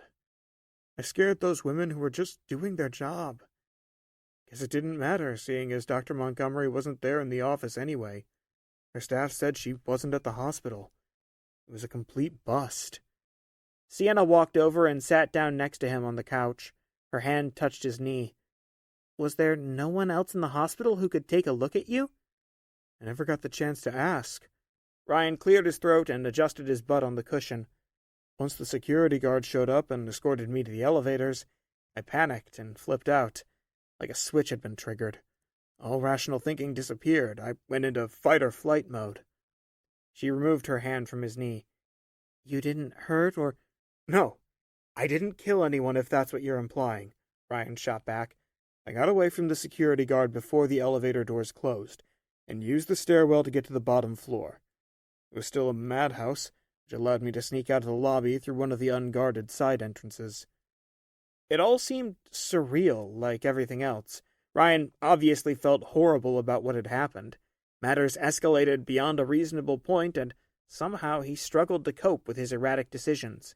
How did you find my sister? They weren't anywhere near the hospital, right? Max glanced at her. We weren't, Sienna replied. Marco and I went in the opposite direction. Dumb luck, to be honest. Ryan hiked his shoulders. After I left the hospital, I wandered around and met a homeless guy who said he saw a dog that might have been Dutch. Anyway, he sent me in the direction he spotted the dog. That's when I ran into you and your new guy friend, who seems completely awesome. It's not what you're thinking, Parker. She rolled her eyes. He's letting us stay here while you were supposed to be in the hospital getting treated. Right. Ryan looked at Max, then back up at her as he petted Dutch's head. How did you three end up here? Before she answered, Max explained. Your truck died on us. We had to leave it and go on foot. We crossed some thugs breaking into vehicles. Marco and his younger brother swooped in and saved our butts. Dude's like ex-military, a Marine or something. Anyway, he brought us back here. He's an ex-Army Ranger, Sienna clarified. Yeah, that's it. Either way, he seems to know a lot about what's going down in the city, which is both helpful and terrifying. Marco exited his brother's bedroom and marched out of the hallway to the living room. He appeared more relieved than stressed now, as his eyes softened and his brow was furrowed. How's he doing? Sienna asked. Hard to say right now. I gave him some of the meds we got from the pharmacy. Hopefully they'll work well enough. Marco ran his fingers over his crew-cut haircut. Time will tell, I suppose. You're doing the best you can. He's lucky to have a caring brother such as you. Sienna offered a warm smile. Ryan rolled his eyes. Max noticed the gesture and wondered if there was more going on between his sister and her old friend than he realized. But anyway, he's sleeping again. I'll check on him in a bit. Marco looked at Ryan. Sorry again about earlier. We had 2 guys try to jump us in the pharmacy. My adrenaline was still going, and, well, I overreacted. No hard feelings. None taken. Ryan waved off the apology. I would have been equally on edge. I'm glad it didn't escalate. Me too. Would have felt horrible if it had. Your friend saved us a mountain of problems. Marco grinned at Sienna. Anyway, since your friend is here, you can stay here a bit until you decide what you four want to do next. Are you sure we're not imposing? Sienna tipped her head in the direction of the hallway. You've got a pretty full plate. Marco wagged his hand. Yeah, I'm sure. It's not an inconvenience. You were helpful at the store, and Max did great here. I didn't do much, but thanks, Max replied. Just having you here and checking on Carlos was a big help. Marco patted the young teen on the shoulder. It's appreciated. Sienna stood with her hands on her hips. Now we need to figure out what we're going to do for you, Parker. If I have to drag you to another hospital to get you the help you need, that's what we're going to do, okay? All he could do in return was bob his head. Yes, ma'am. 30. Ryan.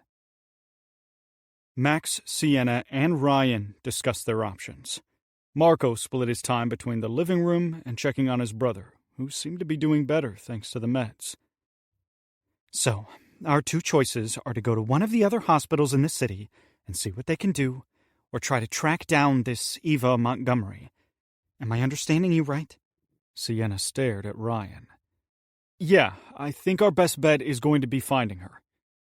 He understood how it sounded, but his gut told him if he managed to get some FaceTime with her, he'd be able to get her to help him.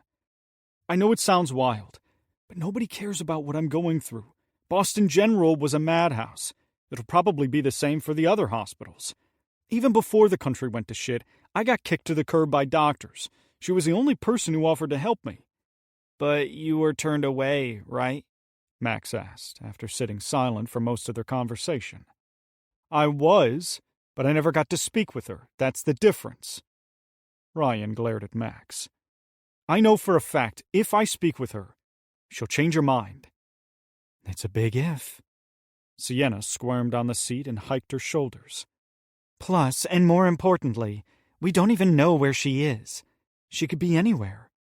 True, the staff didn't say if she was at home or if she had left the city. Ryan tossed his head back on the sofa and sighed. I hate this so much. It should be easy. I was supposed to come to the city and she'd take care of it. Every bit of what they discussed sounded daunting. He'd been turned away so many times it felt pointless to continue seeking help from anyone. As much as he wanted to throw his hands up in submission and say forget it, he knew she wouldn't allow it. And he was thankful she wouldn't. For once in his life, he had someone on his side who cared about him and wanted him to get better, who wouldn't abandon him at the first sign of trouble. She sensed Ryan's frustration building from his size and tense body language. He didn't hide it well. He was a bundle of stress ready to pop. Okay, let's think it through. Sienna stood from the sofa as Marco walked back into the living room. We'll figure something out. Maybe we should check out her home first, Max said with a shrug of his shoulders. She must live in the city, right? If she isn't there, then it's safe to assume she's left, and we'll have to try every hospital until he gets seen. It's that or we just drop it. I agree, but we don't know her home address. Also, even if we do find out where she lives, and even if she's there, what's she going to be able to do from her house? Sienna asked. She won't be doing any sort of procedure or test or whatever it is she needs to do in her home. No one responded right away. Ryan tapped his boot to the floor and pinched the bridge of his nose. Frustration coalesced, ramping his anxiety to another tier of stress. Has Carlos leveled out? Sienna massaged her brow and glanced at Marco. He's holding steady. No fever, and his cough has subsided. I think we may have it whooped, but again, time will tell. He peered at the ragtag crew, then back to her. What have you three come up with? Indecision, Sienna replied. If we knew where this Eva Montgomery lived, then maybe we could make a better informed decision. With how chaotic the hospitals seem, he's not convinced they're going to be any help, especially after what happened at Boston General. I'd have to agree with him. Marco rubbed the back of his neck. But I'm not a fan of hospitals either. My mom had a terrible time getting Carlos seen, even with him being as sick as he was. It wouldn't surprise me if they put him off in favor of more serious illnesses or injuries, which I'm certain have doubled or more since the city has gone down the drain. Brian held his arm up and pointed at Marco. See? What I've been saying. I might be losing my grip on reality and acting all weird. But he's right. If the stupid letter I got from her office had more information on it, this would be a non-issue. How? Sienna shot back. They wouldn't put her home address on it. Can I see the letter? Marco asked Ryan. Sure. He sat up off the sofa and dug into each of his pockets until finding the folded, wrinkled envelope. Here. There must be a way to find her address, Max said. My mom has a phone book somewhere. I think in one of the drawers in the kitchen. Maybe her junk drawer. Marco flipped the crinkled letter over, studied the back, and lowered it. At least, I think she still has it. She was a pack rat and never threw stuff away. Older people liked their old-school methods, and she preferred paper to technology. She struggled to do anything on the smartphone I gave her other than calling or sending a text. Sienna's eyes widened. Thank God for hoarders. Never thought we'd need a phone book, but here we are, having to rely on old methods once more. If she still has one, it's worth a shot. Ryan felt hopeful. I'll go to the kitchen. Sienna got up and started searching. It's the second drawer on the left, Marco said. I'll give you a hand, sis. Max stood from the chair and marched after her. Dutch meandered over to the entrance of the apartment and pawed at the door. His whines hinted at him needing to go outside to use the bathroom. He looked back at his handler and waited for him to come. "I'd better take him out. I don't know how long it's been since he's last gone." Ryan pushed off the couch with a grunt. "You're being kind enough to let us crash here. I don't want him having an accident in your place." "If he had an accident, it wouldn't be the end of the world. It happens." Marco held the letter up at him. "Mind if I hold on to this for a second? I want to look at something." "Sure." Ryan peered at the kitchen, where the brother and sister were digging through the drawer. "I'll be back in a minute. Taking Dutch out to do his business." "Do you want one of us to do it?" she asked. "I can if you want me to." Max poked his head out from behind the wall to the entrance of the kitchen. "No, I got it. You keep hunting for the phone book." Ryan trudged over to the waiting canine and opened the door. The pair walked out to the hallway, then down to the front of the building. Muffled shouting rose from one of the apartments they passed. It grew louder the closer they got. Several loud bangs echoed into the corridor. Dutch paused and trained his head at the commotion. His ears twitched at the ruckus. He inched forward and sniffed at the door.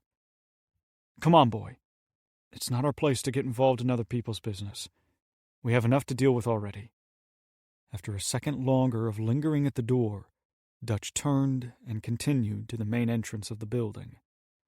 Ryan peered through the glass for any potential signs of problems. With none seen, he pushed open the glass door, and they walked outside. Random gunfire echoed throughout the city. Its melody played along with the persistent sirens of emergency vehicles and rotors of the choppers buzzing in the smoky, murky skies like creatures. All the noise kept him on high alert for danger, which the block seemed to be spared for now. "Okay, dude, let's find a spot and hit it." Ryan leaned on one of the concrete banisters of the steps leading up the complex.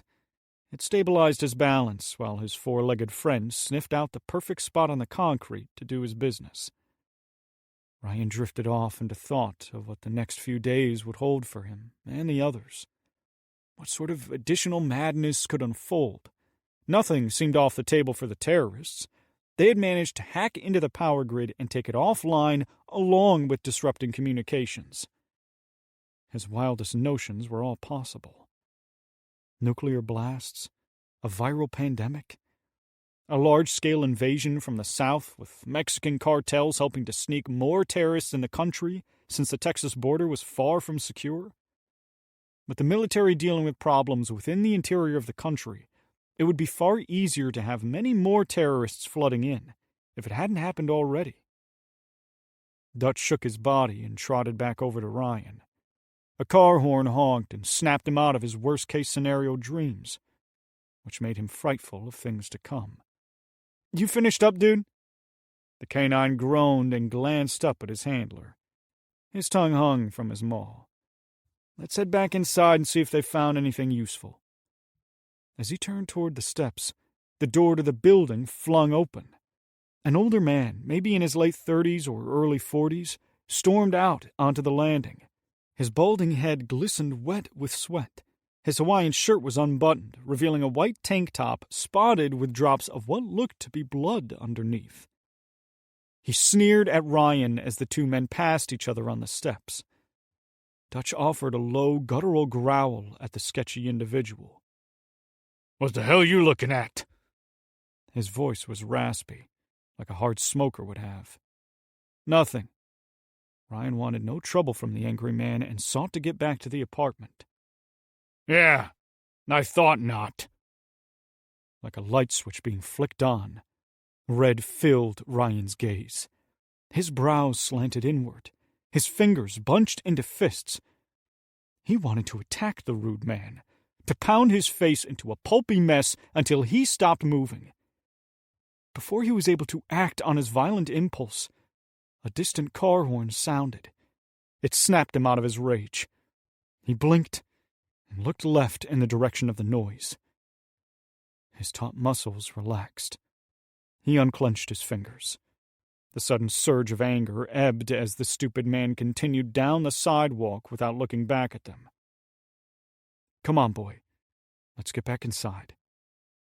They entered the building and made their way back to Marco's place. Along the way, the door to the apartment where the argument went down was ajar. He couldn't help but stop and look at the dim interior. From what little he could see, everything seemed fine. He spied no movement and heard no sounds. It made him wonder if the balding man came from the apartment, and whose blood was on his shirt. What sounded like crying emerged from somewhere in the apartment. It was faint. He listened closely to the whimpers. A woman, maybe. A domestic dispute between lovers? Dutch's curiosity got the better of him. His head pressed to the door and tried to open it. "No, we don't—" Footsteps stomped the floor toward the door. He never saw who was inside the apartment before the door slammed shut with a hard thud. Locks engaged afterward. "See, boy? Not our business. Let's get back now before we get lured in by something else." Once back at Marco's place, Ryan found Sienna holding an open book.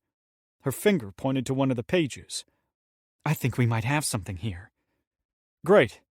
He shut the door behind him. "You okay?" "Yeah, why?" Sienna squinted and examined his face. "Not sure. You have this weird look. I don't know." "Well, this guy came out of the building while we were coming back in. Dude looked pissed. He had blood spots on his shirt, sketchy as crap. I guess he didn't care for the way I was looking at him because he said something about it. At first it was whatever, but then I got pissed, like wanting to rip his head off and beat him to dust." "Lord, tell me you didn't get into a fight." Ryan shook his head. "I didn't because I got distracted. But man, the urge was real and strong. But anyway, what did you find?" She glared at him a second longer, then shared the book with him. "The phone book has 2 Eva Montgomerys listed. Of course, we don't know which one is the one we're after. We'll have to pick one out and go from there." "It's more than we had before. Good job." Ryan smiled at her. It was Max who found the phone book and her name. She pointed at him standing by the bar. "Nice work, dude. Not bad for someone whom I'm assuming has never messed with a phone book before." Max hiked his shoulders. "It was like a word find puzzle. I like those. Is there a pen and paper we can use to write down the addresses? We don't need the entire phone book." Ryan detected footsteps tracking toward them from the passage leading to the bedrooms. Marco approached with Ryan's letter and another piece of paper. "Here's your letter back." "Thanks." He pinched the letter between his fingers and continued holding the book. "I'm glad the phone book came in handy." Marco presented him with the other piece of paper. "I found this as well, with some of my mom's junk. Thought it might be useful to you." After skimming over the paper, Ryan was confused as to how it linked up with what they were doing. "I'm not following. What am I supposed to be looking at?" "Do you see the business name at the top of the letterhead?" Marco replied. "Yeah." Ryan read the name. "Quest Neuro Care. I'm still confused." "Some years back, my father went for a sleep study. His sleeping patterns were way off, which made him super irritable and gave him brain fog. Anyway, he went to this place for the study, which is run by the woman you're looking for." Sienna studied the letter. "How do you know that? Eva Montgomery isn't listed anywhere in this letter." "My mom mentioned her name when giving me an update on my father's progress in the study. Said she was super helpful and nice." Marco tapped the side of his head. "I've got a thing for remembering names. I hear it once, and it gets locked up here." It was another lead for them to follow if they chose to do so. Nothing wrong with having too much information. "Guess it can't hurt to have it. Thanks for this." Ryan added the letter to his. "Do you have a pen I can use to scribble down the addresses from the phone book?" "You can tear out the page and take it with you." Marco ran his finger over the page. "This isn't something I'll ever use. Even if I do, the odds of me needing this one page are slim. Not worth the effort of trying to hunt down a pen in here." Ryan tore the single page out, which cut off part of the names but left the 2 important ones he was after intact. This should help out a ton. Ryan tossed the phone book to the coffee table. "We should leave soon." She held her hand up. "Yes, But perhaps after you've gotten a bit of rest. Maybe get a bite to eat as well. You're pushing yourself hard on little to no food and drink. The last thing either of us wants is you crashing while out in the city. Would be bad. With a groan, he nodded. Yeah, I just don't want to waste too much more time, especially since we don't have my truck and we'll be on foot. About your truck. Sienna cringed. It died on us. Not sure what was wrong with it. Maybe the repairs didn't hold up. Either way, we couldn't do anything about it. Sorry. Don't sweat it. I'm thankful it got us to Boston. He offered a warm smile. About all we could ask for. Marco peered at his watch. I'd say you got about 6 hours until the sun starts to set. I found more of the crazy people tend to venture out when it gets dark. Easy for them to slip by the police and military. Plus, it'll be harder to make your way through the city. Just wanted to give you a heads up. Thanks. Ryan glanced at Sienna. I guess I'll get some food and rest for a bit before we leave. I am feeling a bit sluggish. A bit sluggish? She scoffed. Not how I'd put it. Of course. Help yourself. Marco smiled at him. Ryan tipped his head. Sienna patted his shoulder. I'll whip you up something. Be right back. I can get it. You don't have to wait on me.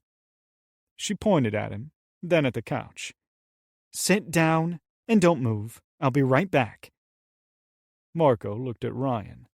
I do what she says, unless you want to get hurt. You might want to listen to him. Sienna smirked. Okay, you win. Ryan sat down on the couch. Dutch. She got the dog's attention. If he moves, bite him, okay? The canine barked. Good boy. I'll be right back. As Sienna walked off to the kitchen, Ryan glanced at the dog. Traitor. 31. Ryan. After finishing his bowl of room-temperature chicken soup, a half-sleeve of saltine crackers, and a chocolate and peanut butter protein bar found at the back of the pantry, Ryan spent the next hour lounging on the sofa. He drifted in and out of sleep. His mind wouldn't shut off long enough to let him rest. Footfalls and whispered conversations sounded inside the apartment. He paid no attention to what was being said, as he had a huge decision ahead of him. Did he want Sienna to go with him, or stay where it was safe?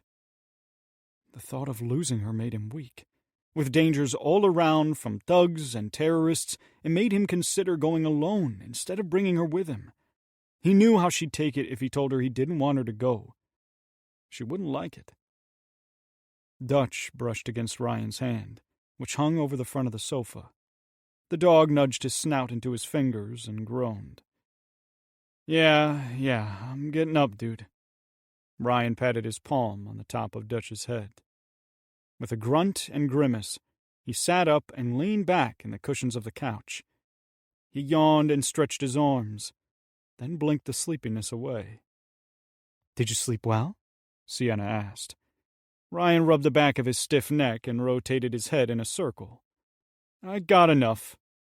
She squinted at him. We don't have to leave just yet if you're not feeling up to it. If I waited until then, it would never happen. He pushed off the sofa and stood. Give me a few minutes to wake up, and I'll be ready to go. Every joint ached. His muscles were fatigued. The lack of sleep, food, and water had decimated his body. It added to the stress already inflicting its wrath upon him. Sure, we've still got plenty of daylight left. Sienna looked around the apartment. We should also take some flashlights with us, since we don't know how long this is going to take. I'd rather have them for when it gets dark. Agreed, but Ryan knew the next words to come out of his mouth would elicit a knee-jerk reaction from her. I was thinking of maybe going alone. She snapped her chin toward him. Her eyes widened in shock. You're kidding me, right? Is this some kind of stupid joke? If it is, I'm not laughing. No, I'm not kidding. Her mouth gaped open. Wait, so I'm staying behind? Max asked with a high-pitched squeal. I thought we were all going. You're staying put. Ryan peered at Marco, realizing he was dictating rules in a home that wasn't his. I mean, if it's all right with you. Don't want to overstep. I've got no problem with it. Marco seemed chill about what Ryan had said. I figured you three would still need a place to crash. Right now it's about helping people when you can. It would be a massive help, Ryan replied. Max glared at his sister. Did you know about this? Sienna ignored her brother's question and stormed up to Ryan. Her finger poked his chest. She got in his face. I'm not sure what's rattling around inside your head, but you're not going back out there alone. No way. You need me. And if you try to leave me behind, I'll just follow you, so you might as well take me now and save us both the headache. An immovable object stood before him. Her resolve to not let him go alone was rooted deep. No way was he going to change her mind. I was giving you the option to stay here where it's safe. It's what I want for you both. Ryan shifted between Sienna and Max. Even though he didn't know her younger brother too well, he meant the world to her. And that's what mattered to him. I'm not sure how much more I can ask of either of you. We're in this together. As I've said many times already, I'm not ditching you. So let it sink in and stop the nonsense. She turned and waved her brother over. He walked toward them. You, though, will stay here. We'll be back later, or I will be, if all goes to plan. You don't need to be out there alone either, sis. Max was frustrated. His stance was taut. He massaged his forehead, huffed, then paced about. It's already a madhouse out there. You'll need me with you. I'll be fine. Her reassurances did little to fend off the teen boy's apprehension. What I need is for you to be secure and away from the craziness out there. Right here is the best place to be. What if you don't make it back? Max's voice cracked. His concern was palpable. I will, dude. I made it across several states to get you. This city isn't going to keep me away. No chance. After a second of glancing at her and Ryan, the teen boy abandoned his opposition. Fine. You better get back here. He then jabbed his finger at Ryan. Both of you. I'm ready to get out of this city as fast as we can. It's not going to do us any favors by overstaying our welcome.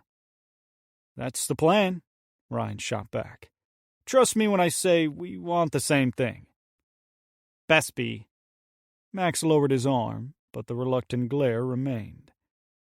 Not sure if you have flashlights already in your rucksack, but I've got 2 extra you could take with you. Marco handed one to each of them. Do you need some for here? Sienna asked, as she placed the plastic barrel into the back pocket of her jeans. I've got more somewhere in here, plus candles. Well, lots of candles that I still need to get out from the boxes in my mom's bedroom closet. Thanks for these. Ryan wiggled the flashlight at Marco, then walked to his rucksack on the floor near the wall. Any other advice to bestow on us before we leave? Just watch for the loons and thugs. That's about it. Marco shrugged. Oh, we will. No doubt about it, Ryan replied.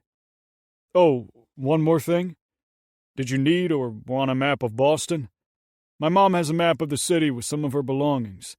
Not sure how up-to-date it is, but if you want to use it, it's yours. Could come in handy, Sienna said. Cool. Let me grab it. I'll be right back. Marco ran off to the back bedroom. Max frowned. His arms were folded across his chest. He and Sienna whispered to one another. Dutch stood at his side. As much as Ryan wanted a canine with him, the best place for the dog was here with Max. A minute later, Marco emerged from the hallway. He handed the map to him. I hope it's useful. Good luck to you. Thanks. Ryan shook Marco's hand, then made for the entrance. He winked at Max along the way and said, Watch after Dutch until I get back. I will, Max replied somberly. The dog tried to follow his handler. Ryan raised his hand at the canine. No, bud. You're staying here. Take care of them. Max took hold of Dutch's collar and kept him with him. Please look out for my brother, Sienna said to Marco. You got my word. He'll be fine here. She turned and hugged her brother. I'll be back before you know it. Try not to worry too much, okay? Yeah, not sure that will happen. I'm already worrying and you haven't left yet. She patted the side of her brother's face. See you soon, Dorcas. You better. Ryan opened the door. He adjusted the rucksack on his shoulders and walked out to the hallway. Once Sienna exited the apartment, the door closed and locked. She walked behind him and tapped his arm. Here, take the other gun. I don't need both, and you have none. Thanks. Ryan put the pistol in the back waistband of his jeans and pulled the tail of his shirt over the weapon. He was anxious and ready to get this finished, so they could get out of the city before it got any worse. 32. Sienna. They walked out of the apartment building's front entrance and down the steps. Sienna paused. She looked left, then right, and unfolded the map Marco had given her. "What's the first address we're checking out?" she asked. He skimmed the torn phonebook page. 3516 Crescent Hill Drive. "Why that one?" "Because I just picked it. Gotta start somewhere. Might as well be with that one, I guess." Studying the squiggly lines and trying to line out their trek through the city, Sienna found she hated being the navigator. It was difficult to see the tiny markings and follow the routes without getting confused. But she had to learn, since they had no other alternatives. "Do you want me to take a look at it?" Ryan extended his hand out to the map. "No, I got it. Just give me a second here." After locating Crescent Hill Drive, she slid her finger along the route she felt best for them to take. "Okay, I think I got it lined out. Not too many different streets we've got to take. Maybe a half dozen." "Sounds like a lot to me." "Given how big Boston is, it's not too bad. It's the quickest way I could find." She offered him the map and showed him the route. "If you want to double-check me, please be my guest." He took the map and looked it over. "Yeah, works for me. Was hoping it would be right around the corner." She guffawed. "You know our luck has been rather shitty this entire trip.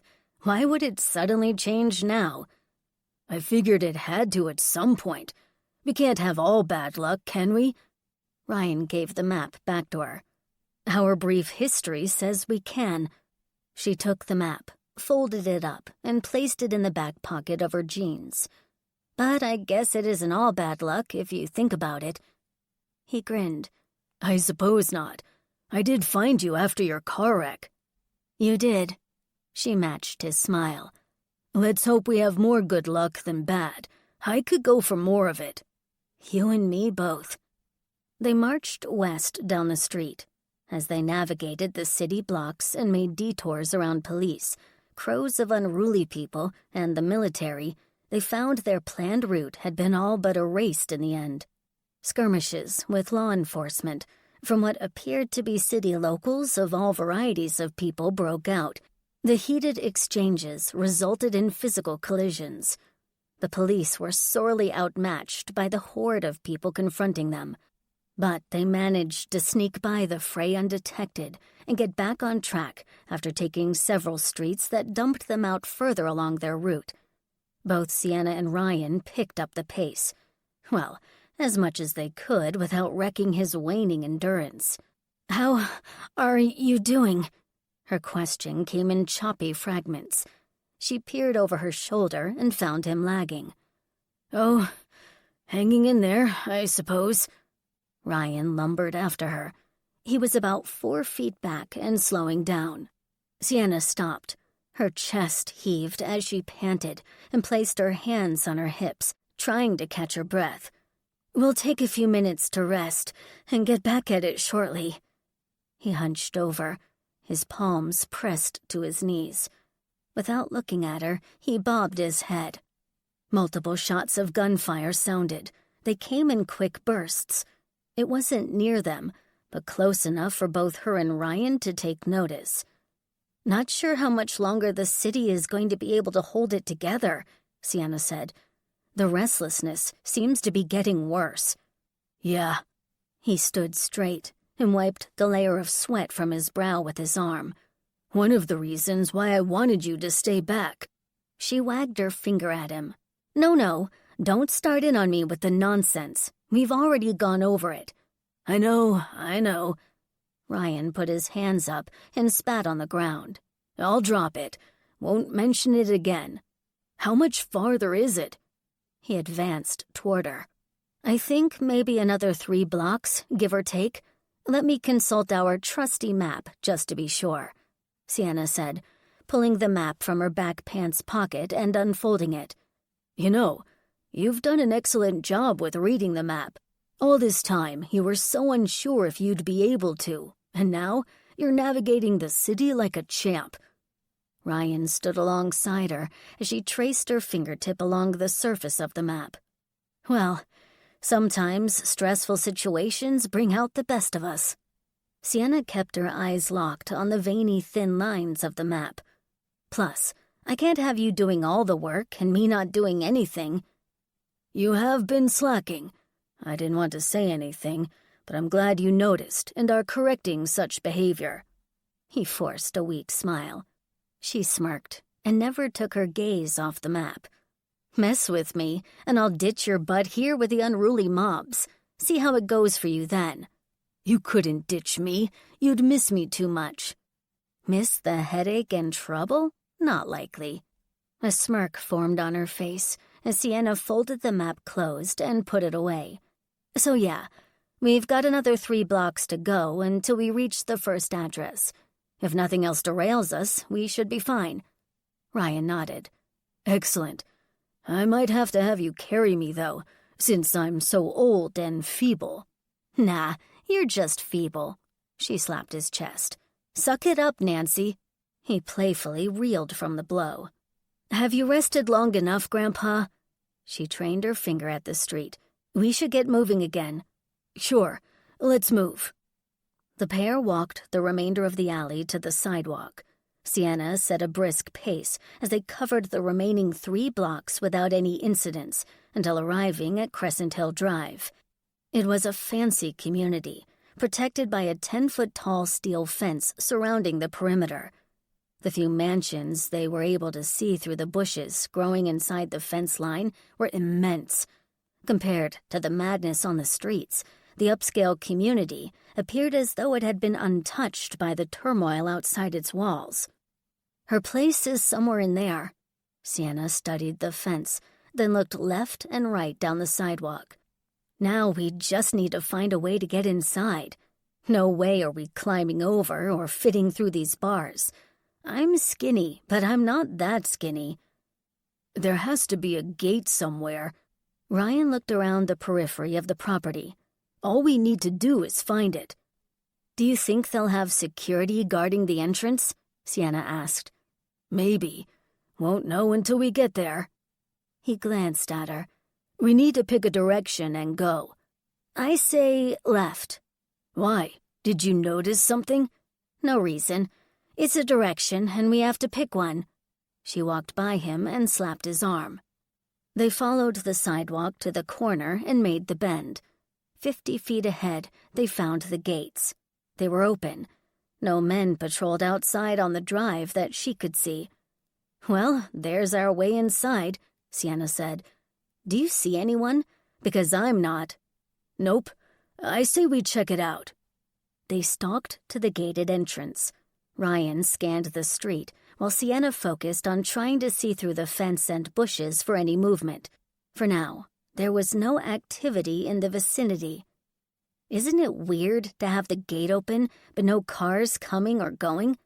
Sienna craned her neck and tried to see past the brick pillar covered in green leafy vines, but couldn't. It is. They could be leaving it open because there's no electricity to power the motor. Just a thought. Maybe. Hard to say. After clearing the brick pillar's edge, they found what appeared to be a small security booth in the middle of the two-lane drive leading into the upscale neighborhood. The door to the tiny structure was open. Its front window had a crack in the center of the glass and spider-webbed outward. This keeps getting better and better. She gulped and reached for the pistol tucked in the folds of her pants. "I'd wait on pulling your gun out," Ryan said, as they stepped around the gate to the slightly elevated drive. "If there's a guard inside, or somewhere nearby, he or she may have an itchy trigger finger. If they see us with guns out, they might think we're a threat. And what if it's some unhinged lunatic? Then we'll address it as the need arises." Makes you wonder what happened here. Sienna scoped out the bushes and the grassy plot of land dotted with trees. Ryan advanced on the open door of the tiny building. Sienna turned and checked the street, then followed him. "Looks like someone shot the window. A single bullet by the looks of it." He peered inside the security booth. "There's a man in here on the floor." "Dead?" "He isn't moving." Ryan stepped into the structure and kneeled with a grunt while she remained outside on the drive. "No pulse either. Took a shot right under his collarbone. Bled out." "Great." She glanced up at the snaking road leading into the thick of expensive houses. "So, whoever killed him could be up here in any one of these houses." "We're assuming there's just one. Could be many more." Ryan ambled out of the building. "You're not helping my nerves." "I'm being honest is all. We don't know." He pulled his gun from the back waistband of his pants. Sienna pulled her gun as well. "What do you think the chances will be of her home being the first one there on the right?" With his gun down at his side and his index finger on the trigger guard, Ryan walked next to her. "Unsure. There's only one way to find out." She huffed. "Yeah, let's head up there and see." 33. Ryan. They arrived at the fourth house on the right off Crescent Hill Drive. It matched the address they had, but they weren't sure if it was the Eva they were after. The property was surrounded by trees which boxed in the estate. It had a beautiful spread of landscaping surrounding the expensive-looking two-story house. At first glance, it appeared untouched. No broken windows on the lower level or other visible signs to hint at there being a problem. None of them could fully see the front door, which was blocked by massive white columns on the porch. "How much money do doctors make?" Sienna asked. "Don't know. Depends on the type of doctor, I guess. Why do you ask?" She pointed at the home. "Was just curious. This could be the right Eva Montgomery. This house looks super expensive." They put their guns away and walked up the elevated circle drive to the entrance of the home. As they climbed the steps, Sienna asked, "So, what exactly do you plan to say to her, if this is the right Eva Montgomery?" "I'm going to be blunt and honest," Ryan replied as they hit the landing. "I've got the letter from her office to show her, which should be enough. If not, I've got a super sad story to add." "You might want to come up with a bit more than a sad story as a backup. Don't get me wrong, you've got a solid reason to be here on her doorstep because of the letter, but—" He pressed his finger to his lips, cutting her off. His gaze was fixed on the bright red door which, upon closer inspection, was ajar. "Do you think someone broke in?" Sienna whispered. Ryan shrugged. "I don't hear any noise from inside." She stood off to the side of the door near the jamb. "Me either." Ryan inched closer to the door and listened. He didn't hear any sounds. "What do you want to do? Should we knock or go in?" He thought on it a second. Without them knowing what the situation was like in the home, it made it hard to decide on a course of action. Given how volatile things were in Boston, leaving your front door ajar wasn't the smartest move, especially in such an upscale neighborhood as Crescent Hill. To Ryan, it indicated a problem. "I'm going in. If you want to hang out here, you should." "And let you go in there alone? No way." We do this together. All right. Let's go in. Stay on me. Keep your head on a swivel. Ryan nudged the heavy door open with his knee. Its hinges creaked the faintest of sounds. As they advanced inside the massive house, a cool blast of air greeted them. Does the home have power? Sienna asked. Feels like it. They've got to have the air conditioner going. How is it running, though? Sienna angled her pistol at the marble tile floor with both hands fixed on the grip. Could be a backup generator, or maybe solar panels on the roof. I don't know. Ryan noticed a red table in the entryway against the wall. There was a wicker basket on top, along with a digital picture frame scrolling through images. He studied the pictures for a second. A family of 3 appeared standing in front of the home they were in. A woman, a man, and a teenage boy. All had smiles. They looked happy and were hugging each other. The woman in each of the passing images had medium-length brown hair. She had fair skin and thin lips. Not tall, but not short either. She looked to be around the same height as Sienna. What is it? Ryan looked at her and tipped his head at the scrolling images. Nothing. I was just looking at the woman in the pictures. Is it Eva? Sienna stood behind him and peered over his shoulder at the tabletop. Perhaps. I don't know what she looks like. Let's hope if it is, they don't have any guns in the house and won't freak out at us. Sienna advanced with Ryan at her side. We'll deal with it when it comes. They pushed further into the home and searched the main floor. Not a single person was found, but they realized someone must be there from the food left out on the kitchen counter. A half-eaten sandwich and a small pile of potato chips sat on a dish. Maybe we should go upstairs, Ryan said. Chances are they're up there. Sure, A single gunshot rang out.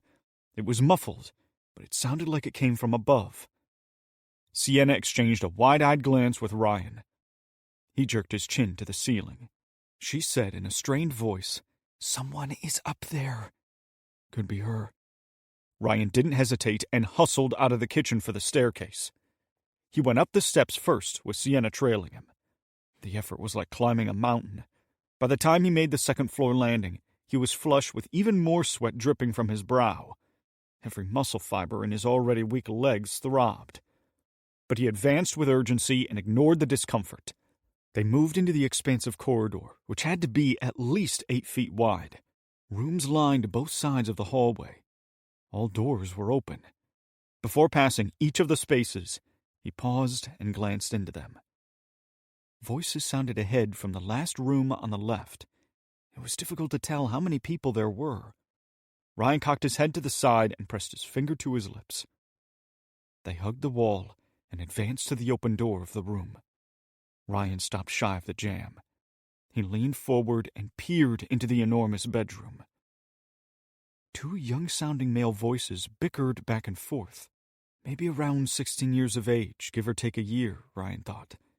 They both wore black ski masks. One was white and the other black. He could see the skin tone of their bare arms.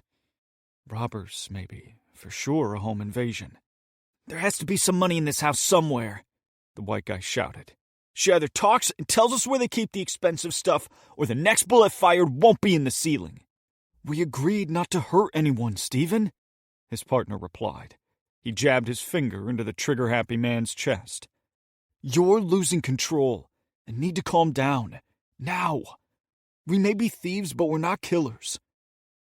Ryan scanned the bedroom for Eva Montgomery. She had to be the one the 2 men were referring to. He couldn't spot her anywhere, though. The immense poster bed blocked his view of where she could have been. Don't lose your nerve, Trayvon. Stephen tapped the barrel of his gun on his partner's shoulder. Let's get the loot and bounce. She'll talk. All we need to do is incentivize her to tell us where it's at. She's already told us they have nothing here. It's all in the bank, and those are shut down because of the blackout and shit going on. Stephen threw his arms in the air. If you think this rich asshole is telling us the truth, then maybe you're not as smart as I thought you were. No way in hell is this broad being straight with us. They're loaded, like every other snob in this community. Now, we just...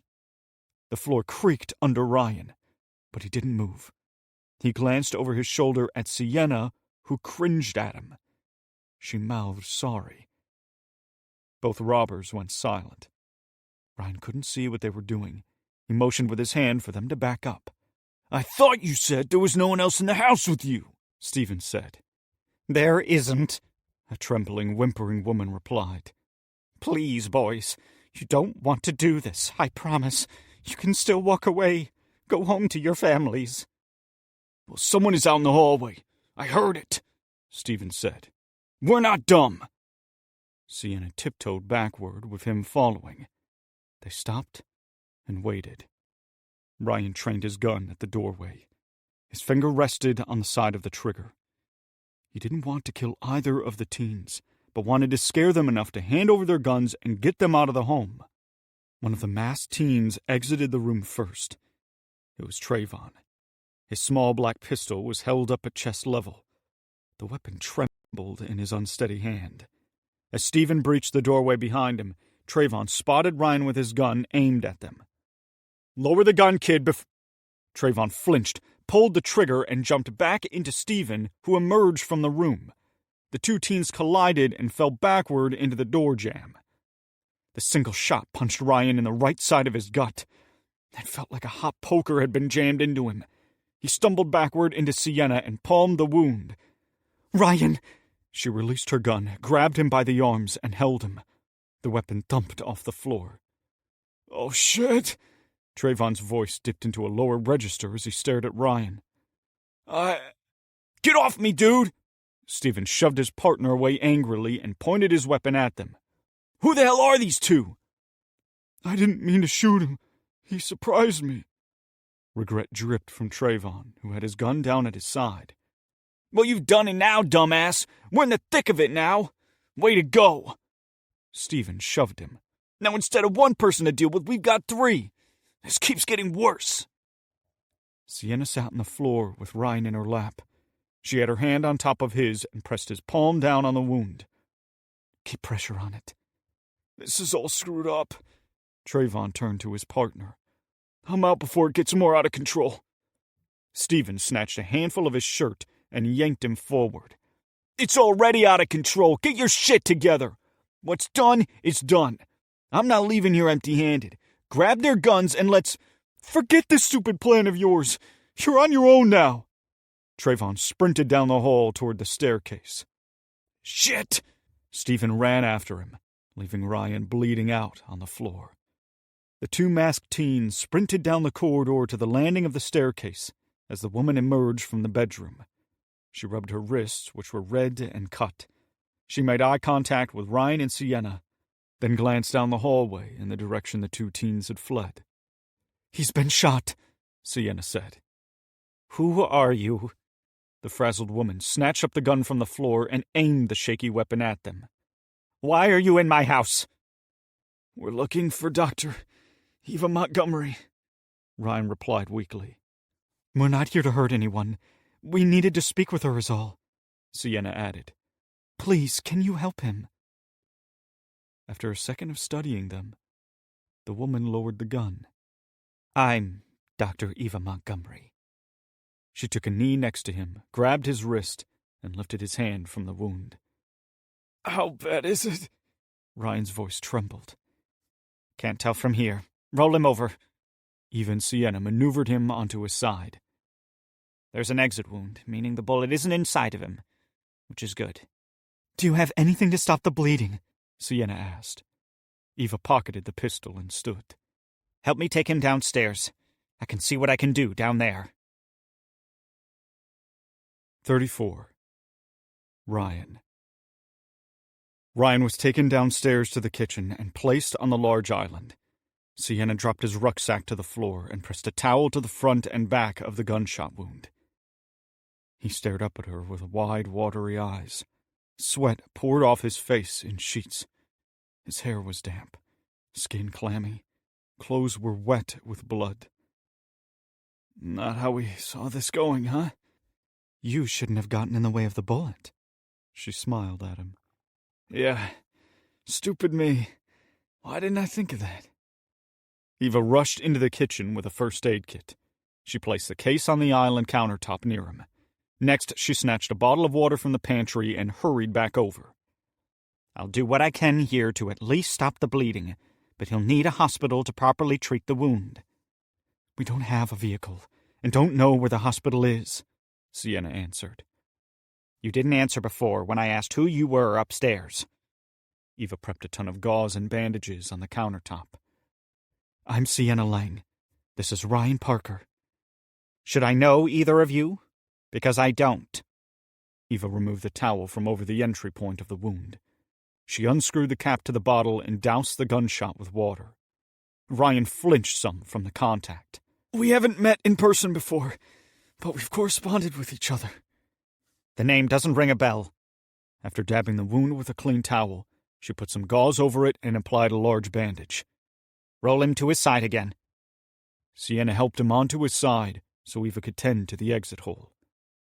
Your office sent him a letter about receiving some medical treatment from you. Back pocket of my jeans. Ryan grunted from her working on his injury. I came from North Carolina to see you. After cleaning the wound and applying gauze and a bandage, they rolled him back over onto his back. Eva had taken the crumpled envelope from his pants pocket and put it down near her medical supplies. I patched it up about as well as I could. Thank you, Sienna replied. Ryan grimaced as he tried to sit up off the counter of the island. His face contorted in agony. They both helped him upright. You should take a moment, Eva urged as she turned and carried the trash from the island to the wastebasket. I'll be fine. The pain was intense.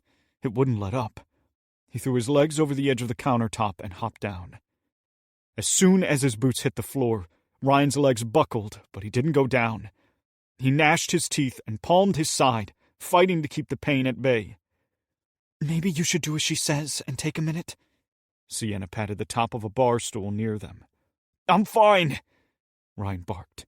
He immediately regretted his tone toward Sienna, who he suddenly realized had become a dear friend. He mouthed sorry at her. She tipped her head at him and didn't frown from his sharp tongue. You know, come to think of it, I do remember your case, Mr. Parker, Eva said, with both hands flat on the countertop. Brain tumor, wasn't it? Relief flooded him. Yes, that's correct. As he said, we've come a long way to find you. Sienna glanced at him. We're in desperate need of your help, more so now with him being shot.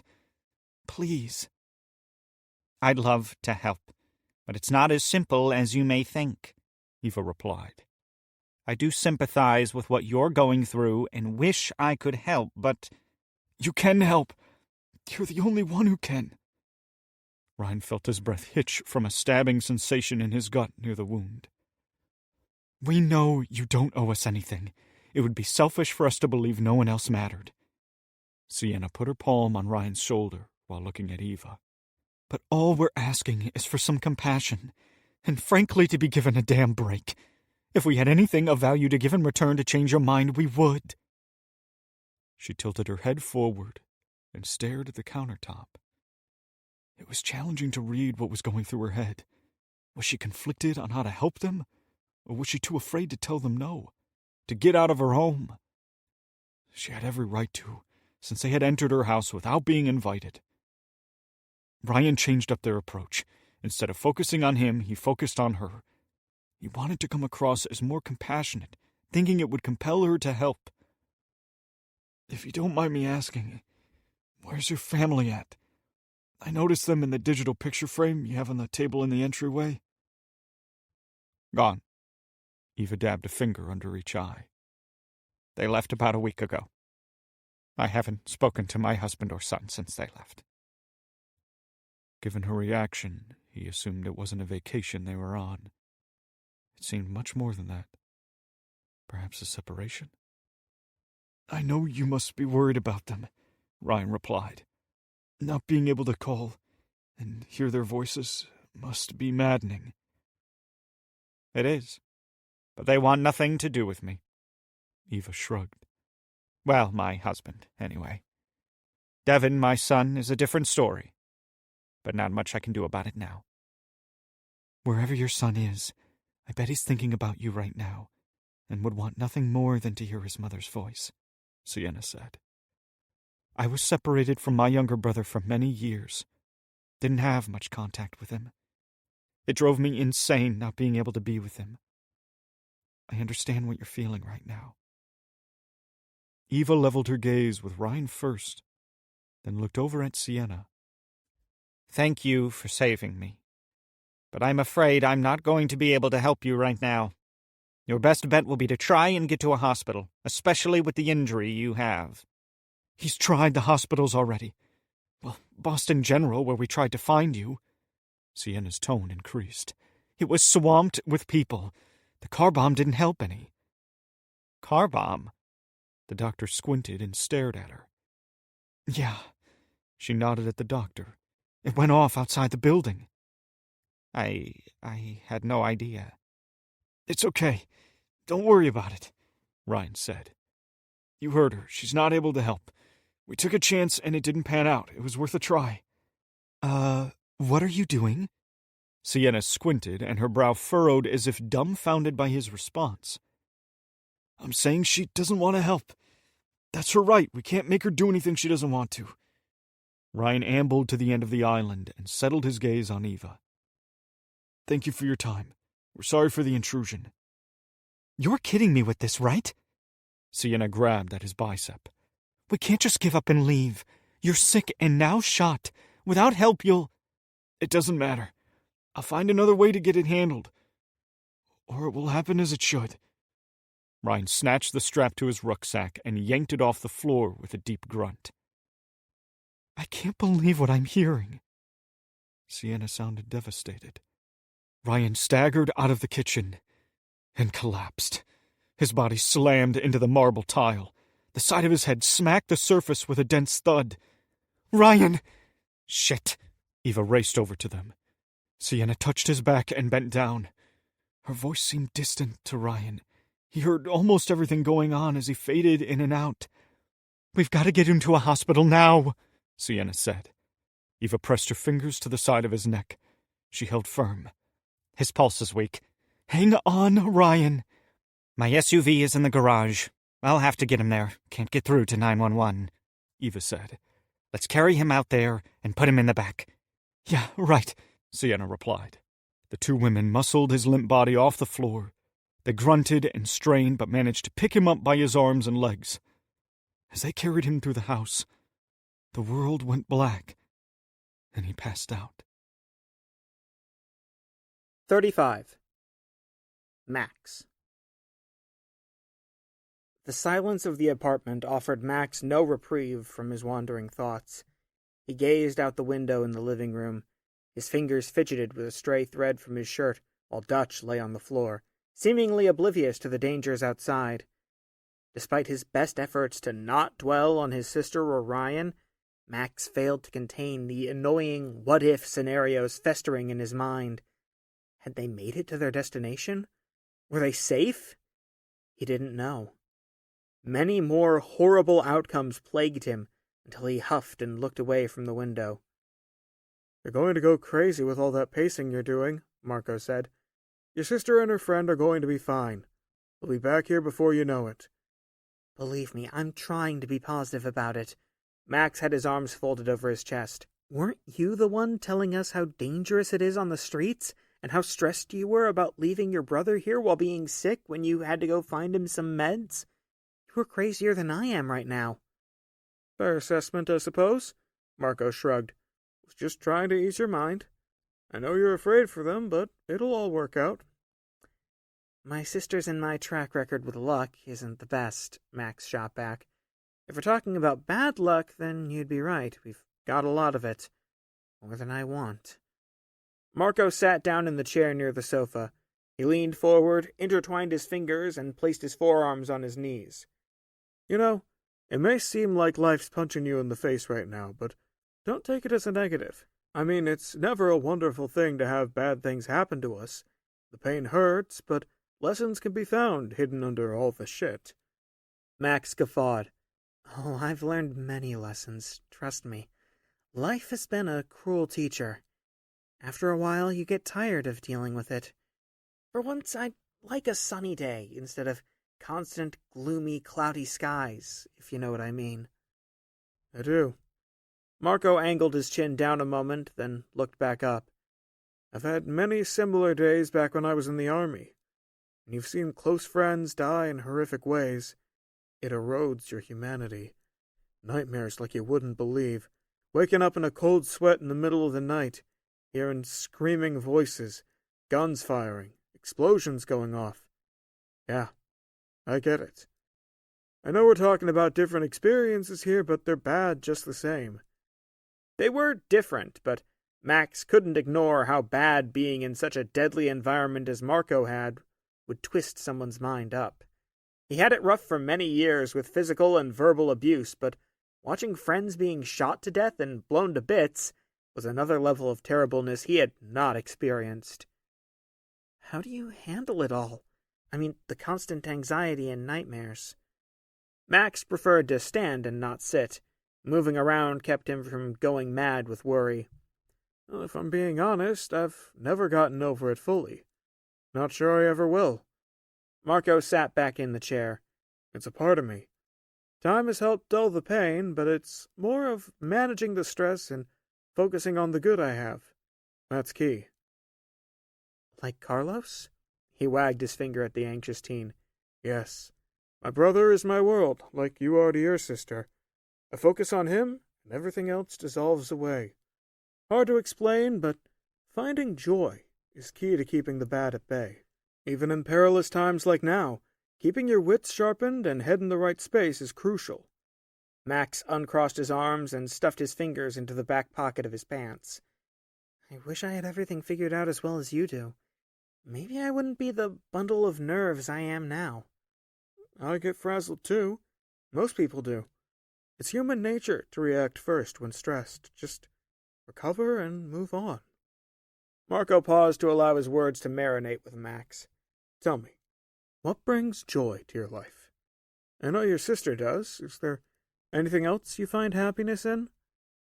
An image of Brittany materialized in Max's mind. Her amazing smile. The way she looked at him with those soft eyes.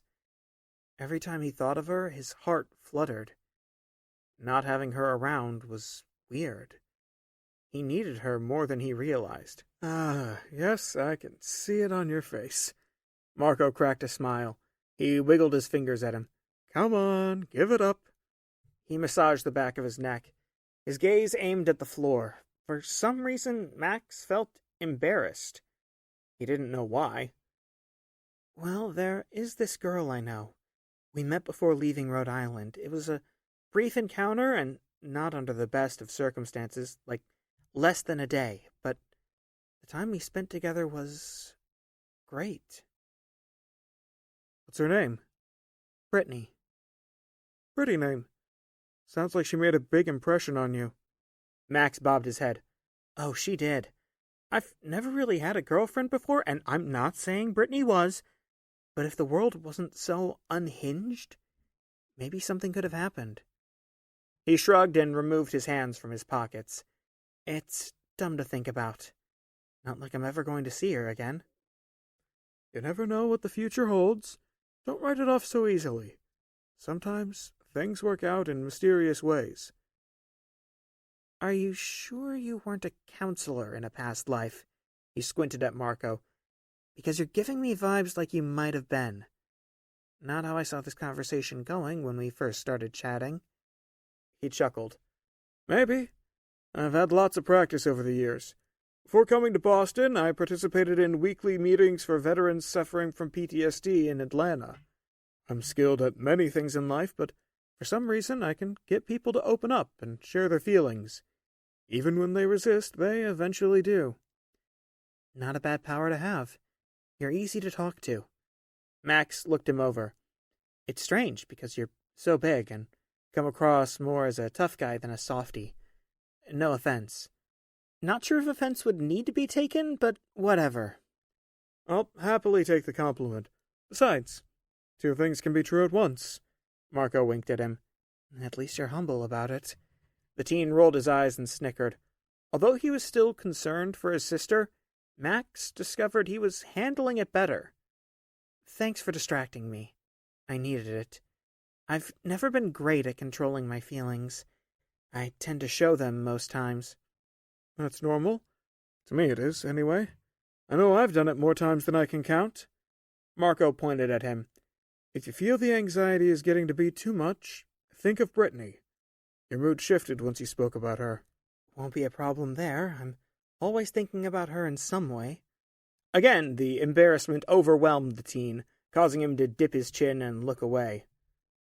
Footfalls sounded from the hallway. Dutch stirred on the floor, then looked up. Max turned and saw Carlos walking out into the living room. His bare feet dragged across the floor. Each step taken looked laborious. His eyelids drooped. He crammed his fist into each socket and rubbed. What are you doing up, dude? You should be resting. Marco stood from the chair and advanced to his little brother. I needed to get off the bed. My back was hurting, and I was sweating. It made the sheets wet and uncomfortable. I was also thirsty. I drank all the water you brought me. He talked, Max thought. It was the first time he had heard the young boy speak. The older brother placed the back of his hand on Carlos's forehead. You don't feel as warm as you did before. I think the meds are keeping the fever down. Maybe your body'll take over and be able to handle it without me having to give you any more. If you want, I can get him a bottle of water from the kitchen, Max said. Please, if you wouldn't mind, Marco replied. Max went to the kitchen, got a bottle of water from the pantry, and brought it back. He gave it to Carlos, who struggled to twist the cap off. Here, let me get it. You're still pretty weak. Marco twisted the cap off and gave the bottle to his brother. You still need to rest. Probably should get you some food, too, when you're up for it. Keeping you hydrated is one of the most important things we need to do. I am sort of hungry. My stomach is rumbling anyway. Carlos sipped on the water and wiped the wetness away from his lips using his hand. How about we do this? He grabbed his little brother's shoulder and leveled his gaze with him. Why don't you go to your grandma's bedroom and sit on her bed? I know you've always enjoyed being in her room more than yours. I'll bring you some soup, and I think we have some crackers. We'll crack open the window. Her room normally has a good breeze. Maybe we can get you some fresh air. Oh, about as fresh as it can be. Carlos's shoulders pitched forward, his head angled downward as if saddened by his brother's request. I know it sucks, and you want to be up and moving around, but we need to get you feeling better. You're getting there, so we don't want to ruin the progress we're making. With a huff, Carlos nodded his compliance and meandered off to the hall. He's not looking too bad now, Max said. Hopefully it sticks. Me too. I hate being the killjoy, but if it gets him well, then that's what must be done. He hiked his shoulders and made for the kitchen. Did you want anything to eat? I know we've got several types of soup in here if you want any. It won't be heated, but it's something. I'll pass on the soup for now. Thanks. Not too hungry, nerves and all. I get it. Just figured I'd offer since I was gonna be in here. Marco dug through the pantry, pulled out a can and box of saltine crackers, and placed them on the counter.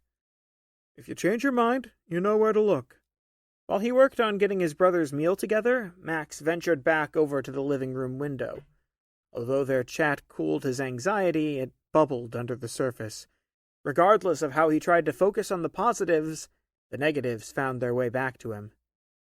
As Marco carried the tray of room-temperature soup and crackers to the back bedroom, Max peered out of the window. His arms crossed and his shoe tapped the floor. He bit at his nails, which proved to be a useful distraction. 5 minutes later, Marco walked back out, but this time he had a gun with him. Come here for a second. What's up with the gun? Max walked over to him. Since your sister doesn't mind you being around firearms, I thought we might go over some gun basics. He showed him the weapon. Gun safety is paramount. It'll keep you safe. If you have to fire it, knowing what to expect and how to handle it will be the difference between hitting your target and missing. So we're going to fire the gun inside the apartment? No. He smiled at the question. The gun is empty. We'll do what's referred to as dry firing. It'll give you a feel for pulling the trigger. Not all guns fire the same. Each one has a certain amount of pressure that's required to fire, but this will help in letting you know what to expect without the shot. It's the best I can do without us being at a gun range. Max stared at the weapon. It was exciting to handle the gun, even though he had confidence he'd be able to figure it out on the fly if need be. But he trusted what Marco said about being safe and knowing what to expect. If you don't want to, it's cool. I just thought... I do want to. Sorry, I blanked out for a second. No problem. Marco pointed at the side of the grip. We'll go over some features real quick. The button here on the side is the magazine release. You press it, and the magazine will eject. Can I do it? I learn better by being hands-on. Of course. He handed the gun over to him. After marveling at the weapon, Max found the button on the side. He pressed it in. The magazine released and fell to the floor before he could catch it. Dang it. Sorry. I should have had my hand ready to catch it. It's okay. Now you know. Max picked up the magazine and studied it. The interior was empty. This is where you load the ammo. Marco poked his fingertip at the opening. There are many types of bullets. This one takes 9mm rounds. You put them in there one by one. It's got a 15-round capacity. I'm guessing to put it back in the gun, you just push it into the grip thingy, correct? Yep. When bullets are placed into the magazine, you always want the head of the round to face the barrel. Got it. Max inserted the magazine into the opening of the grip. Slap the bottom with the heel of your palm to make sure it's in place. Okay. He slapped it once. It clicked. Marco pointed at the top of the gun. Pinch the sides here and pull it back. You'll have to give it a good tug. This is the chamber where the bullets are fired from. I want you to see that there are no rounds loaded already. With his fingers pinching the sides of the gun, Max pulled. It slid back, revealing an empty chamber.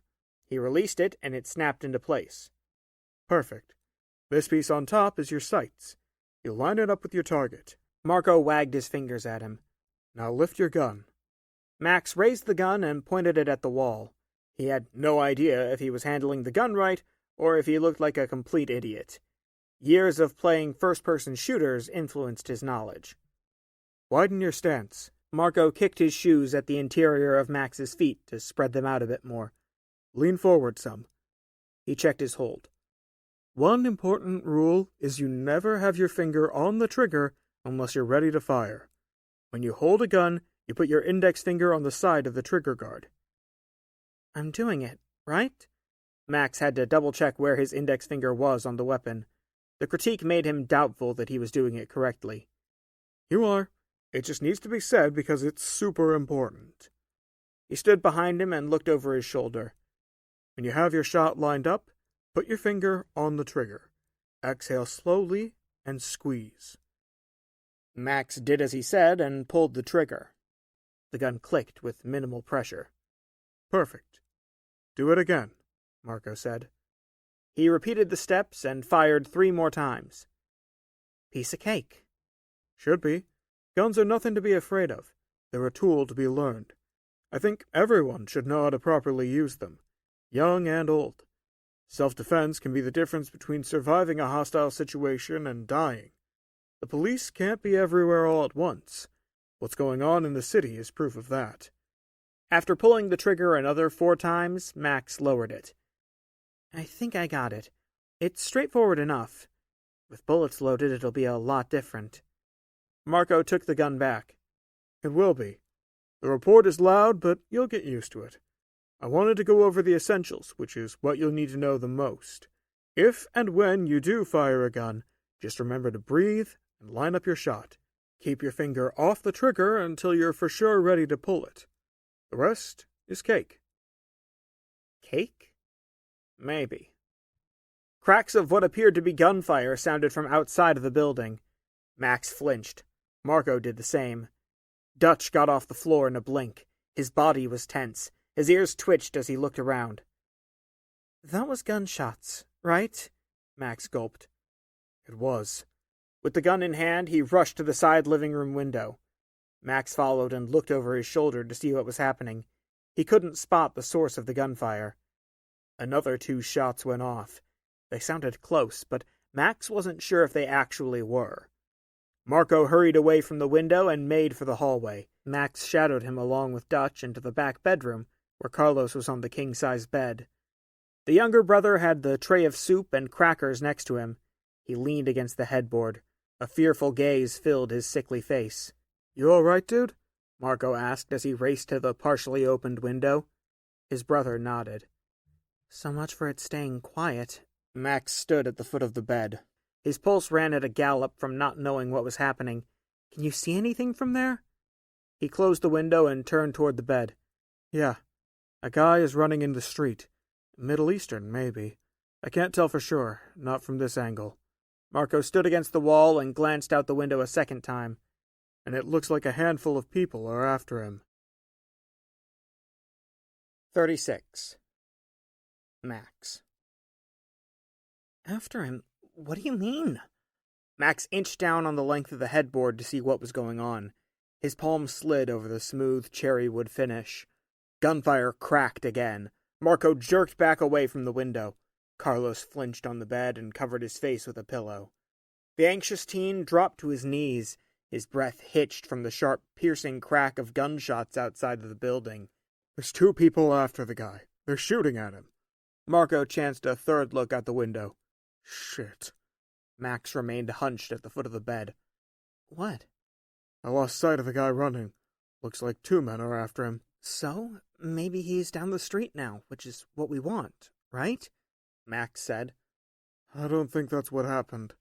Marco moved across the window to the other side of the wall. He leaned forward and peered through the glass. "I think he came into the building." "He did what?" Max's voice hit a higher range. "What makes you think he came in here?" "Because the people chasing after him are coming this way." Max crawled to the side of the window opposite Marco and sucked his back to the wall. He had no idea if they could be seen from the street and decided to play it cautiously. He rolled toward the glass and snuck a peek at the street. The 2 men sprinted down the sidewalk and vanished from sight. Marco ducked and craned his neck, then moved away from the window. "Stay right here, Carlos. You too, Max." Marco dug his hand into the back pocket of his jeans and removed a black magazine with ammo loaded. He slapped it into the grip of the gun and made for the doorway. "Where are you going?" The teen trailed him out of the back bedroom and down the hallway to the living room, and Dutch followed. "To make sure the door is secure in case they come our way." Marco rushed to the entrance of the apartment. He checked the deadbolt and the lock on the doorknob. Both were secured. They waited. Max stood near the jamb of the door with Dutch next to him. Their apartment was on the 2nd floor. If the 2 men chased the other man into the building, maybe they wouldn't get off the lower level. "I don't hear anything," Max whispered. "You?" "Nothing yet." Marco pressed his ear to the door. "Maybe they didn't come into the building and kept going on down the sidewalk. Why are they chasing after him?" The connection escaped Max. "If I had to guess, it's because they think he could be one of the terrorists." Marco stepped back from the door and shrugged. "But I don't know for sure." "What if he is one of the terrorists, and now he's inside the building?" A million thoughts ran through Max's head. The apartment complex being bombed, gunfire going off, an angry mob. "It's possible. I don't know," Marco answered. "What matters right now is we stay quiet and calm." Muffled pops of gunfire echoed from the hallway, 3 in quick succession. "Damn it." Marco ran his palm over his head and huffed through his flared nostrils. "Are they coming this way?" "Unsure." 30 seconds later, footfalls echoed from the corridor outside of the apartment. They were loud and sounded to be moving fast. Marco peered through the peephole. Dutch growled, but didn't bark. "Well?" Max kept his voice just above a whisper. "Can you make anything out?" The hastened footsteps rushed past Marco's apartment. "I couldn't get a solid look at whoever it was because it's too dim. All I was able to see was a shadowy blur." "Let's—" A blood-curdling scream broke out from the hall. The voice sounded female, or so Max thought. A door slammed shut next. Then it was quiet once more. "Where did the scream come from? It was close to us, wasn't it? Sounds like it was." Marco backed from the door. His eyes darted from side to side. "Yeah, maybe one of my neighbors. Mrs. Chen is in the apartment next to me. You don't think whoever was in the hall did something to her? Max paused, gulped, and continued. Like the man running for his life hurt her? I don't know. His lips pursed. He sighed and balled his fingers of his free hand into a fist. A thunderous clamor arose from the corridor. Heavy footsteps boomed loudly. Dense thuds were followed by raised voices, which were muffled by the walls. Aren't those two guys going door to door looking for him? He shushed the teen and pressed his index finger to his lips. Marco listened at the door, but the voices were too muffled to understand what they were saying. With matters spiraling out of control, Max found himself on the verge of a panic attack. The thumping of his heart increased. Despite his best efforts to remain calm and not freak out, he was losing the ability to master his frayed emotions. A minute later, the floor creaked from outside their apartment. 2 hard knocks hammered the door. It rattled inside the jam. Dutch growled louder from his chest. Max gasped. He palmed his mouth and grabbed the canine's snout with his other hand to keep him silent, panicking that whoever stood on the other side of the door would hear them. Marco raised the gun to chest level and aimed the barrel at the door. His fingers slipped inside the trigger, but he didn't squeeze. Not yet. You in there, boy? A raspy-voiced man with a southern drawl shouted from the hall. The doorknob jiggled. The door jerked about. Fists struck the door again, creating an even louder din of commotion. Come on now. We know you're in one of these apartments, and we're not leaving until we've got you. They're not going to get inside, Max thought, as each strike made him cringe. Sweat poured from Marco's brow. He didn't blink or appear flustered, just pure focus and readiness to act if it was required. The banging on the door ceased. Another high-pitched, muffled scream sounded from the apartment next to theirs. Mrs. Chen. Footfalls scampered down the corridor. 2 gunshots popped off moments later. The crack of what sounded like a door being kicked in reverberated down the passageway. Things had gone from terrible to deadly in a blink. 37. Marco. Marco paced back and forth in front of the door. Indecision wrecked him. Mrs. Chen had been a good friend to their family. He had to do something to help her. But what about his little brother? And Max? Dutch, calm down. Stop growling. Max kept a firm hold on the anxious dog's muzzle. We need you to be quiet.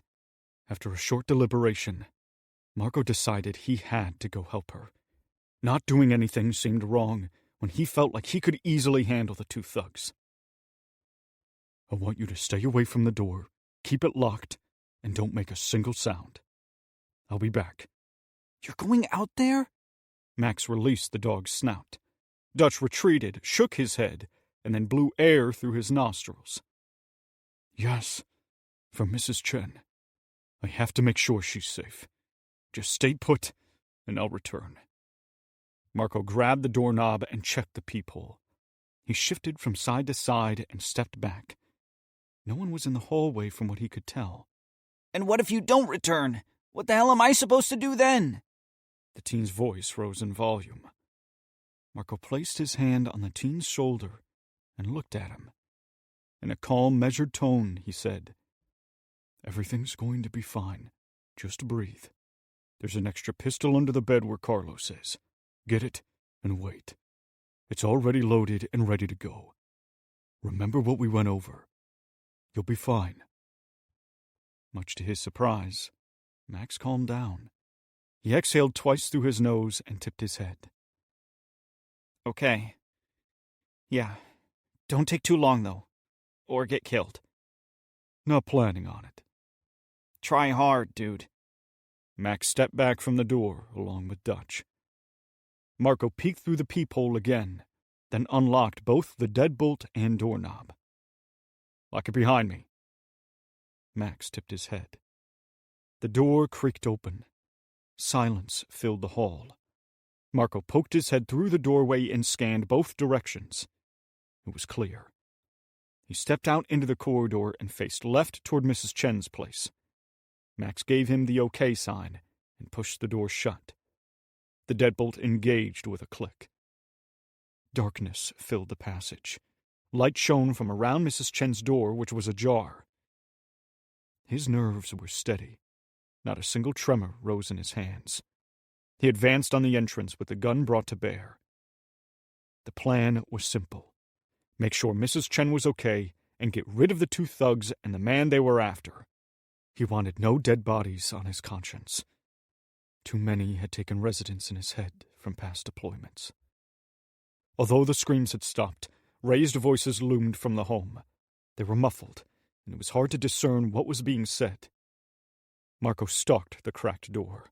Light sliced through the two bullet holes near the doorknob. The wood around the jamb was splintered from the door having been kicked in. After listening for movement and voices, Marco decided to breach. He slowly pushed the door open and craned his neck.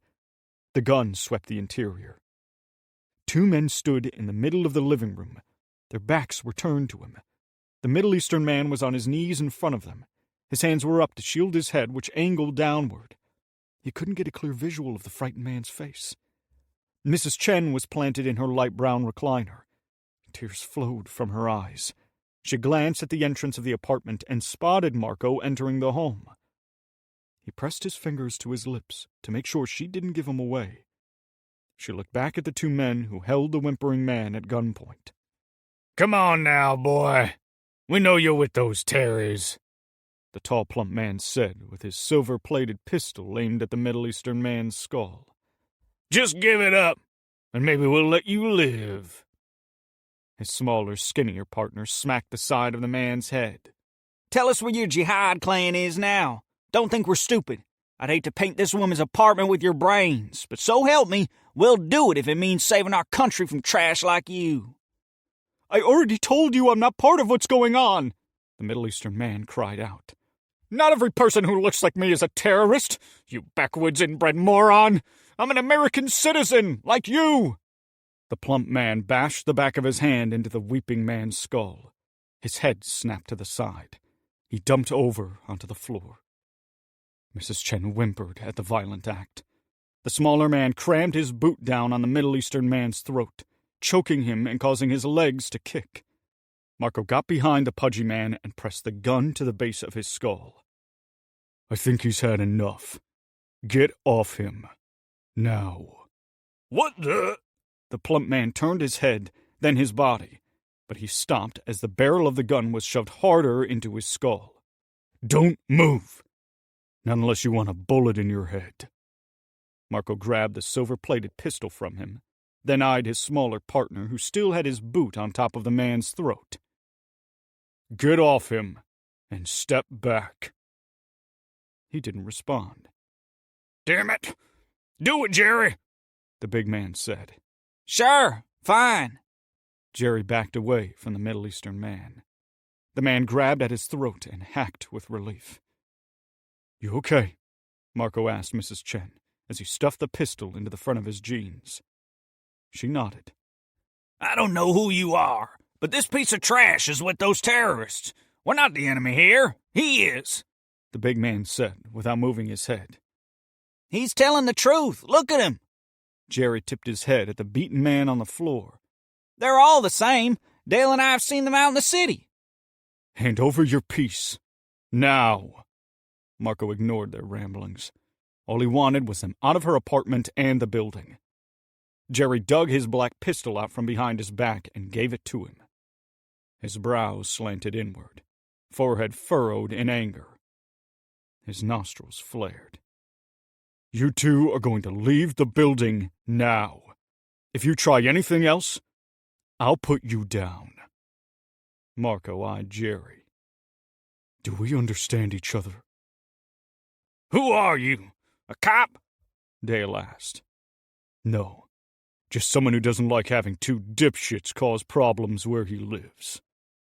Marco grabbed Dale's arm, turned him around to face the entrance of the apartment, and shoved him forward. "There's the door. Leave now before I change my mind and put a bullet in each of you." Dale stumbled and turned around. Jerry scuttled to him. Both men stared Marco down, then looked at the Middle Eastern man. "You made a big mistake, friend," the pudgy man said as he jabbed his finger at him. Marco kept the gun locked on the duo as they walked backward out of the entrance and went right down the hallway. He angled the pistol downward and rushed to the doorway, then peered down the corridor. Their shadowy shapes melted into the darkness, and their footfalls ebbed as they trampled down toward the staircase. For now, they were gone. He hoped they stayed away. Mrs. Chen tended to the man. She helped him to his feet. "I'm sorry for barging into your apartment and putting your life at risk." The Middle Eastern man's voice broke as he brought his emotions under control. "I was scared and didn't know what to do. When you opened your door, I acted on impulse. I just wanted to get away from them." "You two all right?" Marco had his pistol down at his side and his finger off the trigger. "Yeah." He winced as he touched the side of his head. "Thanks to you. I'm in your debt, sir. My name is Khalid." "I'm fine as well, just a bit shaken is all." Mrs. Chen stepped away from the man. "When you leave the apartment, go left and down to the first floor. From there, you can go out through the back of the building. It'll dump you into an alley. You should be able to avoid those two goons," Marco said. Khalid extended his hand to him. "Thank you for your help and kindness. Not everyone is so open to people like me now." Marco shook his hand. "You're welcome. It would be dumb to assume every person from the sand is a terrorist." While clutching his side, Khalid ambled to the doorway. He looked right, then ducked out of the apartment, heading left. "Are you sure you're okay?" He didn't notice any injuries on her face or body. "I'm fine, dear, really. It all took me by surprise." She dabbed the wetness from under each eye and patted his cheek. "Thank you for coming to my aid. You're such a good man. Your parents would be proud of you." "I hope they would be." Marco smiled back. 38. Max. Max hated waiting around and not knowing what was going on outside. Marco could take care of himself, but what if he had gotten caught by surprise? The raised voices coming from Mrs. Chen's apartment and the clomping footsteps in the corridor made him think there was trouble. His ear pressed harder to the wall shared with her apartment. He struggled to hear anything else. It made him mad with anxiety. "I don't like this. Screw this. I'm going over there." He backed away from the wall and skirted around Dutch, who followed the teen like a shadow. The canine's collar jingled as they made for the entrance to the apartment. "No, dude. You're staying here this time," Max said with his palm held out at the dog. "You'll probably bark, and I can't have the additional noise. Plus, you'll need to protect the apartment and Carlos. I'll be back before you know it." Dutch refused to stand down and kept near him. He cocked his head to the side and stared up at Max. "Bro, just stay right here and try not to make any noise, okay?" He patted the dog on the head, faced the door, and grabbed the deadbolt. It retracted with a soft click. Max glanced at the bedroom again for Carlos. It was clear. He unlocked the doorknob, twisted it, and pulled the door open far enough for him to peer into the corridor. Darkness was thick throughout. His eyes struggled at first to adjust to the blackness. No footsteps tingled his ears, which relieved him that no one was out in the hallway. He crept out into the blackness and shut the door behind him. Light from inside the apartment was cut off. Not being able to see ramped up his nerves. He wanted to panic, but fought off the powerful emotion. A beam of light shone down the corridor, from the neighbor lady's apartment where Marco had gone. There was no sight or sound from him or anyone else. That made him wonder who had stomped down the hallway moments earlier. Max tightened his hold on the gun's grip. He stalked down the hall toward the doorway. A lump formed in his throat. His heartbeat sped up with each step closer to the light. What would he find inside the apartment? The unknown presented the teen with a variety of possibilities. All he imagined finding was the dead body of the woman, and that of her killer, or even Marco. Since he hadn't returned yet, Max worried something bad had happened to him. Strange noises echoed through the dark corridor. They sounded like footsteps padding on the floor and thuds against the walls, but he couldn't tell where they were coming from. He He swallowed the lump in his throat and craned his neck as he closed in on the woman's apartment. Max sucked his body against the wall and slinked the remaining few feet to the door jamb. The pistol trembled in his unsure grip. It angled down to the floor. After taking a deep breath, he prepared to enter the home. 39. Marco. Footsteps crept around the entrance of the apartment. Mrs. Chen glanced right. Marco turned and aimed the pistol at the doorway. He slowly made his way to the door, only to find Max standing in the hall with a gun clutched in both hands. Jesus Christ. He huffed and lowered the weapon away from the teen. What are you doing here?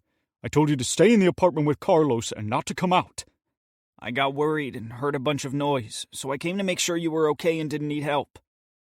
Max peered into the apartment and walked through the doorway. Your brother is fine. Dutch is in there with him. Well, it's been taken care of now. Marco faced Mrs. Chen and rolled his eyes.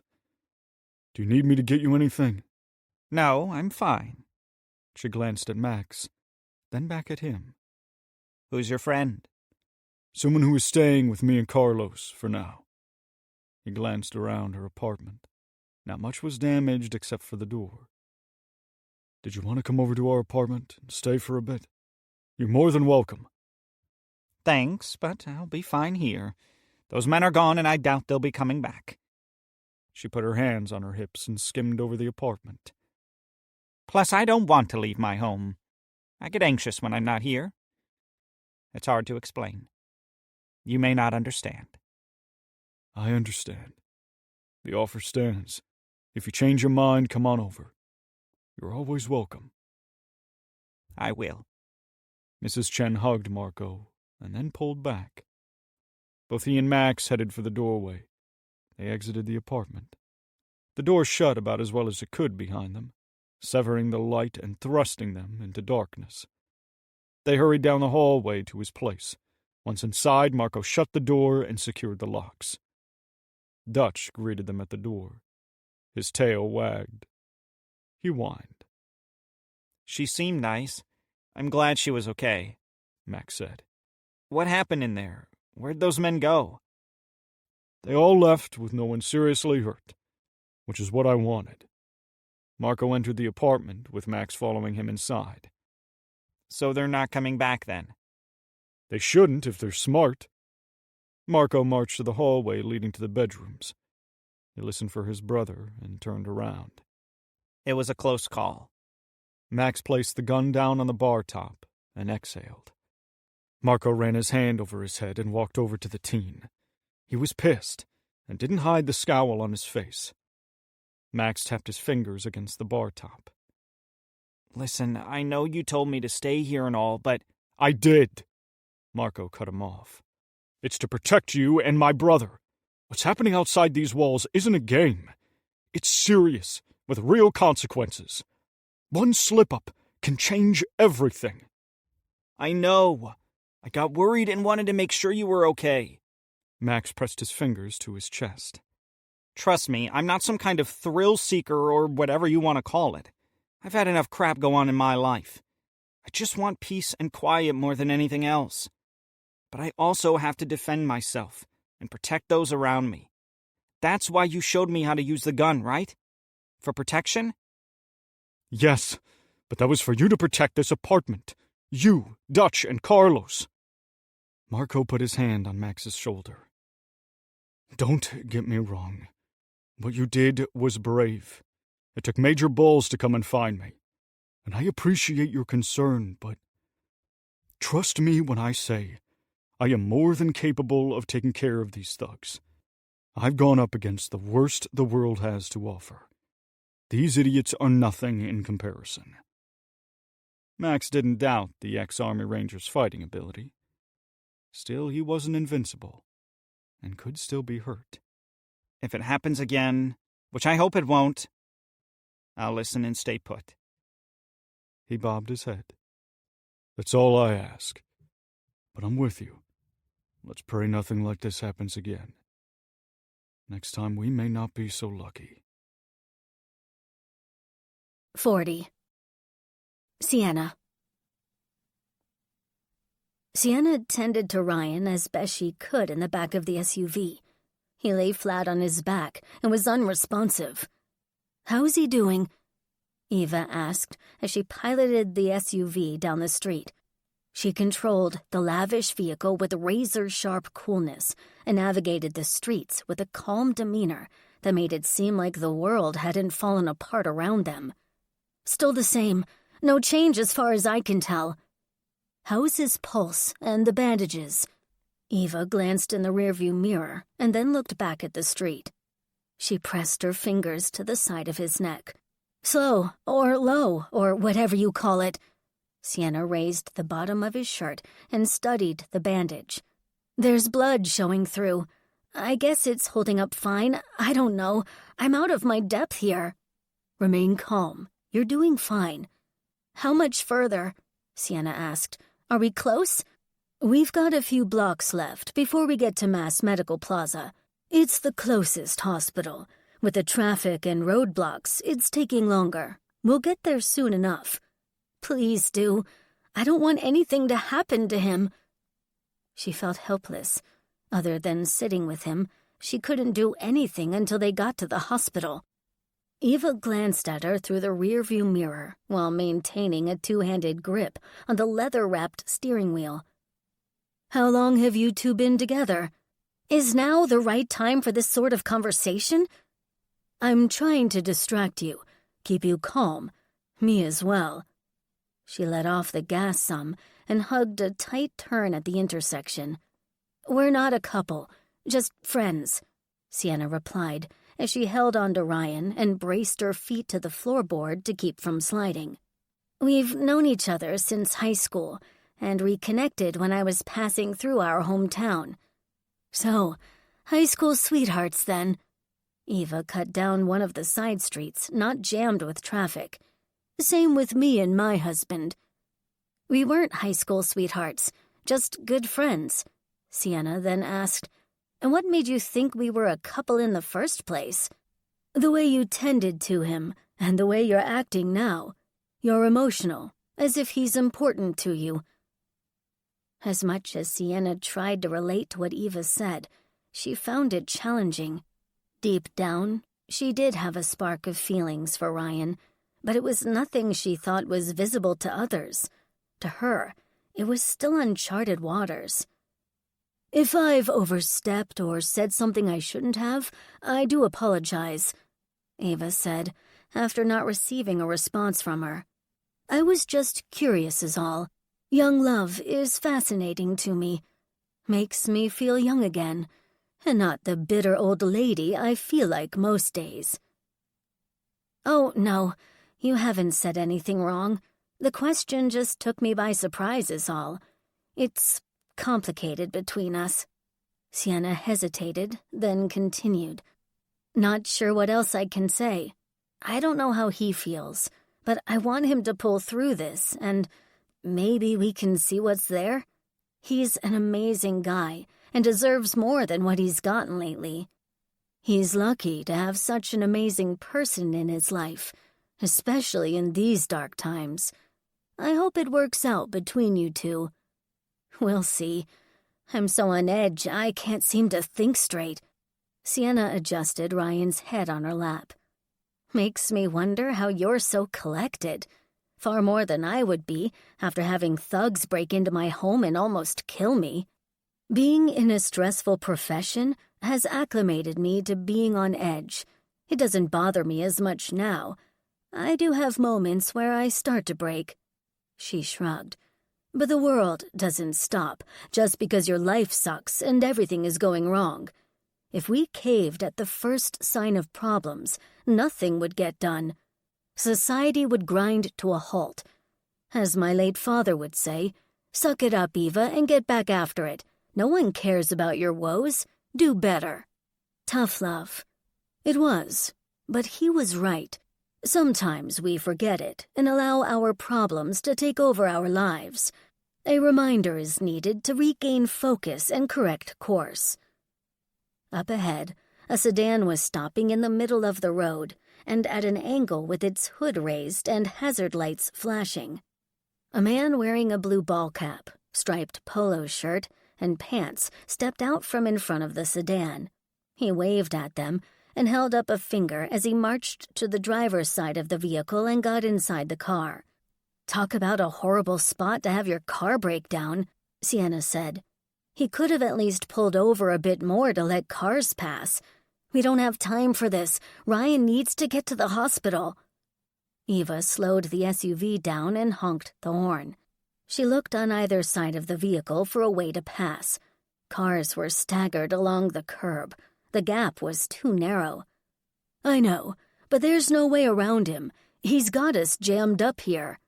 Sienna peered out of the windshield, then at the back driver's side window. She scanned the sidewalk to see if the SUV would be able to take an alternate path and go around. "Damn it! I was thinking we might take the sidewalk, but there's no way we'll fit. We can't get around him." "Looks like he might be getting his car working." Eva pointed at the vehicle. The hazard lights switched off. A white panel van emerged from the alley ahead of the sedan on the right side of the street. It had Titan Custodial Ink printed on the outside in bold red lettering. The driver's window was lowered. A dark-skinned man piloted the dented vehicle down the drive. He turned onto the street and headed away from the sedan. Something felt strange about the van to Sienna. Why would it have been parked in an alley? She had no reason to feel the doubt she did, other than the driver looked like he could have been Middle Eastern.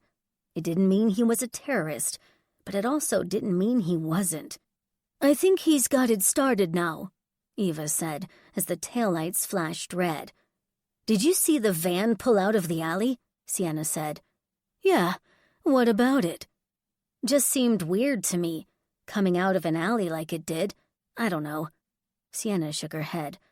"I think I'm becoming too paranoid. Forget I said anything about it." "I didn't see anything wrong, but I also wasn't paying as close attention," Eva replied. "It's probably nothing. Let's focus on getting past this yahoo who needs to get his ass out of our way. If I need to get out and push his junk heap into an open spot at the curb, I will." Eva laid on the horn again. She lowered the driver's side window, stuck her head out, and yelled at the driver of the car blocking the road. The man in the blue ball cap shut the hood to the sedan. He waved at them, then pressed his palms together as if to pray and bowed. After ducking into the car, he pulled off and drove down the street. "Thank God he got the hell out of the way." Sienna looked at Eva, who hit the gas and drove onward. "Had me wondering for a moment if we were being set up or something. We've seen some nonsense since being in the city." "I think we all have." Eva gunned it down the road. They went another 2 blocks to the street the hospital was located on. The road leading to the front of the building had vehicles staggered down the street, but it wasn't impossible to navigate around. "Can we fit? Looks like we can," Sienna asked. "Don't worry, we'll get through," Eva said as she piloted the bulky SUV into the mess of vehicles. "Just a few more minutes and we'll be there." Eva navigated around any vehicles in the street and made a beeline for the driveway leading into the facility. The SUV pulled into the parking lot at top speed and drove to the ER entrance of the massive hospital. Mass Medical Plaza didn't have nearly as much security outside as Boston General. There were police stationed around the building and on the road, but no military. The SUV skidded to a stop at the double doors. She laid on the horn 3 times and put the vehicle into park. "We're at the hospital, Ryan. Hold on for me." Sienna bent over and kissed his forehead. Eva opened the rear passenger side door. "Get out so we can get him inside." 2 male nurses wearing light blue scrubs ran out of the building. A woman dressed in dark blue scrubs trailed them. Sienna stepped out of their way as they rushed to the SUV. "He's been shot. Bullet exited out the back. Weak pulse, unresponsive, could be internal bleeding," Eva said to the medical staff. "Grab a gurney and bring it here," one of the male nurses said as he inspected Ryan. Both additional nurses ran back inside and returned with a gurney. They wheeled it to the SUV and placed it perpendicular to the open passenger door. The two men carefully got Ryan out of the back seat and placed him on the gurney. The three nurses rushed him to the ER. Eva and Sienna followed them inside. Some of the overhead lights were off while others were on. It smelled sterile and clean. Cool air blasted against her skin. It was a nice reprieve from the tepid climate. Eva got in front of her and stopped as the nurses pushed the gurney through a set of double doors. "You can't go any further." "Where are they taking him?" Sienna asked as she watched the weighted doors swing back and forth. "Back to look at his gunshot wound," Eva replied. "Wait out here. I'll be back when I can to give you an update. Please, don't let anything happen to him." She leveled her gaze with hers. "We'll do our best." Eva backed away and vanished through the swinging doors, leaving Sienna standing there, not knowing if he'd pull through or die. 41. Sienna. Hours ticked by in the waiting room with no word on how Ryan was doing. It was a test of patience for Sienna.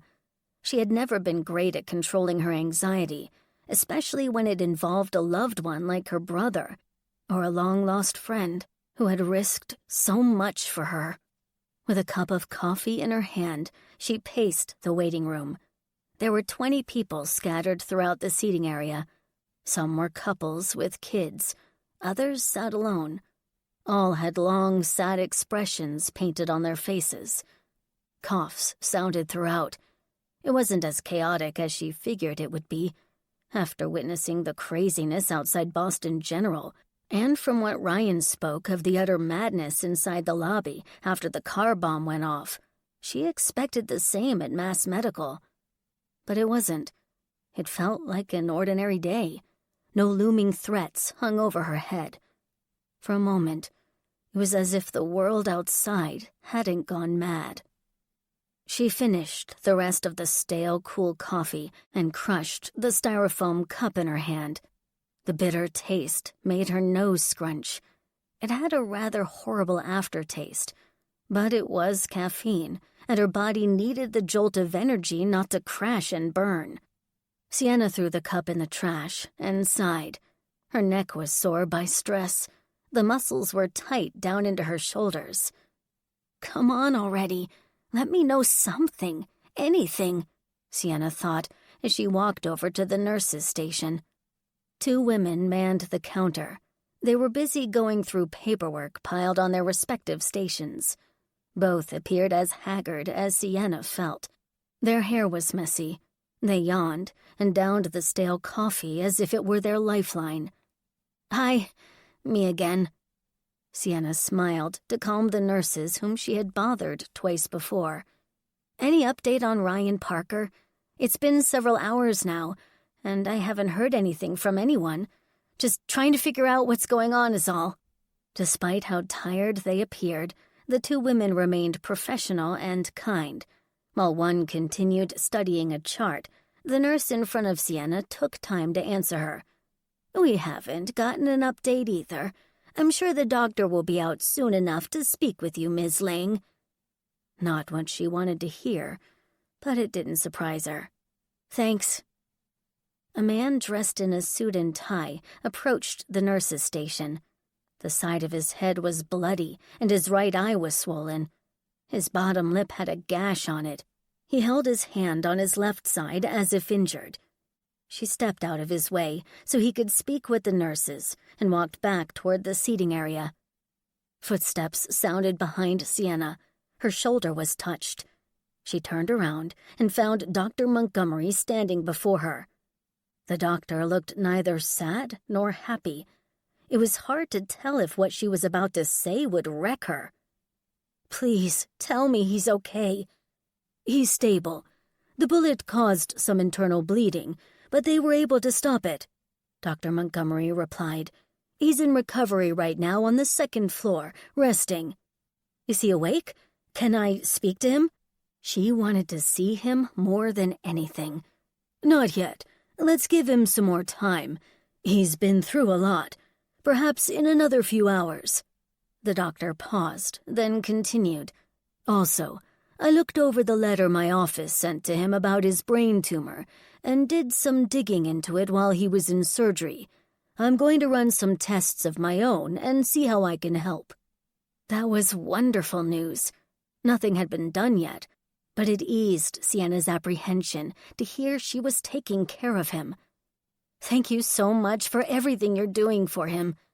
She grabbed the doctor's hand and shook it. If not for you, he probably would have died. No need to thank me.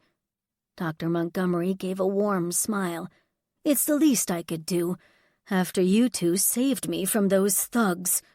Now, we can focus on the reason he came looking for me. Whatever you can do, I'll do my best to help him. Fortunately, I have an office here in Mass Medical too. Ava placed her hands on her hips. Once he's awake and feels up to it, I'll do a neurological exam and get him in for an MRI. I prefer to do my own tests. Sometimes other offices make mistakes. Whatever it takes. Sienna peered around the waiting room. Guess I should get comfortable, seeing as I could be here for a while. It could take a while. Where are you two staying in the city? With a friend. He's not close to here. I'd have to walk it, since we don't have a vehicle. Sienna folded her arms across her chest. If I can stay a bit longer, I'd like to, just in case he wants to see me. Would be nice for him to have someone here he knows. I wouldn't want to be left alone. Eva nodded. I understand. The waiting room isn't the best place to spend hours on end. Hard to get comfortable. Sienna hiked her shoulders. If I have to sleep here overnight, I will, whatever it takes. This will go into tomorrow for sure. It's late right now, and testing can take some time. I'd planned for a few long days at minimum. Eva tapped her finger to her chin. You know, I don't know what's open around here right now where you could stay. The hospital has power because of the on-site generators. Plus, it's staffed with a half-dozen or so Boston police officers patrolling the perimeter as well as security staff inside. I don't think any place else will be as safe as here. Don't worry about me. I'll figure something out. Sienna had no idea of what she'd do next or how to contact her brother at Marco's, but she'd have plenty of time to work on it. I should probably get back to it. Need to make sure I've got everything in line for him. Don't want to miss anything. Eva pointed at the nurses' station. You can check with them for any updates. I might not be able to make it back down for a while. I'm getting pulled in different directions. Oh, they're going to love having me bother them throughout the night, Sienna quipped. So far, they've been patient with me. I might have used up all my good graces with them. The staff here is awesome. They're used to it. We'll see about it. She gave Sienna one final smile. We'll talk soon. You know where to find me. The two women parted ways. Dr. Montgomery walked toward the double doors, while Sienna made for the seating area. She sat down in one of the empty sections and leaned back on the chair. As much as she worried about Ryan, she also wondered how her brother was doing. Being away from him now made her feel guilty for going with Ryan. She was torn. The one saving grace was Marco seemed to be a great guy. How he tended to his brother and took them into his home spoke volumes. Regardless of what happened tomorrow, she'd have to make her way back to Max. For now, she settled in for a long night and hoped everything would work out in the end. 42. Ryan. Ryan woke the following morning feeling sore and stiff. He stirred on the firm mattress of the hospital bed. It wasn't comfortable, but he was alive and grateful to not be dead. His side where he had gotten shot throbbed. Every time he adjusted positions or tried to sit up, his midsection hurt. He gritted his teeth and grunted as he pushed to sit upright. After getting situated, Ryan blinked and yawned. The hospital room was small and basic. A small TV was mounted to the far wall. One guest chair was positioned in the corner of the room near his bed. It was empty. A nurse walked through the doorway. Cindy, a middle-aged wife of 3 who enjoyed talking to distract patients from their pain. How are you feeling? She smiled at him while checking his vitals. About as well as one can feel after being shot. Ryan's voice was gravelly. He cleared his throat several times. I'll get you some water. Thank you. Do you know when Dr. Montgomery will be by to see me with the test results? I'm not sure, but I can check and see. Cindy scribbled on the chart. Do you need anything other than the water?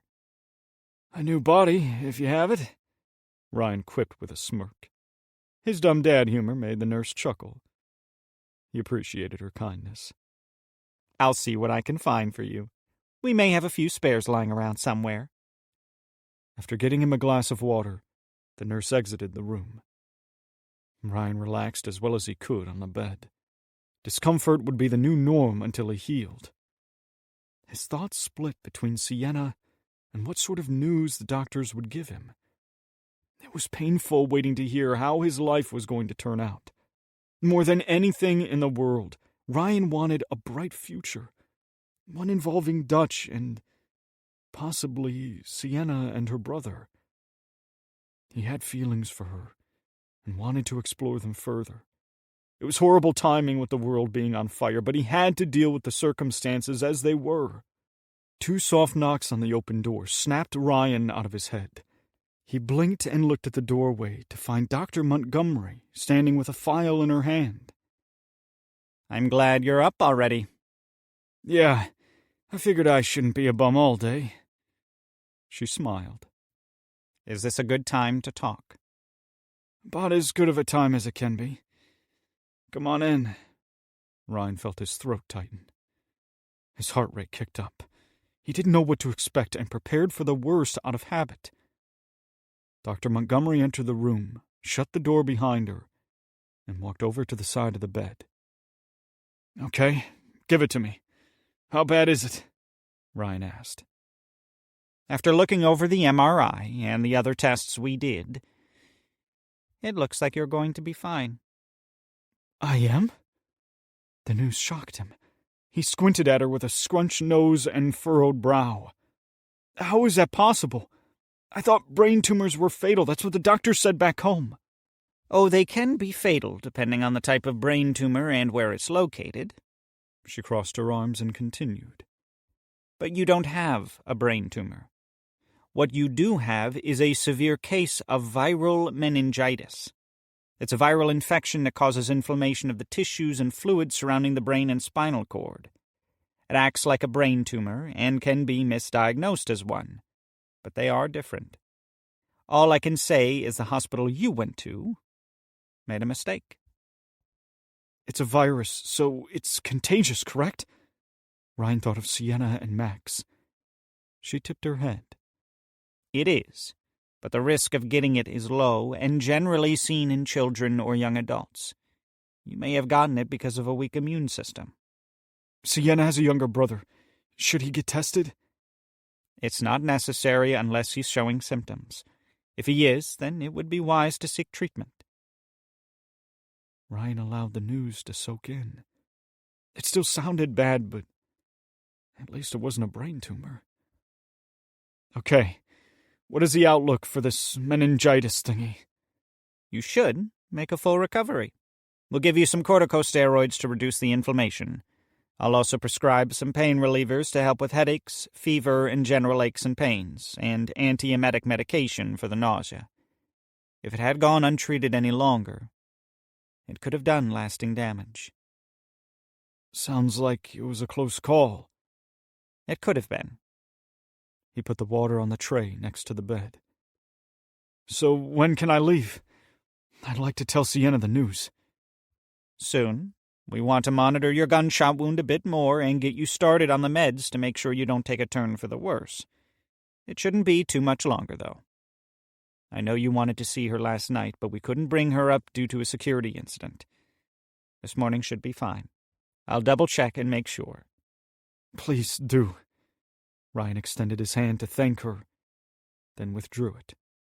Sorry, I'd rather be cautious than careless. I would recommend that until your symptoms go away.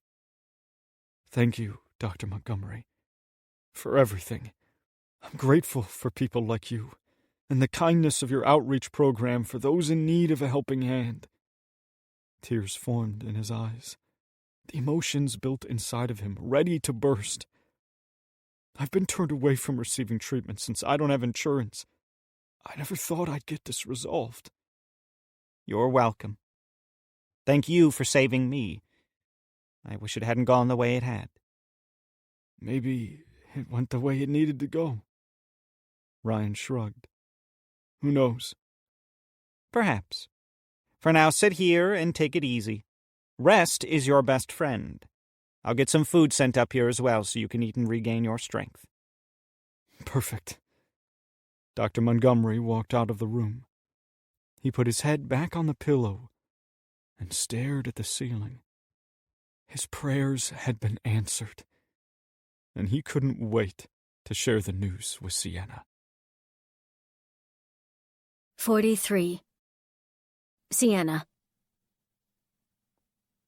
Sienna spent a small portion of the early morning hours outside the hospital. Her nerves were wrecked, and her body was exhausted from a long sleepless night. She hadn't been able to see Ryan at all. That made her anxious that he had taken a turn for the worse. Moving around helped to keep her from going insane. It beat being stagnant. All she could think of was him fighting for his life alone, with no one around who cared about him to offer peace, to reassure him he would pull through, and that he was needed in this world. One of the male hospital staff workers was outside smoking a cigarette in a designated zone for smokers. He looked like a custodian from the blue jumpsuit he wore. He was older, maybe in his mid to late 50s, heavy-set but not fat, with a fair amount of muscle. They made eye contact.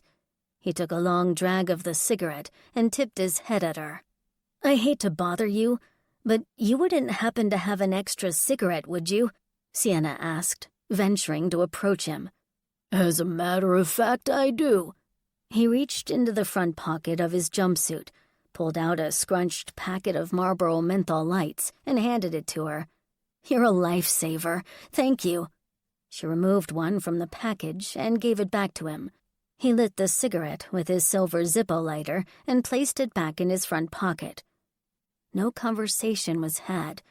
She didn't want to be rude, but talking wasn't what she was after. They stood and smoked as police officers patrolled the perimeter of the building. Squad cars rolled by on the street ahead of them. There was no unhinged mob roaming the streets. No military vehicles or soldiers were in the immediate area. Gunshots were faint. Smoke tainted the air, but there was no escaping it without leaving the city. Helicopters buzzed overhead. She noticed 3 different birds flying patterns above the buildings, then flying off and away. "Crazy, isn't it?" The man blew a puff of smoke from his mouth. "What's that?" "Everything. Never in a million years did I think I'd ever see the day where we'd have the gosh darn military operating on American soil." "Yeah, it's crazy for sure," Sienna replied.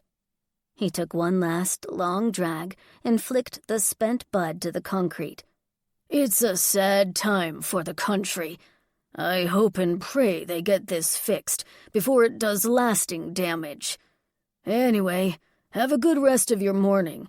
My replacement should be in shortly, so I can get the hell out of here." "You too, and thanks for the cigarette." Sienna tipped her head at the hospital worker before he walked off. She relished the silence and savored every puff from the cig. It calmed her down and lowered her anxiety by a fraction. Suddenly, a car alarm went off near the hospital. The obnoxious din made her flinch. Her head twisted in the direction of the awful racket. Sienna exhaled smoke from her mouth, threw the tiny bud at the ground, and moved toward the road where the alarm was going off. Two of the cops on site converged on the sidewalk near the entrance of the hospital. Their hands rested on the grips of their holstered guns as they searched for the car bellowing its annoying tune. A morbid curiosity pulled her down the drive toward the street. She passed a tanned-skinned man in a similar blue jumpsuit as the one she got the cigarette from.